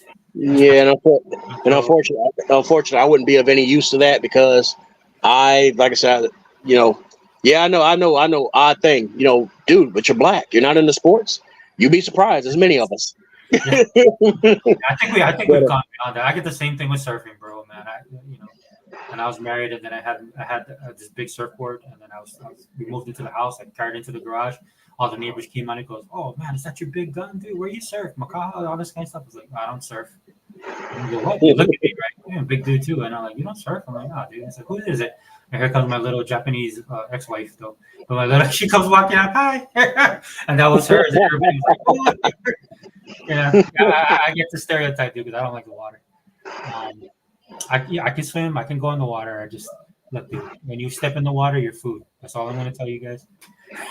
Yes, but I mean, it's fucking especially around there. Depending on what side of the island, because one side's hammerhead country, the other side is fucking tiger country. Well, now that we have drones, right? And then people have been taking shots with drones, man. And then so it's funny because you have people out there surfing, they're paddling out. And a lot of people that are doing it, man, because a lot of people aren't from here either, right? They didn't grow up here. They don't realize, dude, like, when the drone's hovering over them, taking that nice scenic shot of the water and the ocean, looking out, and it goes up and starts looking down. You see the surfers, dude, and all under them, dude, it's nothing but sharks. And they have the sharks because the sharks, you have shark attacks and stuff like that, but they're rare. But man, if you get a tiger shark in the water, man, get out. Tiger sharks are aggressive. Yeah, from what I understand about them, that species and bull shark, from what I understand about them, bull sharks, they don't give a fuck what they bite into. Whereas like everything else, they honestly don't like the taste of us, so they actually will naturally let us go. Yeah. But a tiger and a bull, you stand a better chance of a great white letting you go than those motherfuckers. Yeah, great whites normally, like great whites probably more dangerous, but they don't really, not like, dude, I'm just telling you, the tiger sharks, they nasty. Okay, we call, I've heard them be called devilfish. That's how bad they are. So, and it's like most of the sharks, like you get makos and blue and white tips, and then you get some of the blue and stuff like that. I mean, that's usually, and like you said, hammerheads. That's on Kaneohe side, right? But, look at Zing, dude. Other Zing, Caitlin Clark is number one. Yeah, Zing, that's what I wanted to talk about, dude. I'll send you a link later. We'll talk about it because I want to talk. I think the WNBA is at a crossroads right now. I kind of touched on it in other videos, but now that I have time to spend watching the games, dude, they're going to have to make a choice, bro. They're going to have to make a choice of what they want, what kind of league they want to be, straight up. Yeah, well, real quick, though, I mean, because I got to go in a bit, too. Yeah. Just real quick, though, the superhero fatigue thing. Yeah. Basically, when you're talking about the superhero, you're talking about fatigue. You're talking about with movies, though, right? Everything, dude. I mean, but mostly movies. If you want to talk from that perspective, that's fine. Yeah, I think the only reason why there's a fatigue is I think it's more on the lines of the material and stuff like that. Because here's the thing. I mean, dude, we humans we love to be entertained, dude. So. I think as long as something comes along and it's entertaining, then everybody should be happy. Because if that was the case, then the last Batman movie should have tanked, but it didn't. But I think when you look at the situation of like what say Marvel and Disney has been regurgitating out over and over again, and I think it's also because. For everything that's been going on, I think a lot of these shows in question, because we can go ahead and lump in the Star Wars stuff, is that word nobody wants to hear, the woke thing. The whole woke thing is trying to merge into everything that it has no place in. And that's not me saying that, oh, you can't have a homosexual character in a story. I mean, you can. Because that's just how the real world is. It adds it adds depth, it adds reality. But at the same time, you don't need to sit there and beat it down into everybody's heads. You don't need to cram it down people's throats. That's the problem I'm seeing with a lot of the recent superhero movies and even cartoons and TV shows is you're taking topics, you're taking stuff that does not apply to me, and you're trying to make it a part of me, and sitting there saying that this is you. You're gonna sit there, you're gonna love it because it's my time now. It's our time now. That's what you're trying to do. To me, it feels like now that people are coming out the closet, now that people are like happy with their gayness, whereas a time that we came from where you had to keep that shit in the closet, or you was gonna be like, probably tied to a light pole, and heaven help you if somebody found you alive the next morning. That's how brutal the generation was I came from, and stuff like that. I don't know how it was there on the island for you, but I just know that that was not something that you openly spoke about, like in the South and everything like that. Mm. And it just feels like now that those times are starting to rescind and stuff like that. And that's also because people are starting to kind of like, understand that, yeah, we can't just openly murder people in broad daylight no more because I value my time and I don't want to spend my time like 2 life sentences, like in, locked up and stuff like that. Murder all the scumbags. Fuck it. About what you got there, buddy? Remember what you was talking about the other day, like in my timeline, y'all kept on. Look. All right, man. Oh, what is that? I can't. So make my image bigger and you see it. Hold on 1 second. Let me share this. On my timeline. Remember you were talking about it, Bossy Boss? Yeah, I'm trying to see what it is, but there we go. Oh yeah, out trigger. In its original format. Out trigger. In its original format. Remember y'all talking about it in the timeline? Yep. Let's see what else we got here. Take a man left. Hell, Sega could bring that back as a live service. See what you got here. Just expand on it some more. That's all. Expand on it some more. Oh yes, Spawn. Yeah. That was good too. Man, like I said, man. He bought a man of culture. How can you hate this man? Ooh, look, a Capcom game. One that they're not trying to keep off a console. I don't know why it is. I can see He-Bot being that one guy. Like it's like if anybody needs to hire somebody, because how Microsoft has actual gaming historians as an actual job position. That's a job this dude needs to apply for.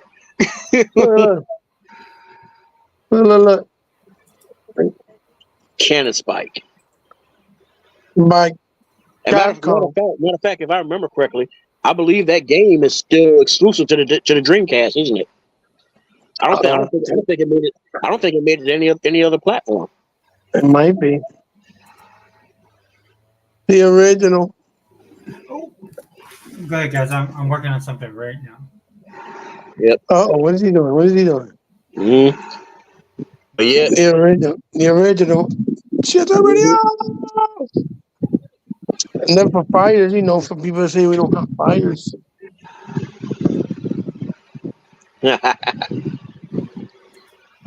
Let's see. I think I still have my copy because I still have my Dreamcast. Well, it's no longer my Dreamcast; it's my father's Dreamcast now because he was playing it for a while. And you have this. The Project Justice is pretty good. It's Rival Schools. I think it's a sequel or a prequel, one or the other. No, here's the thing, dude. I had the second one, but they gave me a botched disc. They gave me a botched disc, and I took it back, and something happened, and I said, "Dad, just give me the money back," because I needed to pay on something. Mm. Yep, Giga Wing 2. It's awesome. That shooter's amazing. Yeah, also based on the animation. Heavy Metal. That's based off the animation too. The characters. Mm-hmm. Well, the movie. It basically is a mix. It was a mix of characters that came from either the movies or from the comics. Mm-hmm. And boy, I tell you right now, fucking what's his name? Kevin, what was it? Kevin Eastman that took over Heavy Metal. Yeah, he screwed the pooch on that publication. There you go. Remember we was talking about Sega Forever about like some people just aren't a fit, even if they've done it all their lives, they're not a fit for taking over certain things. Look, That's the problem we're having with now. Mm-hmm. I had Marvel. that. Yep, I still got mine too. mm-hmm. Oh, that's an instant classic right here. Well, wait, hold it still. Bring it over a bit. Okay, there we go. Yeah, Berserk, Yep. Had that as well. Nope, never didn't have that one. Yeah, I had that. I wanted it, but no, I didn't have it. No, that one I didn't have. I didn't really play horror games.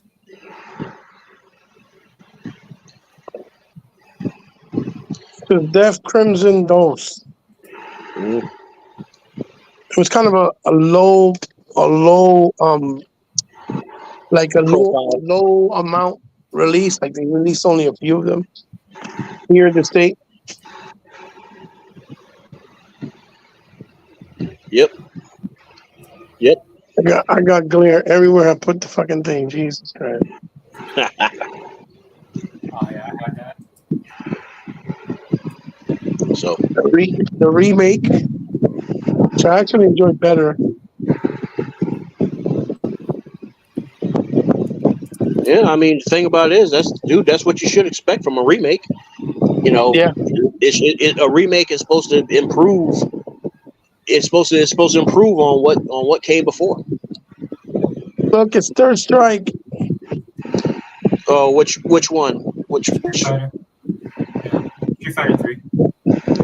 Okay. All right, Street Fighter 3. It's Street Fighter 3. This should come back. They should make part 3 of this. Oh yeah, Power Stone. 1 and 2 are such distinctive games. Oh yeah. I think I don't know. Maybe I'm being too optimistic, but I wouldn't be surprised if that's probably somewhere in Capcom's pipeline that they might be considering probably remaking it or something.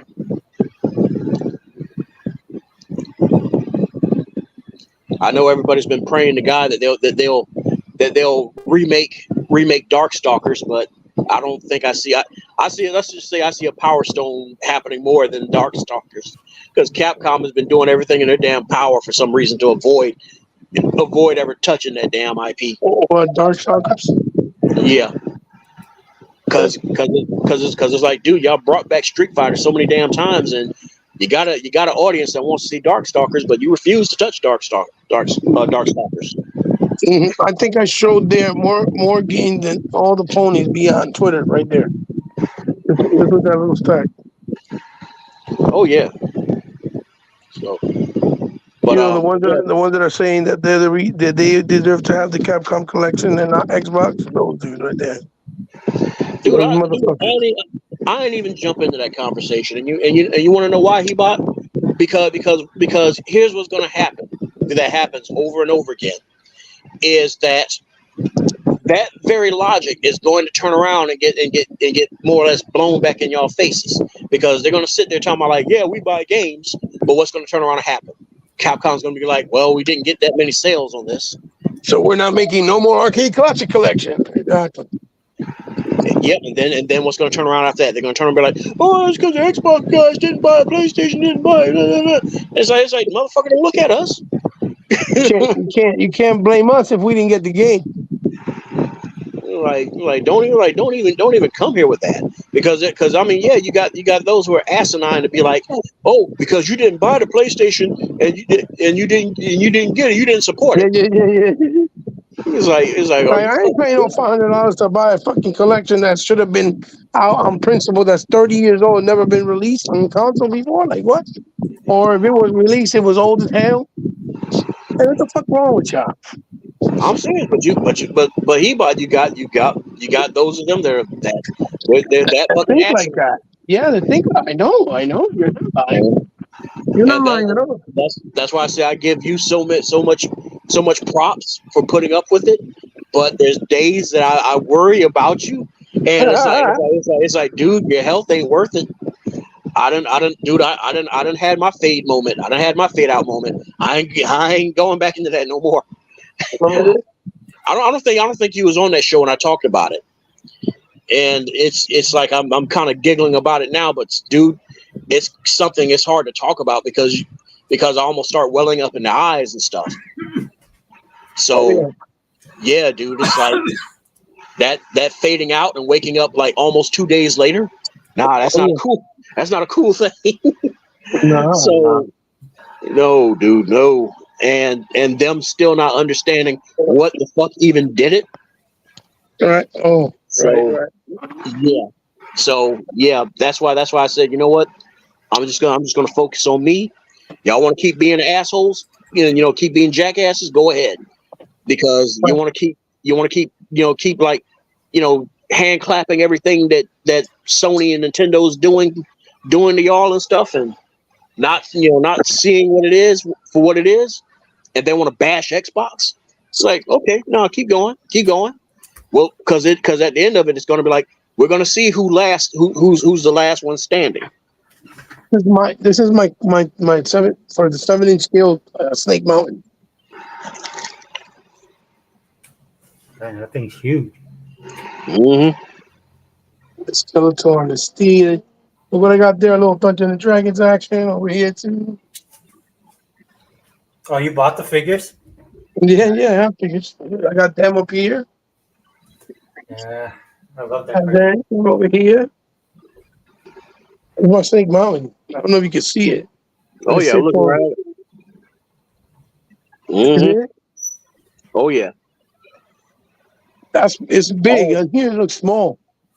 Always keep saying that Hasbro, because you already seen the was it, I think it's like 4, like it's like a 3.5 foot tall Michelangelo Teenage Mutant Ninja Turtle figure.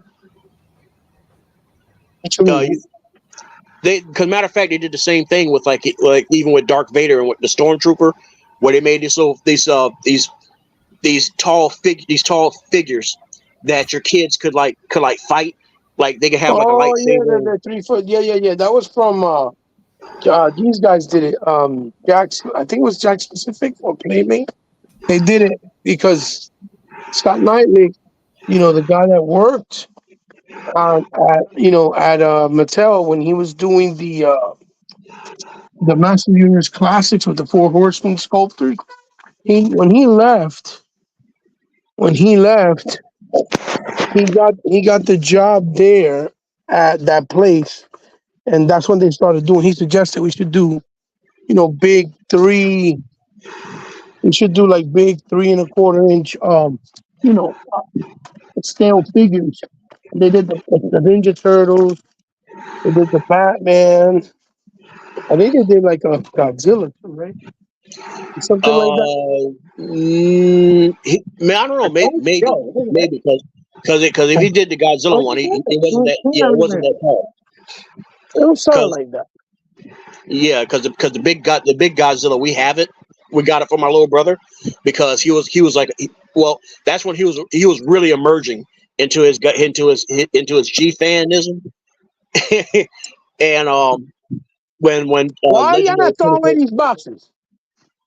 And Legendary's 2014 came out and stuff like that, because so you could say Legendary is what brought him into the Godzilla fan base. And we bought that one, and that one I think was like only like a 2-footer. They probably could have got away with making it much taller, but not the reason I brought it up, was because I always kept saying that I really would have loved it if Hasbro looked at that and said, you know what, guys, we should make a Metroplex and Trypticon at Fort Max this big, so that when they Well, those are transform, rotorcasts. You know that, right? huh?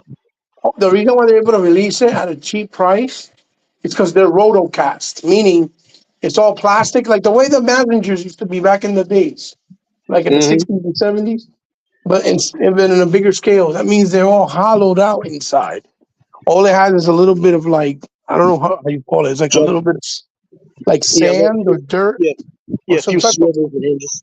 Yeah, All they have inside is a little bit of, I think, sand or dirt to give it weight, to balance it. But inside is all hollow. It's just one big plastic mold, but they look pretty awesome. You know what I mean? Those are called rotocasts. That's why they're able to do them for like 70, $60. But those Mavengers from back in the day that we used to have, shit, those shits go for like $300, $400, $500. It's expensive. yeah. And the Mhm. thing, and see, the thing to me is like, even if they were to make a Metroplex like that big or something like that, the thing is, I'll be honest with you, I can't say I could see that Joker being like what the Michelangelo was, like $60 or anything like that. I can't see that, and it's not so much because of like the materials and everything. It's mainly because of the fact that it's Hasbro, and Hasbro knows they can get away with it, especially with collector guys, not so much as kids. Mhm. because dude, I would love to like see and have like a full scale Metroplex compared to like full size Optimus Prime. Well, the problem is too that Hasbro owns the license of Transformers, right? But they own it with Takara, Takara of Japan. So whenever they make any decisions like that, it's gotta be okay by both parties. If they don't okay it, they can't do it. So maybe Takara doesn't want to let them do it, but it would be cool if they did. They definitely would be cool, especially for younger kids that are getting into Transformers and shit. That would be awesome. But I don't know. I don't know if it's so much just a Hasbro thing as it is maybe a Takara and Hasbro together type of decision. You know what I'm saying? So that's probably why too. And again, I'm not trying to say what you're saying is wrong because maybe it is as simple as just politics, like they're being stingy. But you never know. I told Yeah. Darius, come on, let's go, but he's being, hey, look, guys, check it out. My son's.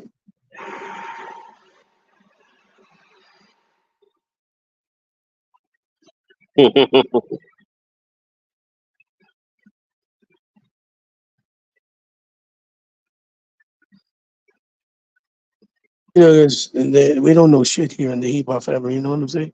But that's we don't know shit. You know what I mean? Look. I bet you his PC is more powerful than half the motherfuckers out here talking shit. Look. Well, Heba, what the hell are you talking about? They don't have no PCs. I got the Toxic Crusader demo. I'm doing a video. You see my thing here, working on it. I'm gonna put it up on my channel soon. Toxic Crusader, the demo. I can't wait till that shit come on the Xbox. I can't wait. I can't wait. Like, shoot, Heba, what are you talking about? Them jokers ain't got no computers. Oh my God! You really went there. You really went there. Yeah, that's his newfound love.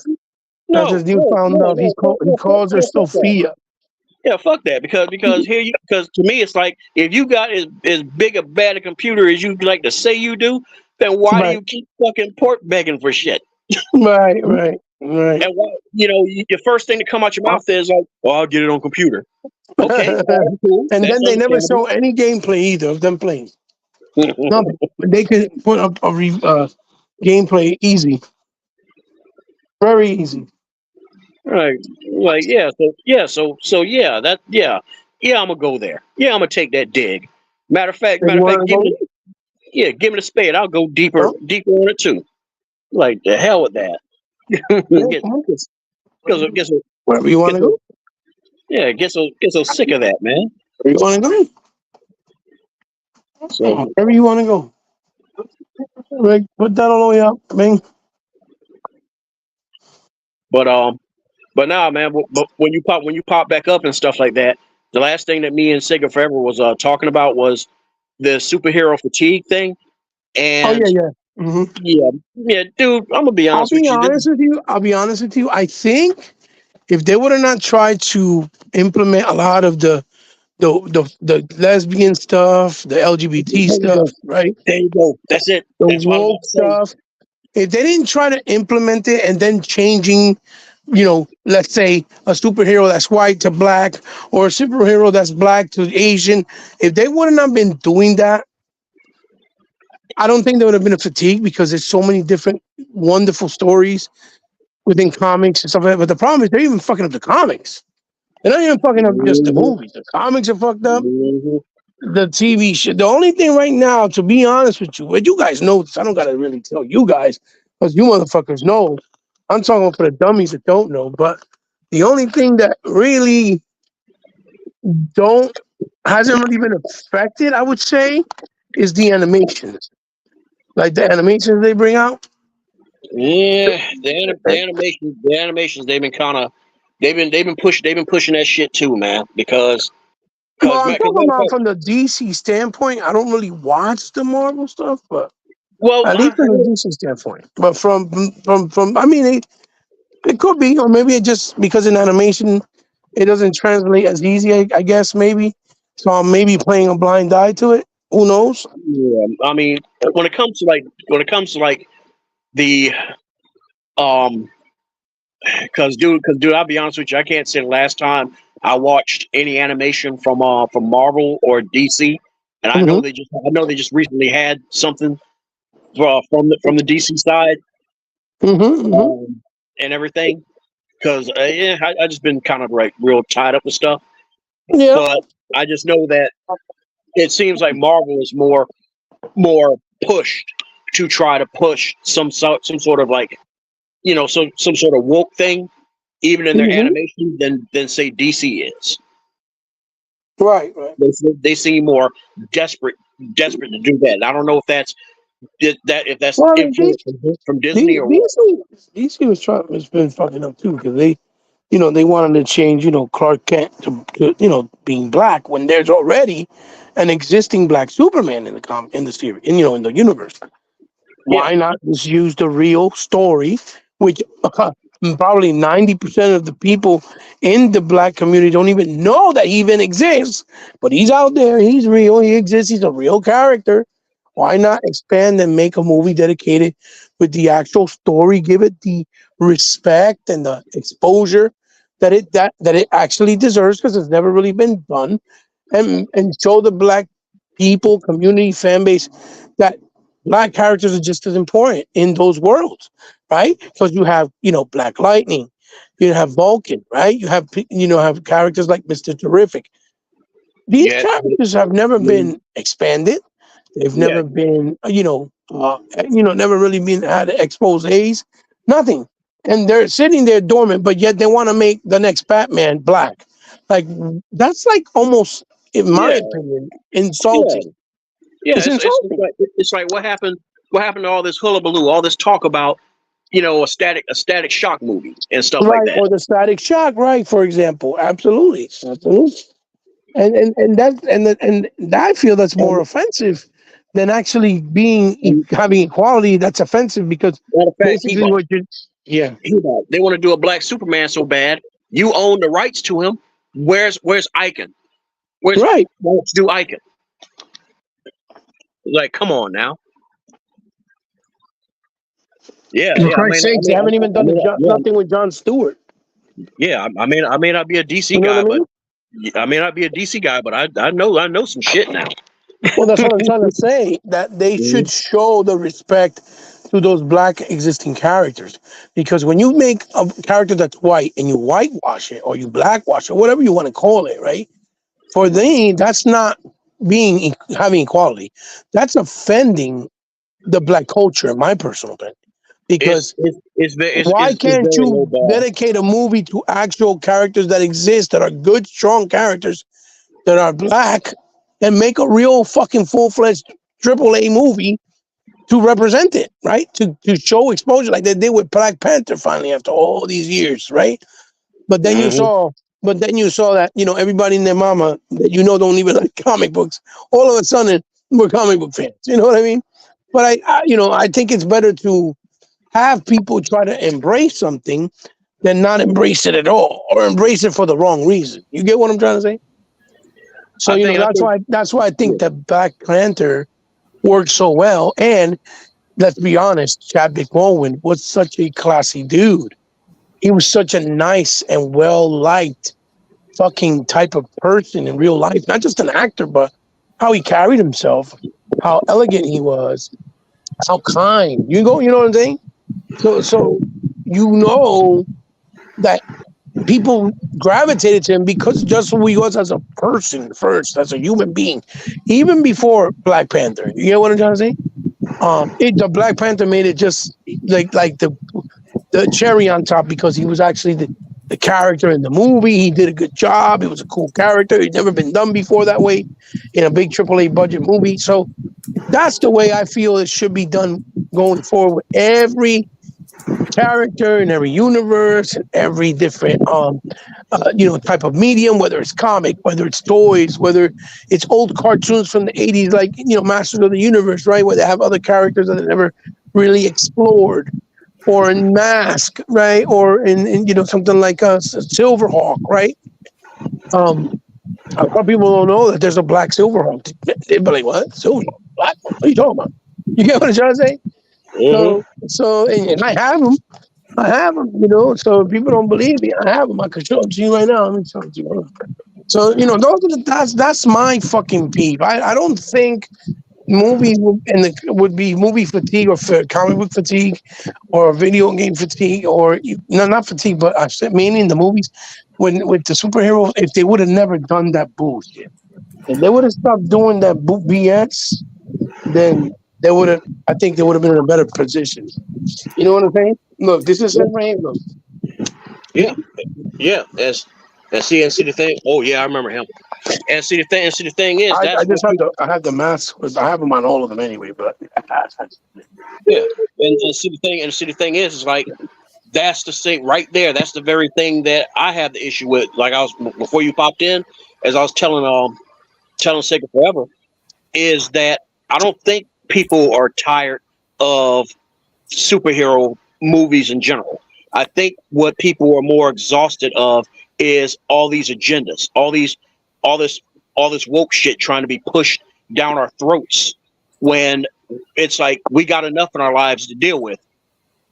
And don't get me wrong, it's like everybody deserves basic human rights, regardless of which way they sway. But at the same time, but if it wasn't force fed, because we've always had gay characters. Listen, Mad Max 1. The guy that drove the bike, the guy that was with him in the bike, that was his lover. Yeah. Remember? And when he got killed, he went crazy, right? People, there's always been around. But the point was that it wasn't pushed down your throat like, yeah, you better like gay people. Or when they do shit like they're trying to make a character that's always been a straight man character into a faggot. You see what I'm trying to say? Or into a gay person. Yeah, that's when people get mad. That's when it's distasteful. Yeah, they're trying, like, for example, they're trying to say that the Blade movie, the reason why they're having so much problem is because they wanted to make Blade gay. Right? Yeah. And that's the problem. That's the fucking problem. If you want to create a gay character, by all means, go right ahead. You have every right to, as a creator. There's nothing wrong with that. But don't take something like we already know, like He-Man, and make him into a straight queer, and they show him in a scene with Skeletor doing the Dookie style, in a scene. Like, nobody want to see that.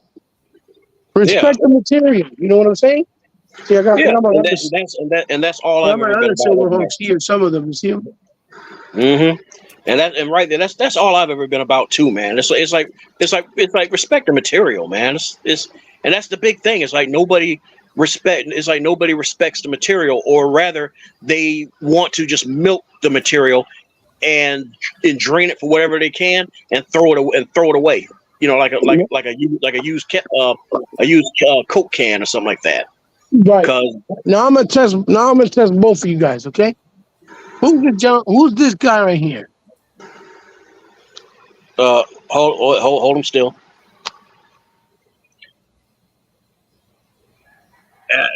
Camera. Okay, there we go.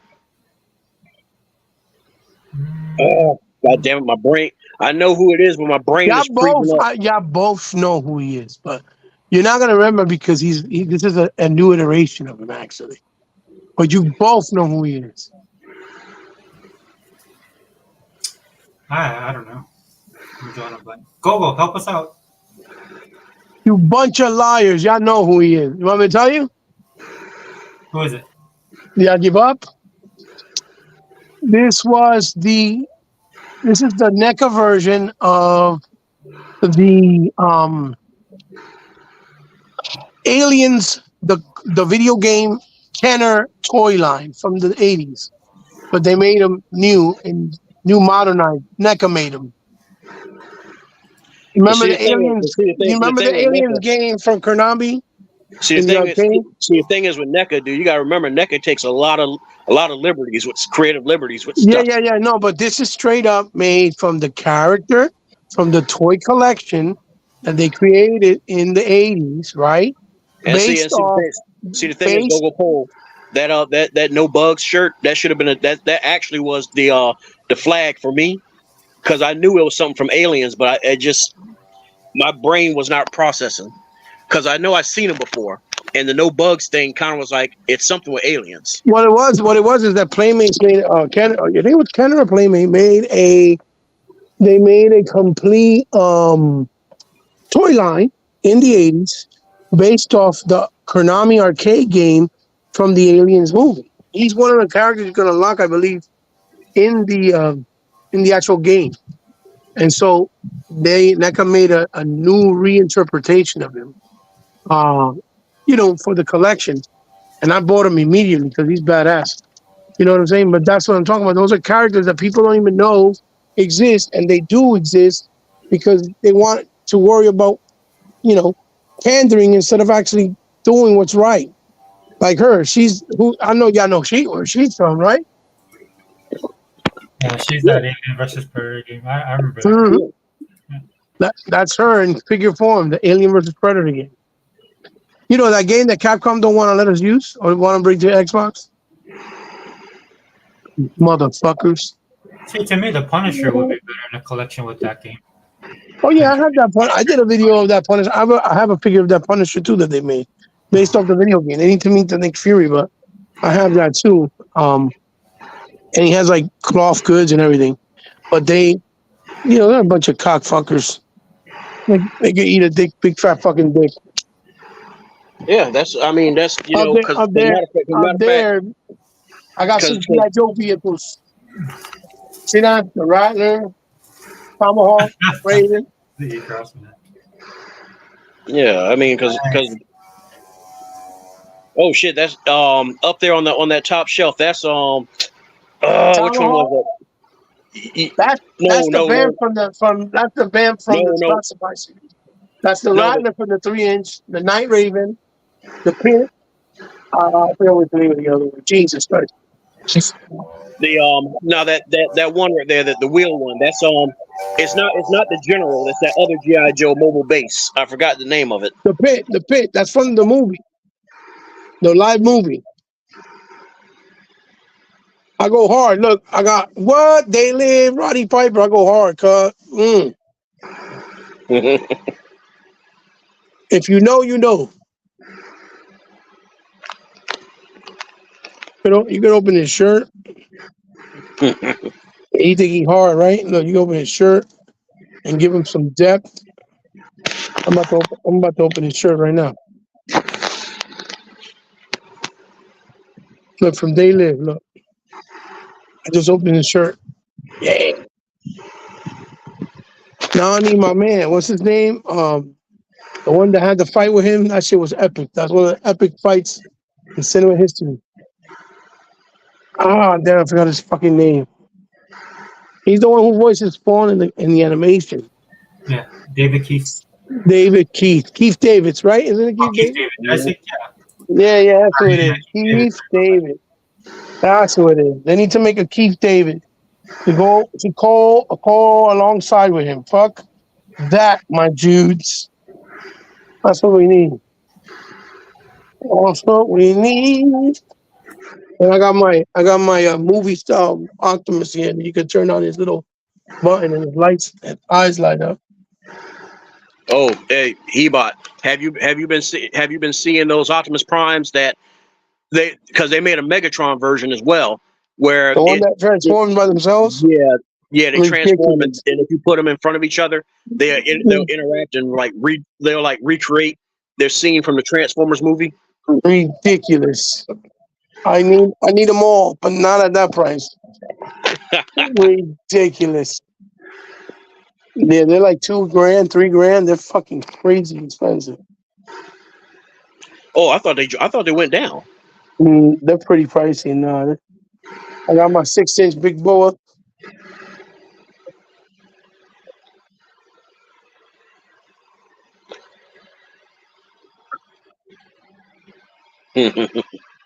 My big door, 6-inch. Oh, wait, what's that on the top shelf? That almost look okay. Never mind. That's He-Man stuff. Never mind. The point red. No, the thing on that top shelf that was pointing up at first, I thought that was the Dagger Assault. Oh, wait a minute, that is the Dagger Assault, isn't it? From Visionaries. Oh, it looks similar. Yeah, I know what you're talking about. No. No, it's not. Never mind. That's They He-Man haven't stuff. made 6-inch Visionaries yet. They're making cops though. They just announced them. Yeah, because I had that vehicle. I do got Bucky O'Hare. Yeah, I had the Dagger Assault and what was the other one? The Lancer Cycle. I had those, and I couldn't get the Capture Chariot because that one was like way too expensive at the time. But yeah, dude, I love my Visionaries, and I keep reading.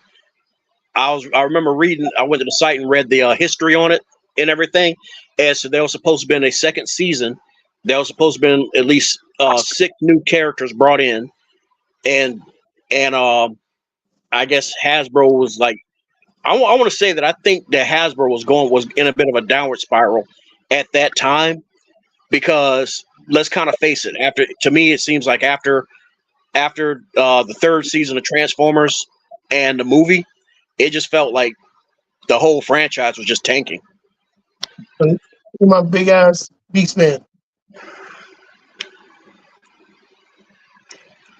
Shoot, that's good, man. That Joker there might as well double as a Godzilla figure or something going against King Kong. I got my 12-inch. It's a Firefly.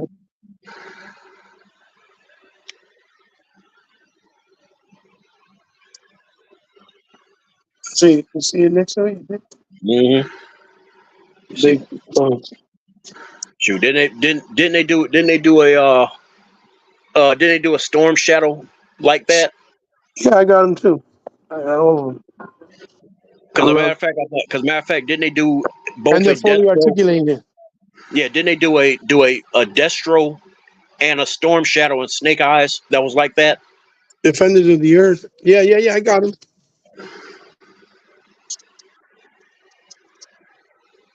Yeah, that's Storm Shadow. Beautiful. Yep.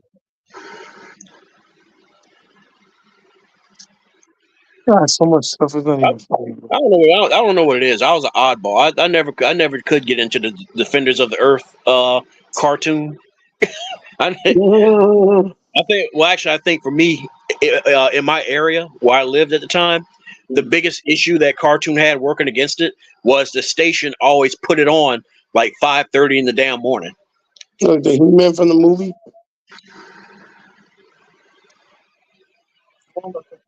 The movie that sucked. I love that movie. Stop it. I love it. Yeah. It's a guilty pleasure. You see what I mean. But you see what I mean by varying opinions of stuff. Some people like Chick-fil-A. I hate Chick-fil-A. I hate the He-Man movie. He-Bot loves it. No, it's just I love Franklin Jealous' performance. I think even though the movie was, mostly bad, I think his performance was still excellent.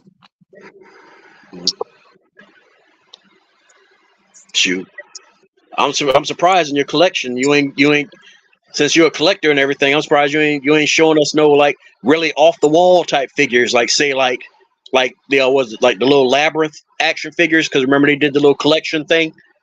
Oh yeah. I mean, I have a lot of stuff with more, but a lot of the stuff I have,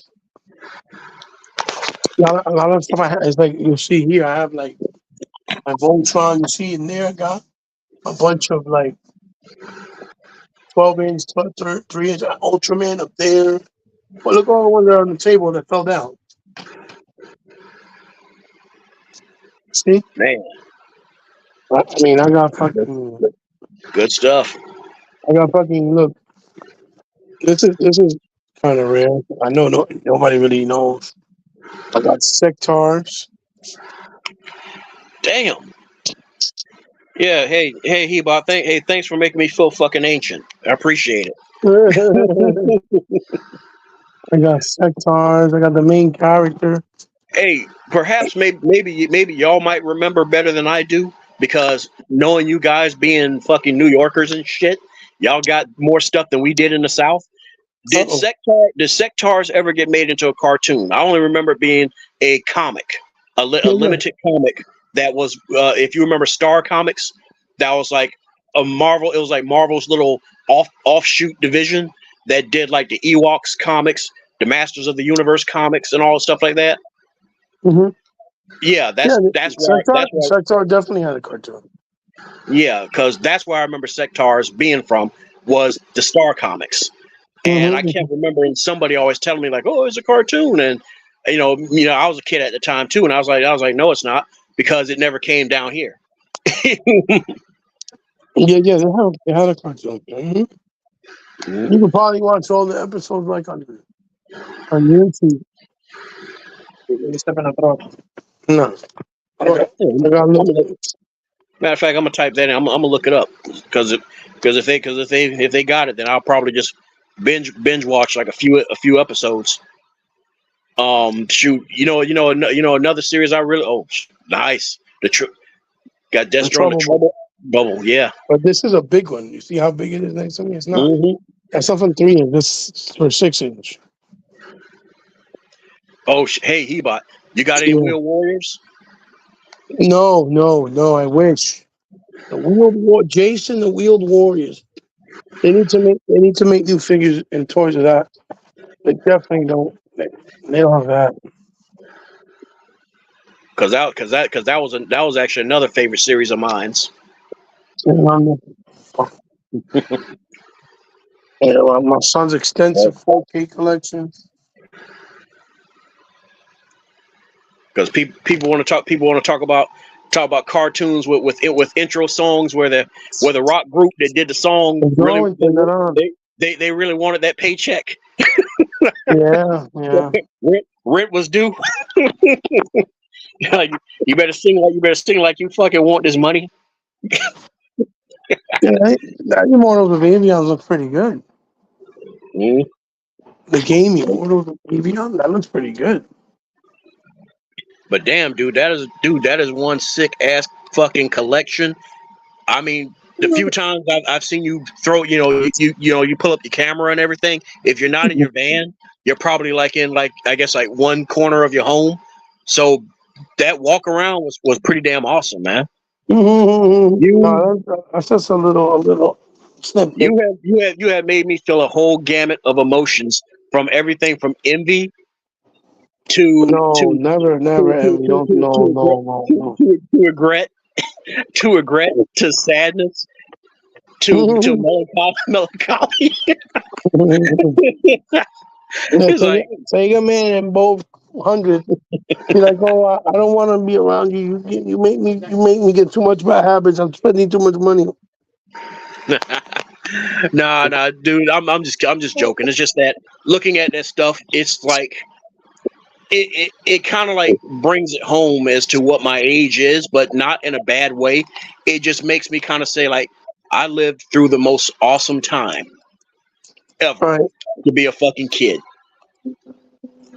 right, I'm right. sorry. I hate to say it to people. People don't want to accept it or hear it, but if you were a child that lived from the late 70s through the 80s until like I want to say like up to 92, your fucking childhood fucking smoked. You had the childhood of fucking childhoods. And dare I say even 93 to 94. But the moment we hit 96 going on up, shit kind of took one hell of a fucking turn. Yeah. Don't worry. Definitely, for sure. We come from a time when Saturday mornings fucking meant something. Oh yeah. Look, I got a for the Marvel fans. Got a little She-Hulk here. Okay, is that one based off? Is that supposed to be like one based off of the toy line that came during the Fantastic Four cartoon? No, that's the original look. Because remember in the '80s they redid the Fantastic Four Yeah, that's the cartoon. original look, but that's from Marvel Legends. That's the original look, though. Oh, okay. Yeah, that's modern, Marvel Legends. But you know, I got a Mesco, fully clothed, fully articulated Snake Eyes. Is all right. Is okay. Here's the thing: is that Snake Eyes based off of the OG Snake Eyes, or the Yeah, more newer, it's a mixture of or the more you know. newer Snake Eyes? Yeah, because notice people don't understand there's two iterations of Snake Eyes. The OG Snake Eyes that we grew up with from GI Joe wasn't a fucking ninja. Oh, he looked He, more militant. Yeah, he looked more militant. Yeah. he was a gun. He was shooting rifles and stuff like any of the other Joes. But it Yeah, wasn't he was until the more more later militant. iterations that they decide they want to make up a damn ninja. Yeah, he was more militant. Yeah. Yeah. And then I remember having an argument with somebody about that. He was like, no, the Snake Eyes always been a ninja. I'm like, no, the fuck he wasn't. What the hell are you talking about? It is kind of like my ninja show. I got a bunch of different ninja samurais. Like here. I know, That folks. right there I is know, folks. my daughter Yeah, made me that custom Strider right there. I don't know if you can see it. Made that for me. yeah, got the Ichigo with the Bankai Mm-hmm. release. She made that for me. Yeah, I got said. some other guys back here. Yeah, was that Tekka Man? Huh? No, what was that in front of us? Strider. What was that? Tekka Man? What this? No. Go down where Strider was. Where you had Strider. Yeah. Yeah, in front of him. But that's Tekka Man, ain't it? No, that's Genji from Overwatch. Okay, all right. Remember? Oh, okay, all right. That's Genji from Strider. Then All I right. have another Silverhawk there, for example. I have Bleach over here. Oh shit! That's like my ninja show. I have some He-Man here. Then I have like G.I. Joe everywhere. He-Man's down here. Oh, Each. that's a lot of shit. Hey, Hebot. I'm sure you saw me answer that tweet and stuff like that. But hey, real quick, your thoughts on it. Let's go back to our childhood. Who would win in your opinion? Who would win between Lion-O and He-Man? Well, He-Man's the most powerful man in the universe. So his power is supposed to be endless. And that's why they say universe. So it's not really about. I don't think it's just he wouldn't fight him because he fights for good. But Yeah, most of the time, He-Man's probably one of the only characters, even though he might look gay to people because he's got a harness, half his body showing. But he's probably one of the only characters in the world that could probably defeat Superman because he's the most powerful man in the universe, like I said. Yeah, and you notice that one dude that popped up saying that He-Man can beat every iteration of Super. What now? He said something about like what iteration can He-Man supposedly beat, and I said any. Mhm. You know, I said any. I said, hey, I hate to fucking be a weeb, sound like a weeb, but as much as y'all don't like it, but fucking Goku will smoke his ass too. I'll put it to you like this: even Frieza can beat the shit out of Superman. No, it's not gonna fix anything. Because anybody who can fucking just blow up a fucking planet just by pointing their finger, yeah, your ass fucked. Mm-hmm. Your ass fucked. So forget about it. Because like even in the case of I do got these. World Destroyer Hulk, he has to build up the gamma energy to do that. Fucking Frieza and Goku, they don't have to do that. And here's the difference: Hulk is exhausted after he does that. Goku and Frieza are not exhausted after they blow up a world. So your ass fucked. Mhm. You know, same thing with He-Man and stuff like that. He's not exhausted. You are. I don't know. I don't even think he really has a weakness either. No, they see the thing is like there's so many iterations because I think like more later ones they try to make it out where he can only hold the form, but for so long, and he has to revert back because it exhausts him or some shit like that. But I know like the OG Filmation cartoon, no, he ain't had no he ain't had no weakness. Now the original, Well, I know in the new one with Kevin Smith, which I thought was kind of cool, they did where he could actually still transform without the sword being the conduit, and he transformed into like a really savage Hulk like He-Man, but he can't really control the power, but he can still wield the power, and the only thing that controls him is love. And it was his father that approached him, and with his father's love talking to him, he was able to control it and turn back into Prince Adam without the sword, because the sword is basically the conduit. You understand? And I thought it was really cool that they did a different type of approach like that with a more sentimental value, right? Because it kind of makes him more, I don't know, more human, I guess, instead of being super powerful. And I like that. But a lot of people, they didn't like that.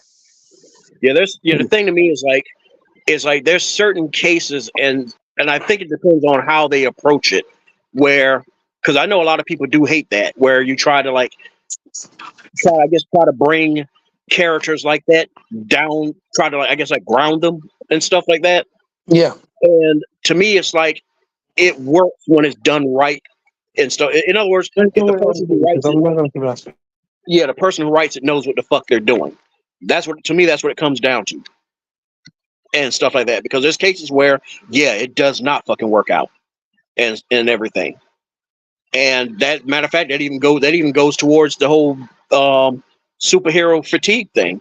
Is that I think that's another issue also is how they try to kind of overdo it with the grounding of like say the Avengers characters and stuff, and the recent movies and stuff. They try to overdo it to a point where it's like, we get they're living beings and we understand that and everything, but you don't have to make us live through like them dealing with all this personal stuff. Because even the comics didn't always go that far. I think Spider-Man was the only one that tried to go that deep and stuff like that. They try to humanize him. That's what you mean? Yeah. And for some odd reason with Spider-Man, it worked more so than it did, like say with like Hulk or with Thor. Because especially with Thor, because I don't think many people gave two shits about Thor's human form, the antics of that and stuff like that. You know, I don't think very many people fucking cared, and they just wanted to just see Thor fucking shit up. You know, they just wanted to see Thor fucking throwing some mole men around and stuff. You know, they just wanted to see Hulk fucking bashing, putting fucking Leader in a fucking chokehold and giving him a noogie or something. Right. We didn't want to know about fucking Banner's fucking childhood traumas and his dad smacking him around like You know, like I hate you because your mother ain't here.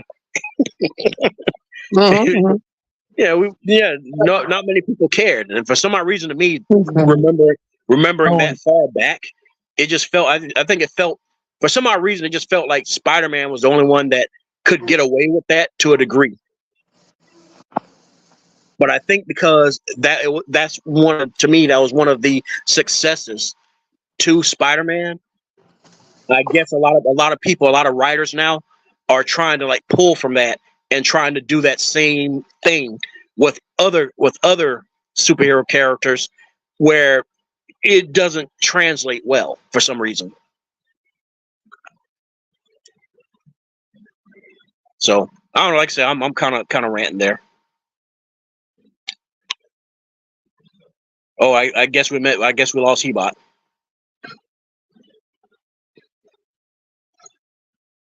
Yo, Sacred Forever, you around, man?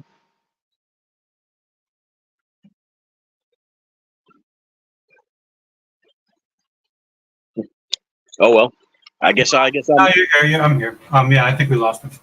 Sorry, Uh, the neighbor is like it's the kid next door, or my next door neighbor's son. He's going around like weed whacking everybody's yard. I think he's done. oh, okay. Yeah, because where Well, I live on the road. You know how close the houses are here, right? So he's just going around to each person's yard and weeding it, I guess for extra money. oh man, there ain't no harm in that. Oh yeah, man.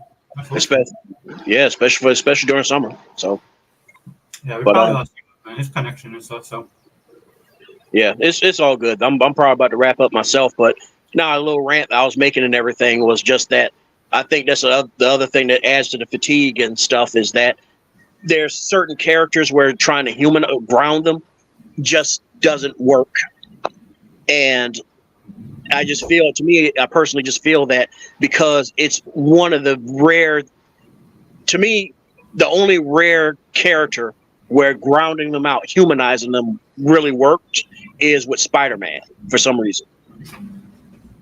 But with a lot of other characters and stuff like that, like say like with like Captain America and even Iron Man walking around as Tony Stark, for some odd reason it just didn't work. To me, it just didn't seem to fit right. Whereas, like, yeah, okay, yeah, we can see you having a little breakup. Okay, all right, cool. But going deep into it, like going to these flashbacks of them up in the mountains in a private retreat, laughing with champagne, it's like, I don't fucking care about that. like, good God, show me Tony Stark bashing through Doom's fucking wall or something. While he's making a peanut butter sandwich. I don't know, but it's just for some odd reason I think that with a lot of these recent superhero movies, there seems to be too much. I guess you could say it's like there's no harm in grounding them and like adding a little bit of the human element. But I think there's cases where they probably take that and they tune it up to like 50, and they kind of leave it there. So instead of like applying a little bit of EQ, trying to kind of like equalize it a little bit. well, I mean, they go out of their way to get people that don't read the comics, that don't know the history of the comic books, so that they can make those kind of stories. It's all on purpose. I've seen them interview these guys, and they talked about it. Case in point, Eternals was a was a perfect example. You know, and that's the sad thing about it because Marvel did the hard work. They should not have made it. They should have failed. Back with Iron Man, they put a lot of blood, sweat, and tears on it. They had a couple good breaks, and they pulled it off. And the stuff that could have broke them in the beginning, that could have killed this universe, they Mm-hmm. got past it. And now they're doing. Now it's not that they don't have the right people. I mean, it's not that it's by mistake or anything like that. It's actually on purpose that they're doing this. That's the sad thing about it. That's why I've left them behind because I'm like, I can't watch them do that to themselves. You guys did the hard part. You guys did the stuff that um, would have broke any studio, especially when Marvel was kicking off. You guys shouldn't have made it, and you guys did. And now you guys are doing it to yourself, right? So that's the hard part for me to, like, is that's what's happening with Star Wars as well. You just all you have to do is watch interviews with these people, and when they talk about it, it's beyond being artsy. It's beyond telling your story. It's beyond that. You know, a lot of this stuff is agenda driven as well. So that's what's killing all this stuff. You know, that's why I don't ever. That's why to me it's not about superhero fatigue at all. To me, when somebody tells me fatigue, I said this before. I'll use this example again. It's like chocolate cake, bro. You know what I mean? I always love chocolate cake, but sometimes if you eat too much of it, you get tired of it. I mean, that's fatigue. Mm-hmm. Marvel just did it to themselves, and I push back on the superhero fatigue because it's just an excuse. They're just bad writers. Right? Yeah. Oh, yeah, hell yeah. That's just. I mean, dude, you saw that shit that came out the woman's mouth, the one that directed the acolyte and everything. Mm-hmm. Yeah, she was like fuck how y'all feel. I'm gonna keep doing it. she's like I'm gonna keep doing it. Yeah, I'm like okay. I don't know how long you're gonna stay hired though. I mean, the sad part about it is she does have a monochrome of talent, but her attitude sucks, dude. And I think that's not just in movies. That's in dude. I'm experiencing that right now watching the WNBA. A lot of talented people. These people should be getting paid. They should be getting the attention, right? But you know, their attitude sucks. A lot of these players, man, and nobody likes that. I mean, for some reason, I don't know why. It's an epidemic. Probably because most of these people are millennials. So it's an epidemic right now that's going on in any industry right now, right? Everybody feels privileged that they deserve stuff. And the cold hard reality, we know that not true because we grew up differently. Right? The cold hard reality is that you don't deserve nothing. Nobody deserves to give you anything. You have to earn it. That's the same thing I have to keep telling my little brother over and over again, is that you need to get this out your head that the world owes you something. The world doesn't owe you shit, let alone a Coke and a smile. Yeah. So, I kind of gave him the Batman speech as well. It's like I'm gonna put it to you like this: the world's gonna always come to you demanding 100%, and guess what? That's not enough. I want 100 more. That's still not enough. Give me 100 more. Just if you remember the Batman cartoon where he was training Robin for the first time. Yeah. I mean, that's the reality. I mean, that's a reality. I mean, these guys have had it so good for so long. Now that things are kind of adverse to them, right? Because ultimately, dude, if you don't, all the woke stuff aside, all the agenda-driven stuff aside, people are voting with their pocketbooks, man. Because number one, there's competition out there that you don't have to go to their stuff. You know, once, and that's what they're discovering. Marvel and Star Wars is discovering that they're losing their fan base. Or they've lost their fan base. But people aren't paying the money. That's why they're losing all their money. People aren't paying at the box office. People aren't buying the merchandise, so they're losing all their money. I think that's what a lot of people was hoping for. What was that new movie that came out? Rogue Moon or something like that? Rebel Moon? Yeah, where everybody was hoping that would be like the counter to Star Wars to like help Disney wake the fuck up, and I guess it tanked anyway. And everybody's like hoping for everything to have stiff competition, so they do better. Well, like Power World versus Pokemon and stuff. It's kind of like everybody wants to see things, actually make people make effort, do better.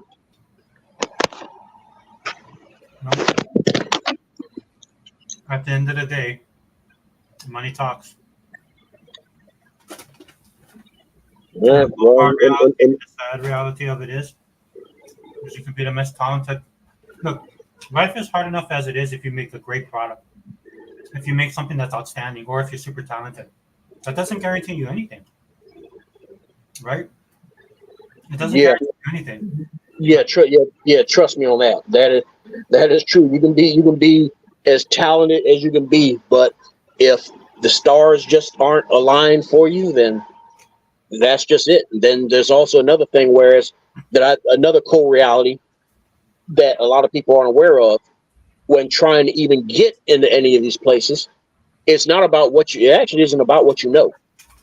And I know that, and trust me, I had enough arguments with enough people, and it's kind of like this as much as I do, but you arguing with me because you hate the fact that you got in because you knew this person and this person spoke for you. Yeah, It ain't about what you know, it's about who you know. Yeah. Then what you know is second. Comes in next and stuff like that. That's what it's all about. Yeah, that's a reality checker right there. Man, you've been in Hawaii. You know how it is here. It's not what you know. Oh yeah, like It's a small island, right? the locals look out. The locals look out for each other. Yeah. But I mean, it is what it is. It's one of those things where it's like you can let it eat you up, or just go just move, as a once again on the AI thing, let it eat you alive, or just move, just pop smoke and move out. And I can only stay on something so long. Well, all that these people are doing is they're just pushing them away to other stuff. So there people are experimenting with stuff they never would have tried before. I watched this one girl, and she's never been political, or she's never been into the culture war stuff.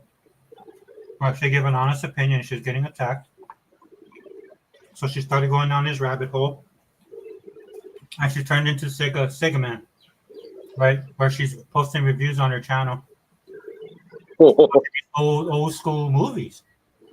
And she's loving it. And that's what these studios need to realize. You're not the only game in town.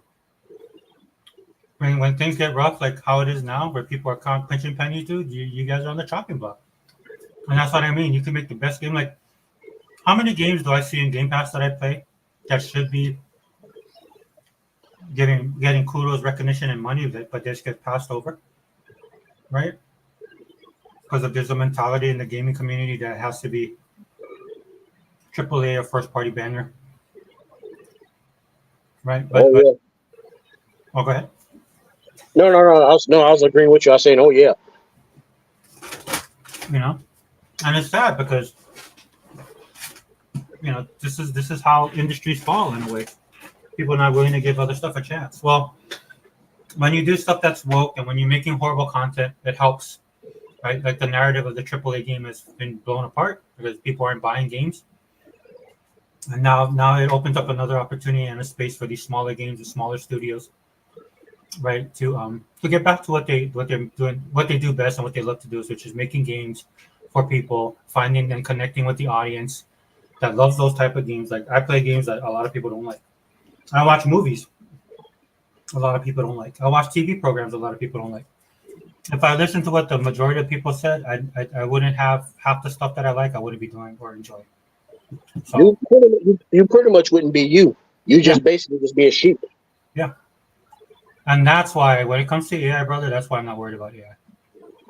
Because there's such a huge human component in all this stuff, whether you're creative or you enjoy this stuff, that's going to be missed. That's going to be missed. And they could try and package it and sell it to the masses. But as you saw, what happened with the 360, right? When they thought they had all these fans and it was a bunch of COD players. And then when PlayStation got the rights to it, everybody left everybody left. And the Xbox One was the result of that. What happened to the Xbox One?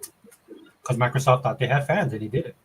So, people can try and do it, man, but at the end of the day, I have faith. I have faith in the human component, flawed as it is, beautiful as it is, creative as it is, destructive as it is. You just can't replace that, dude. I don't care how good AI gets. Yeah, that's basically what I've been saying as well. It's just that the most you can do is count on humans being human. Yeah. And stuff like that, because it's kind of like, yeah, you can get your quick fix, going the AI route for an order or something like that. But there's going to be other people who are like, no, I don't want a Big Mac from McDonald's. I want a Big King from Burger King. And that's somehow that's in some places that's where you can be more successful, because you have real fans and you have real customers, like here in Hawaii, dude, like they bought into the big box stuff, it's still a thing here, man. But there's people. What are people doing here? They're searching out the small little mom and pop stores. They're looking for the unique experiences. Um, I'm not saying that. I mean, so there's a counterculture that always tends to appear with this kind of stuff. And when it comes to these movies, that look, Disney and Marvel, man, I'm done with them. Dude, I don't keep up with them like this. And it's the perfect timing because my kids have moved on because we enjoyed it because I enjoyed it the most because my kids enjoyed it. So it was like a family thing. Um, but now, dude, they're older, dude. They're into their own stuff. They're doing their own thing, right? They're hustling, man. They're out there trying to make money. They grew up in a generation of, they're in that generation where the future looks dim, man. So they're trying to get their ducks in order, man. So they're not hurting, they're not homeless. You know what I'm saying? So that's the reality that they deal with. Yeah, and I'm old, so I can walk away. Dude, I'm watching Korean stuff, dude. Yeah, I talk about it all the time on the channel. And then I know Korean dramas are doing well because there's a lot of people streaming it now. Even Disney jumped onto the K drama train, doing streaming that kind of stuff. I'm not saying everybody likes it, but it works for me. So I'm gonna find those things that I like, and stick with that. And it's saving me money, dude, because I don't have to pay the big money to go to a movie now. Because we're in Hawaii, how Hawaii is, bro. It's like $18 here. That's without all the food. You could be spending upward of $60-$70 if you took a family. $18 ain't nothing. Shit around here. Around here, you talking about well, some places I know are like 15, and I know one place across town is like fucking $20. And Wow. I'm like, fuck that shit. To me, I've been felt that the cinema, that the movie theater, field needs to just go ahead and go away. A lot of people don't like hearing me say that, because I mean, even myself, we're attached to the memories of going into an actual theater and the smell of popcorn and stuff like that. But at the same time, I don't miss somebody, or excuse me, getting in front of me, or somebody tall sitting in front of me, or the kid next to me yelling in my ear. Ah, ah. I don't miss those things. I don't miss the random assholes spoiling stuff. So to me, it's like as much as the theater industry doesn't like it, and I know they're trying to have their studio homeboys, like the ones like the executives of Warner Brothers and Disney, try to help them out to like make it be a thing where you can't exist without being in their fucking theaters and stuff like that. No, I think it's time for the theaters to just go ahead and just accept the fact that it's time to go the fucking Netflix route. just do a fucking service, and for fucking I don't know, $15 a month, you'll have access to these new movies that just came out, and you and your family can watch them and stuff like that. And I mean, we can say agreement, we can say end user agreement that we don't want you inviting your friends and family over and shit like that, but you it's not like we can watch it. Because I'm sure Netflix is the same way too with their movies. Yeah, we don't want you having like the whole block over and shit like that when they could be paying for Netflix too. But is a representative of Netflix in my house to watch me? No, the difference, like Netflix doesn't have all that overhead. The problem is, like, if the theaters want to blame anybody, this is why I can't stand these people in Hollywood, because they'll never take responsibility for it. Because they're the ones. If theaters go away, it's because of them. It's their fault because they feel entitled. It's like the amount of people. The only reason to go and watch a movie, or one of the biggest reasons to go and watch a movie, one of the reasons I went, was to watch a big blockbuster like The Avengers, because you can kind of justify it, the price, because it's on a big screen with a stellar sound and stuff. Then they were doing stuff like that. That's what the industry does, man. They find ways to adapt, right? And they find ways to draw you in. Something like in IMAX format is hard to replicate at home. So I can understand something like that. So that should have been the natural progression of it. But because these guys want to make these stupid movies with stuff nobody cares about, with characters nobody cares about, they can't write stories. They're addicted to shaky cam. It works in certain aspects, but not every aspect. But you can't tell these guys anything, because this is what I want to make. This is my vision. This is what I make. Yeah, it's your vision. It's one you want to make. But guess what? Nobody's going to watch it. Nobody cares, right? And again, I'll bring up the WNBA. This is one of the problems of the WNBA right now. I'm not saying you're not talented. I mean, I'm watching you guys. I'm enjoying the gameplay and stuff like that. But the average person is not buying into it. And at the end of the day, you're gonna have to find a way. And as a creative, I know you know this, man. I mean, and my daughter deals with this too. You want to do stuff, but you have to look at the whole picture, right? And for a lot of these people, it's like, yes, this is your vision, but at the end of the day, you got to put butts in the seats, and then you gotta get paid, and the studio needs to get paid, and these companies need to get paid. So you got to find that happy medium, right? Unsurprisingly, I thought Marvel found that, and they just went and pissed it all away. So they deserve to go bankrupt. If there's any company I wish to die faster than Sony, it's probably Marvel and Disney, because they're that horrible.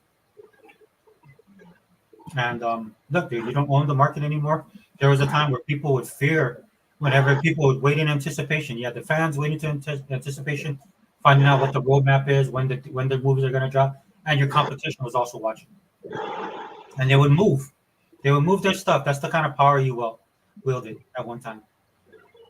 Not anymore, man. Nobody cares. Right. And we're returning back to normal, bro. We're back to good, because what it should be based on is your ability to entertain people. Right. Yep. And I think that's something that AI can do. It can put the fear of God in some of these people, where they'd be like, okay, now it's serious. We're gonna have to get with the times, because again, I'm not saying AI is a reality and stuff like that, but you cannot. AI, I don't care how AI tries, it can never replace a Jack Kirby or a Stan Lee. Like you said earlier in the podcast, dude, there's life experiences that people have had, right? That's part of the creative process, like the part of the country you come from, right? The kind of experience you had growing up, kind of things you experienced in school. That's all drawn upon, in a creative process. So, I mean, good luck with AI doing that. If AI ever got that good, dude, then it would be Skynet, and they would just replace it. You know what I'm saying? No, the only way for AI to become that good is AI would actually be getting to a point where it's starting to become self-aware. Yeah, self-aware. And then the whole debate of a spirit and a soul comes into place, right? That's why I don't fear it in that level. It's like watching any type of zombie TV show, zombie movie. Yeah, the zombies are bad, but as you watch the show, you realize that the humans are worse. So I chalk one up for human nature, dude. Yeah, but 100% what you said, dude. Yep. So yeah, it's like I keep saying and everything. It's just despite how I may feel about certain things and how I voice my opinion about them, be it Xbox games going where they really don't have no business going. Because I'm with you, where it's like, no, let them motherfuckers die. Let them sink. Stop it, Phil. Stop throwing life vests over. Stop it. Because damn well if it was the other way around, they would have the fuck, like how they have the little long oars and stuff. They be trying to shove you under the fucking, not so much as under the waves. They'll be trying to shove and angle you in a way where you get pulled into the fucking propeller. Oh yeah. That's how bad Sony was. Well, now how bad they is. And to me, it's like stop helping them. It's like oh, they're a client. They can still be a client, but it doesn't mean you need to fucking give them fucking free lunch. You're like, shoot. But at the same time, I can't let that mess up my day. I have to keep moving on. And just like the AI thing, where it's like, yeah, sure, there's a substantial chance of me losing clients over to AI. But at the same time, it's kind of like I still have other clients that are not falling into that. So I can't stop my life and have meltdowns because I lost these two people when I still have these other like 10 or so people over here, who are like waiting to place orders.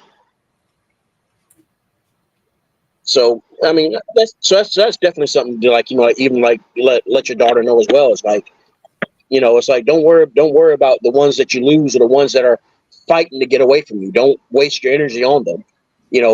Waste your energy on the ones that do want to be around you. The ones that do want your stuff.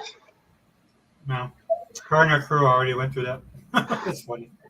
Oh, okay. Well, never mind. Carry on. No, but I don't know, man. Kids, they just get it more faster than we did. I mean, not smarter, but you know what I mean. They experience things faster. As the market is so open now. Yeah, I think we had when we were younger. Yeah, I think another factor is probably also due to social media too. Because remember, dude, around their ages and everything, we were a lot more isolated. Oh yeah. Compared to like how we are now. Yeah, they have like this little black market thing set up. That's cool. I talked to her. She's like, well, it's one of these understood things that everybody knows about it, but nobody talks about it. So I was like looking at her, I was like, what is it? Like, you guys are like a little mafia?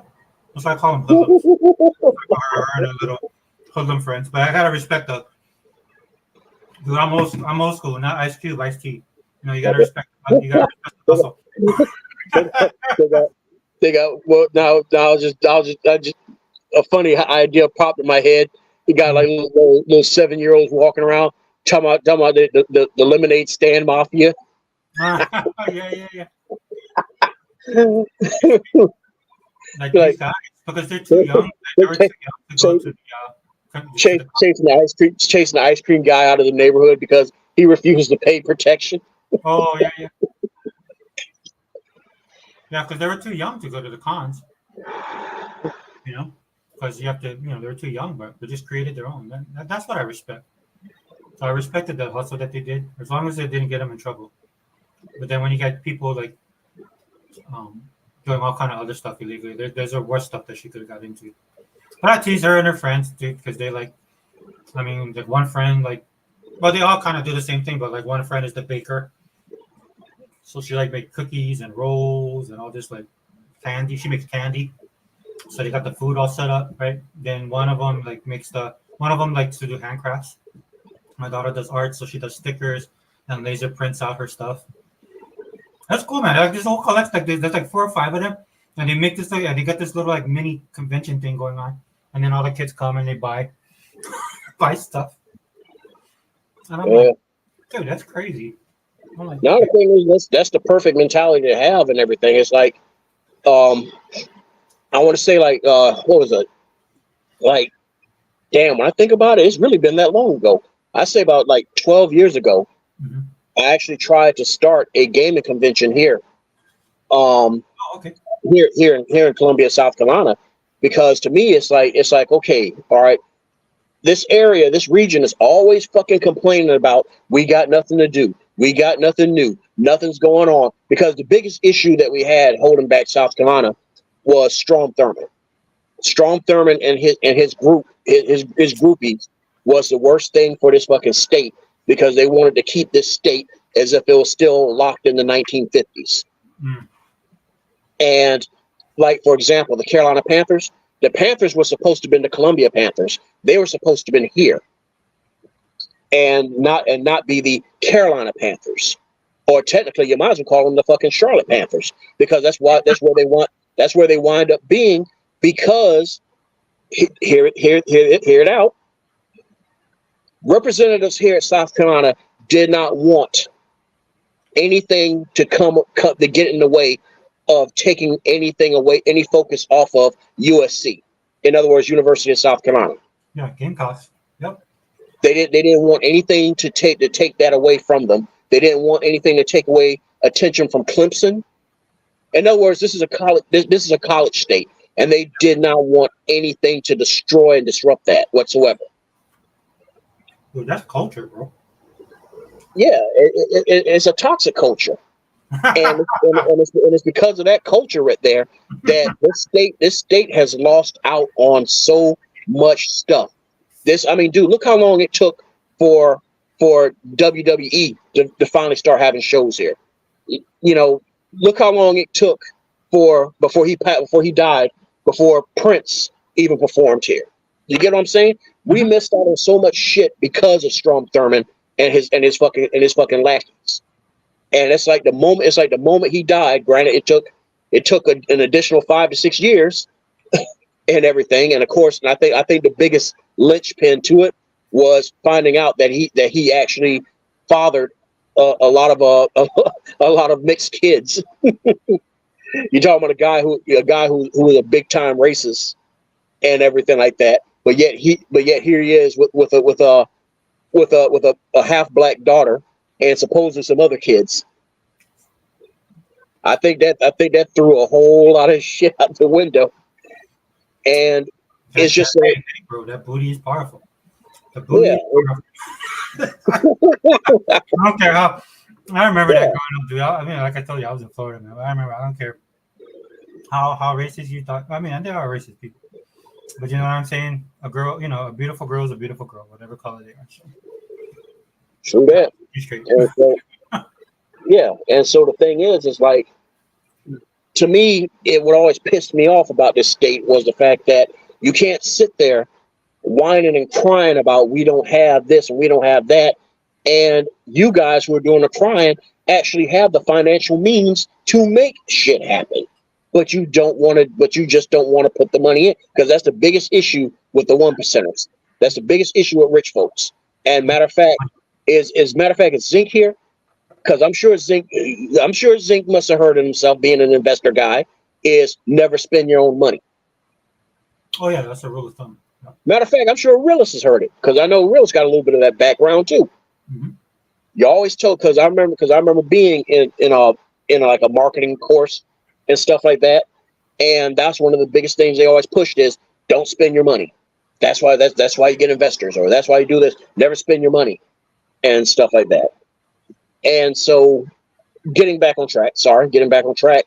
It's like when I went to like the city and everything about doing this, about pitching this, I was like, the biggest issue is that we keep taking our money somewhere else. All that money that could be spent, that's spent at like Heroes Con, which is in Charlotte, or when they finally started having, when Comic-Con merged into Heroes Con, and going further up north to like PAX East for gaming, going down to Georgia for the Southern Fried Gaming conference, which is where you be seeing people like in that con where they be having all these pinball machines and all these retro games stuff. Yeah, that's in Atlanta. Yeah, that's the Southern Fried, and also there's like another gaming conference they had. I was like, oh yeah, and don't forget their Comic-Con as well too. And then there was MegaCon, I believe, in Florida. I think it was called MegaCon. God, it's been so long. I've been out of that shit for so long. So to me, it's like, why are we taking our money elsewhere when we could be doing this stuff here? We have the places, because, dude, Sega Forever, they just built 2 fucking huge ass convention centers. So to me, it's like, why are we making it easy for residents to go somewhere else where they could be spending that gas money here, spending that food money here? The people could be coming here, spending their setup money here. I said that doesn't make any sense. And some of the people on the panel kind of they agreed, and they're like, yeah, we get it.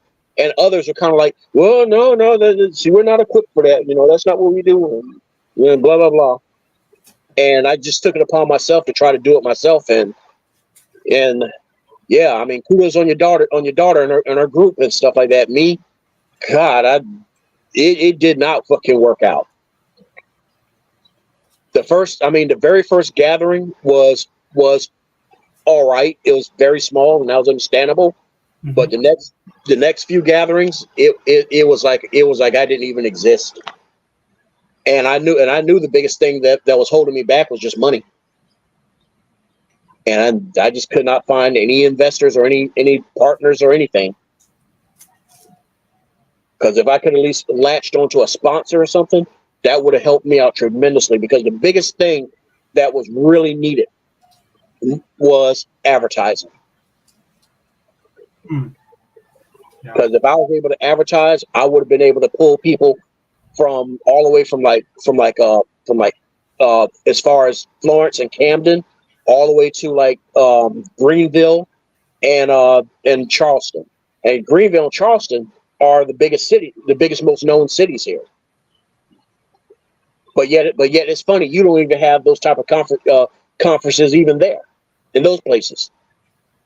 So that tells you something about the state. But now one of these days I'm gonna try again. Especially now that I'm starting to get back. I'm starting to get my vibe back. Right. To go back into game development. So, and that's the other reason I've been quiet, folks, is because I just been doing me, been focusing on me. And I'm going back off the same advice I had before for myself. I'm making games that I want to play. And I know to a lot of people who are more business orientated, that's not the right answer. To sell, I'm more on the lines of like, no, I want to make something that is an actual game. I'm not making interactive art. And I myself am not a shooter fan, so I'm not making a fucking hero shooter either. I can make something that could be like a live shooter. It just comes down to whether or not people want to give it a chance and gravitate to it. So yeah, I mean, yeah, if you've been looking at some of the tweets I've been doing and stuff like that, you know, I've been teaching myself to do graphics again. So I'm getting there. I can't say exactly when you guys will be seeing anything, from me, but I'm trying to get back into that. I'm trying to get back into doing comics. But yeah, as far as the comics go, I'm not exactly doing the superhero thing right now, because I wouldn't call it fatigue. I just want to say it's probably a thing of where there's too much saturation right now as far as that goes. So I'm going to like try more or less. I'm going to try some stories, but things that would be more, I guess, more seen as being right for like a story and stuff like that. I'm just going to try it in a sequential format and see how that works. Rose, but there's no right or wrong until you get a market response. Yeah, pretty much. Because I know there's people that argue into the dirt as to what made SGX, which I was doing, the Southern Gaming Expo.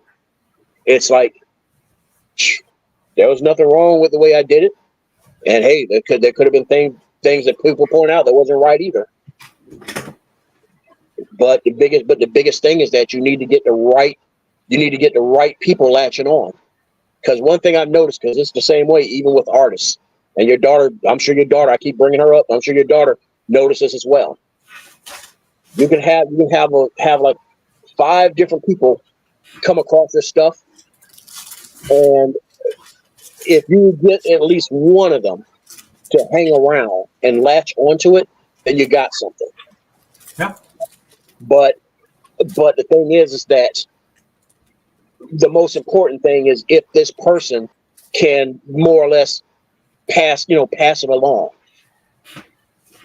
That was because I was even the same situation with my game with Barricade, whereas there was plenty of people played it, tried it, enjoyed it, giving us pats on the back, shaking hands, and all that shit like that. Unless they were blowing smoke up our ass, they loved and enjoyed it. But the reality of it is, so Fireballs, why have we never heard of it? Why haven't we seen it before? Well, the answer is simple: because nobody spoke about it. Another good example is the likes of like Cave Story and Undertale, Five Nights at Freddy's. You had enough people go talking about it, and not so much as the talking, but people doing let's plays, especially Five Nights at Freddy and stuff like that.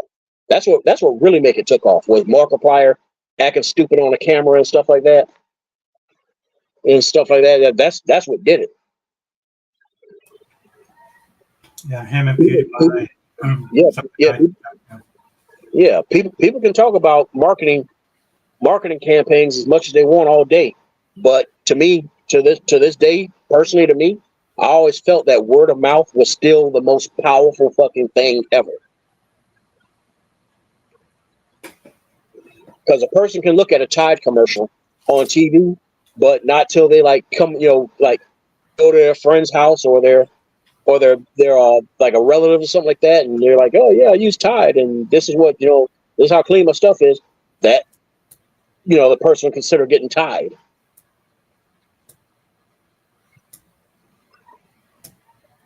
I'm not saying that's a everybody type thing, but that's just something that I kind of seem to notice myself, is that it just seems that word of mouth is more powerful than any TV or radio spot.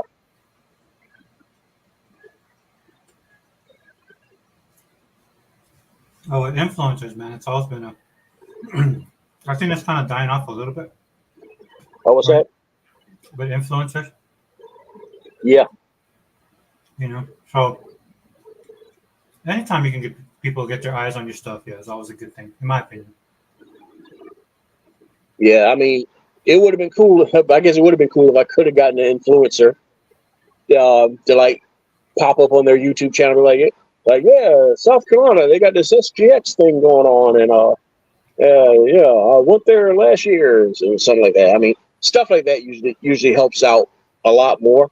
I think, if anything, even though I said if I had the money to buy a commercial spot or something like that, I think the most that would have done is just gotten people, because they would have seen the commercial. That would have been the first thing. The second thing would have been the fact that, that's here in South Carolina. We've never had something like that in South Carolina. Right. So I mean, at the most, that's the best that would have done for me if I had the money to do that, a TV or radio spot. But I think another issue with that is I could only afford one channel, and it kind of depends on which who's even tuning in to that channel. Just the same as the radio station, I can only afford it on one radio station. Who's even listening to that radio station? Yeah, radio stations are pretty much. I don't know how they survive. Yeah, more or less. A lot of them done went digital now, man. A lot of them just kind of just became stream services themselves. It's just that they're streaming live over the air rather than XM. Because you very rarely, at least for me over here, you rarely even hear anybody talk anymore. You get like a commercial block, and that's it. No. We still have our DJs here, but they're for their morning shows and stuff like that. Yeah, I think they kind of just outsource and stuff like that. Like you have like the what's his name, DJ Hughley's show and everything like that. Yeah, where it's like they cast from a location, and the radio stations were like more or less carry that broadcast. I think that's like the most we have. I think that any personalities we may have and stuff like that, I think they're only just for like going to like say like if we have like a little event or something, they'll take the little van out and come out shaking some hands, and they might MC something and get back in the van and go back home and stuff. It's still here because we have our own local culture here. So it's still around, but we lost a lot of stuff too. We lost. They used to have this place at They used to have this concert at Color Ranch every year that the alternative rock station used to put on. It was huge, man. They used to pull big names too that come down. Of course, we have our own music here, local Hawaiian music, and so they used to have the Waikiki show. They have a bash over there. They just recently did one, man, but they would have this stuff like every year. They would have a reggae jam. They have all this stuff every year, but the culture's changing too, right? So More people are more people are online. More people are downloading stuff. So the days of actually going to concerts, it still exists. You know what I'm saying? But if I'm being honest, man, a lot of people are just all older people. So I think it's just everybody's just fucking tired. The moment they come home or they from either school or work, they're just too tired to give a fuck about doing anything else.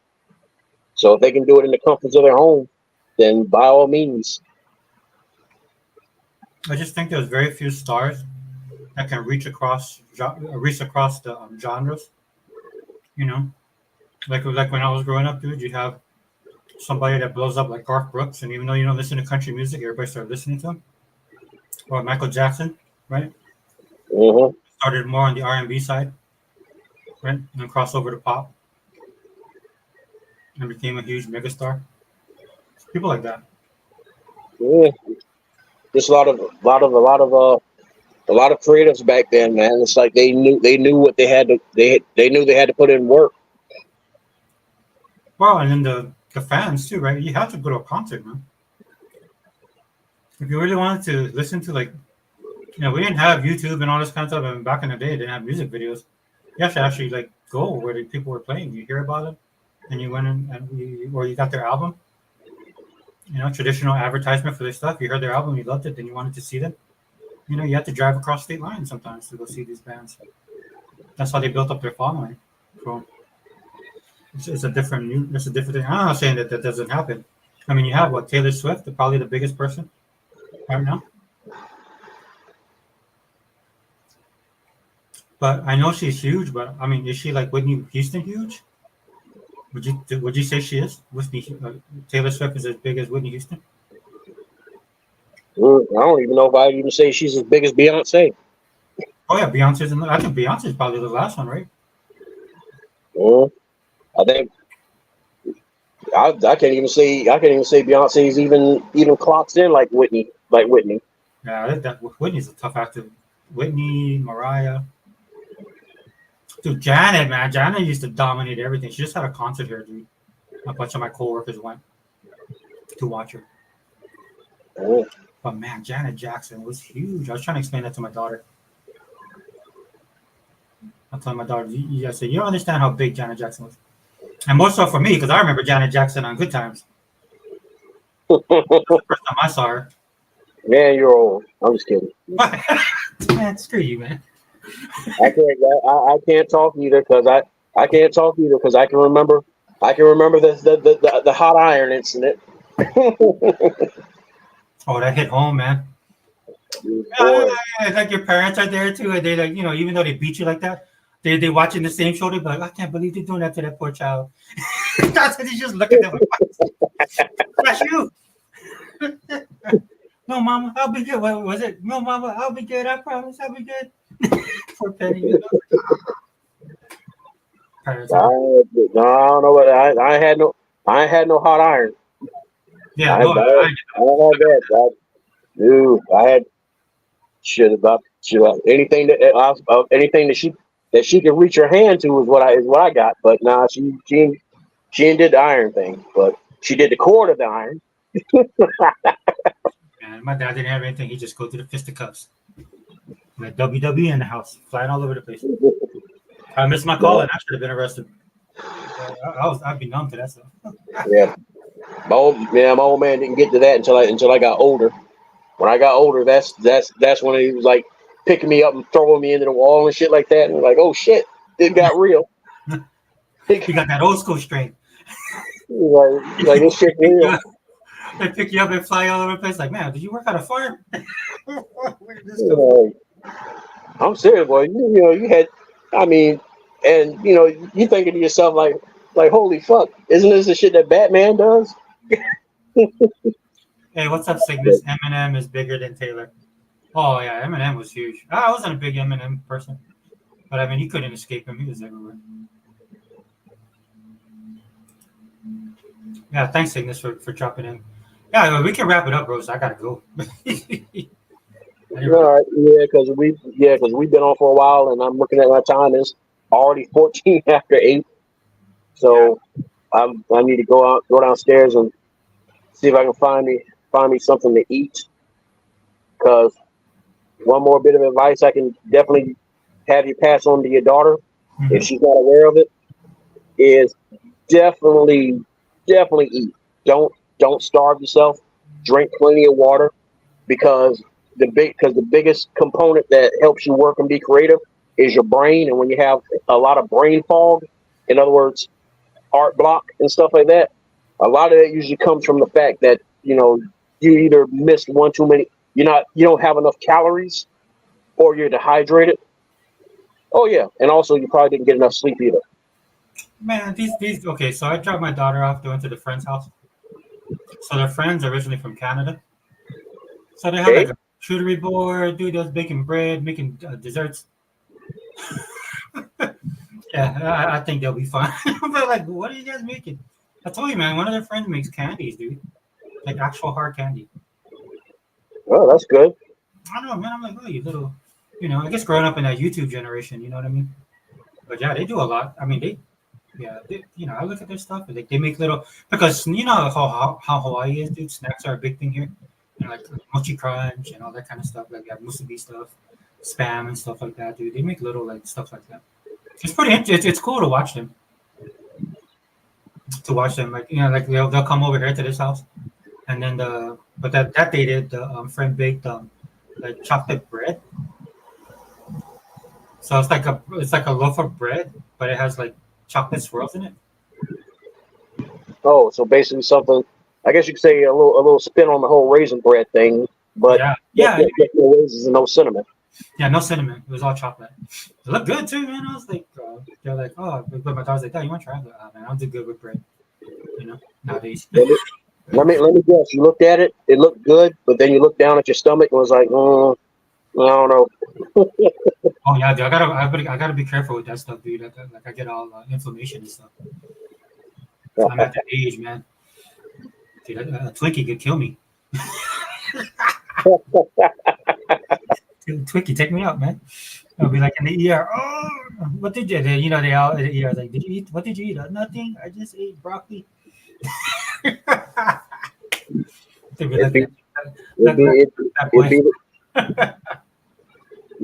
be the sweetest death ever. No pun intended. Yeah. That's a good way to go out. But yeah, man, shout yourself out, brother. Yeah, Cygnus. Thanks, man. Warm water in particular. Yeah. Yeah, he's right.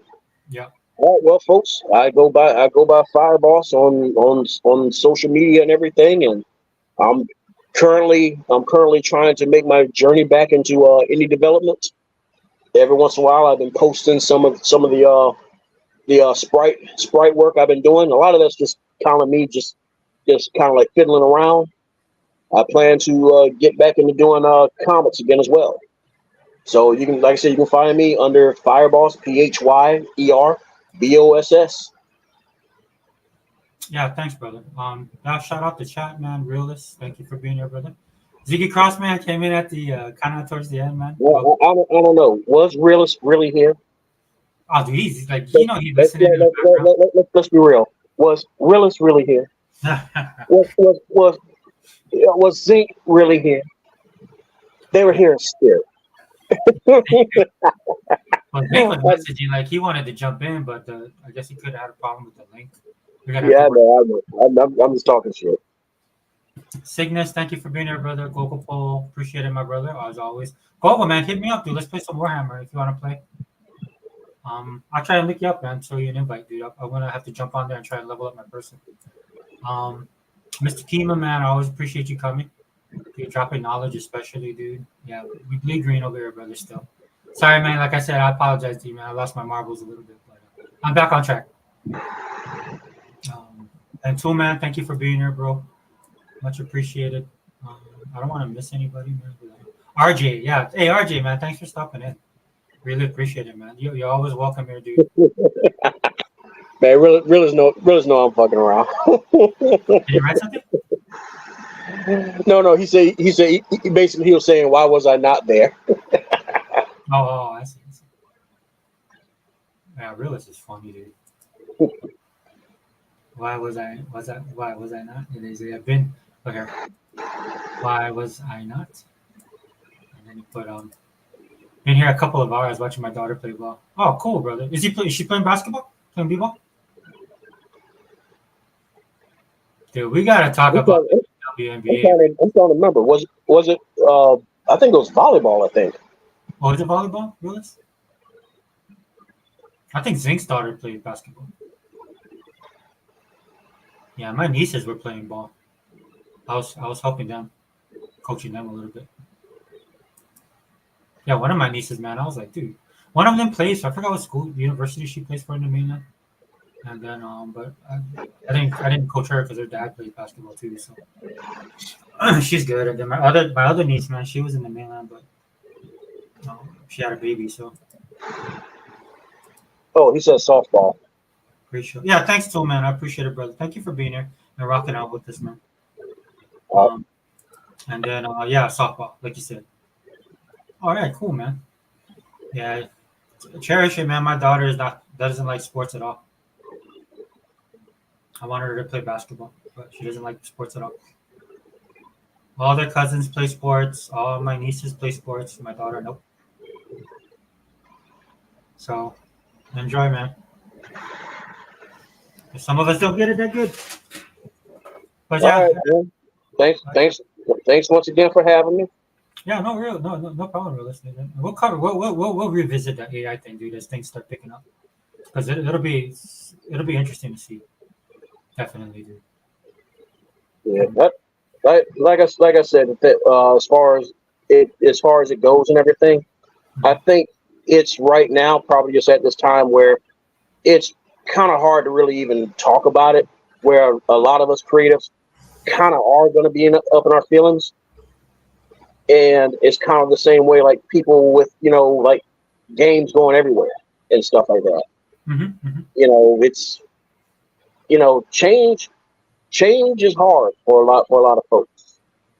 And to me, it's kind of like, my fellow Xboxers, it's like, let's try to be a little bit more, understanding and respectful to each other. Because there's some of us where, we grew up a certain way. We never grew up expecting to see Sonic on a Nintendo system, but now look at us. So it's gonna take a little getting used to, because people just aren't used to seeing it, and I know I'm gonna have a hard time getting used to it. But I guess it comes down to is like, am I gonna sit there and let it ruin my day? No, I don't think so, dude. You're self-motivated, dude. Yeah, I understand. Like, you got to deal with it in the forefront, man. But then you'll adjust. Yeah, I mean, to me, it's kind of a pick and choose type thing, where it's like, all right, well, I just focus on the things that I want to do, things that I want to play.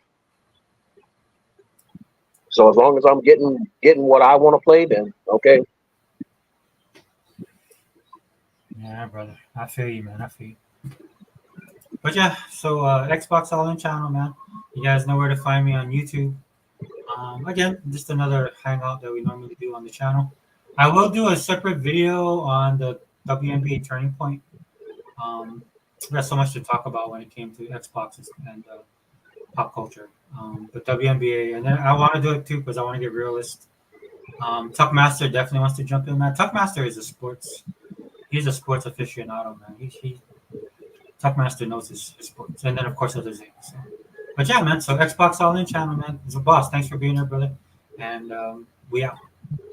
All right. Thanks again for having me.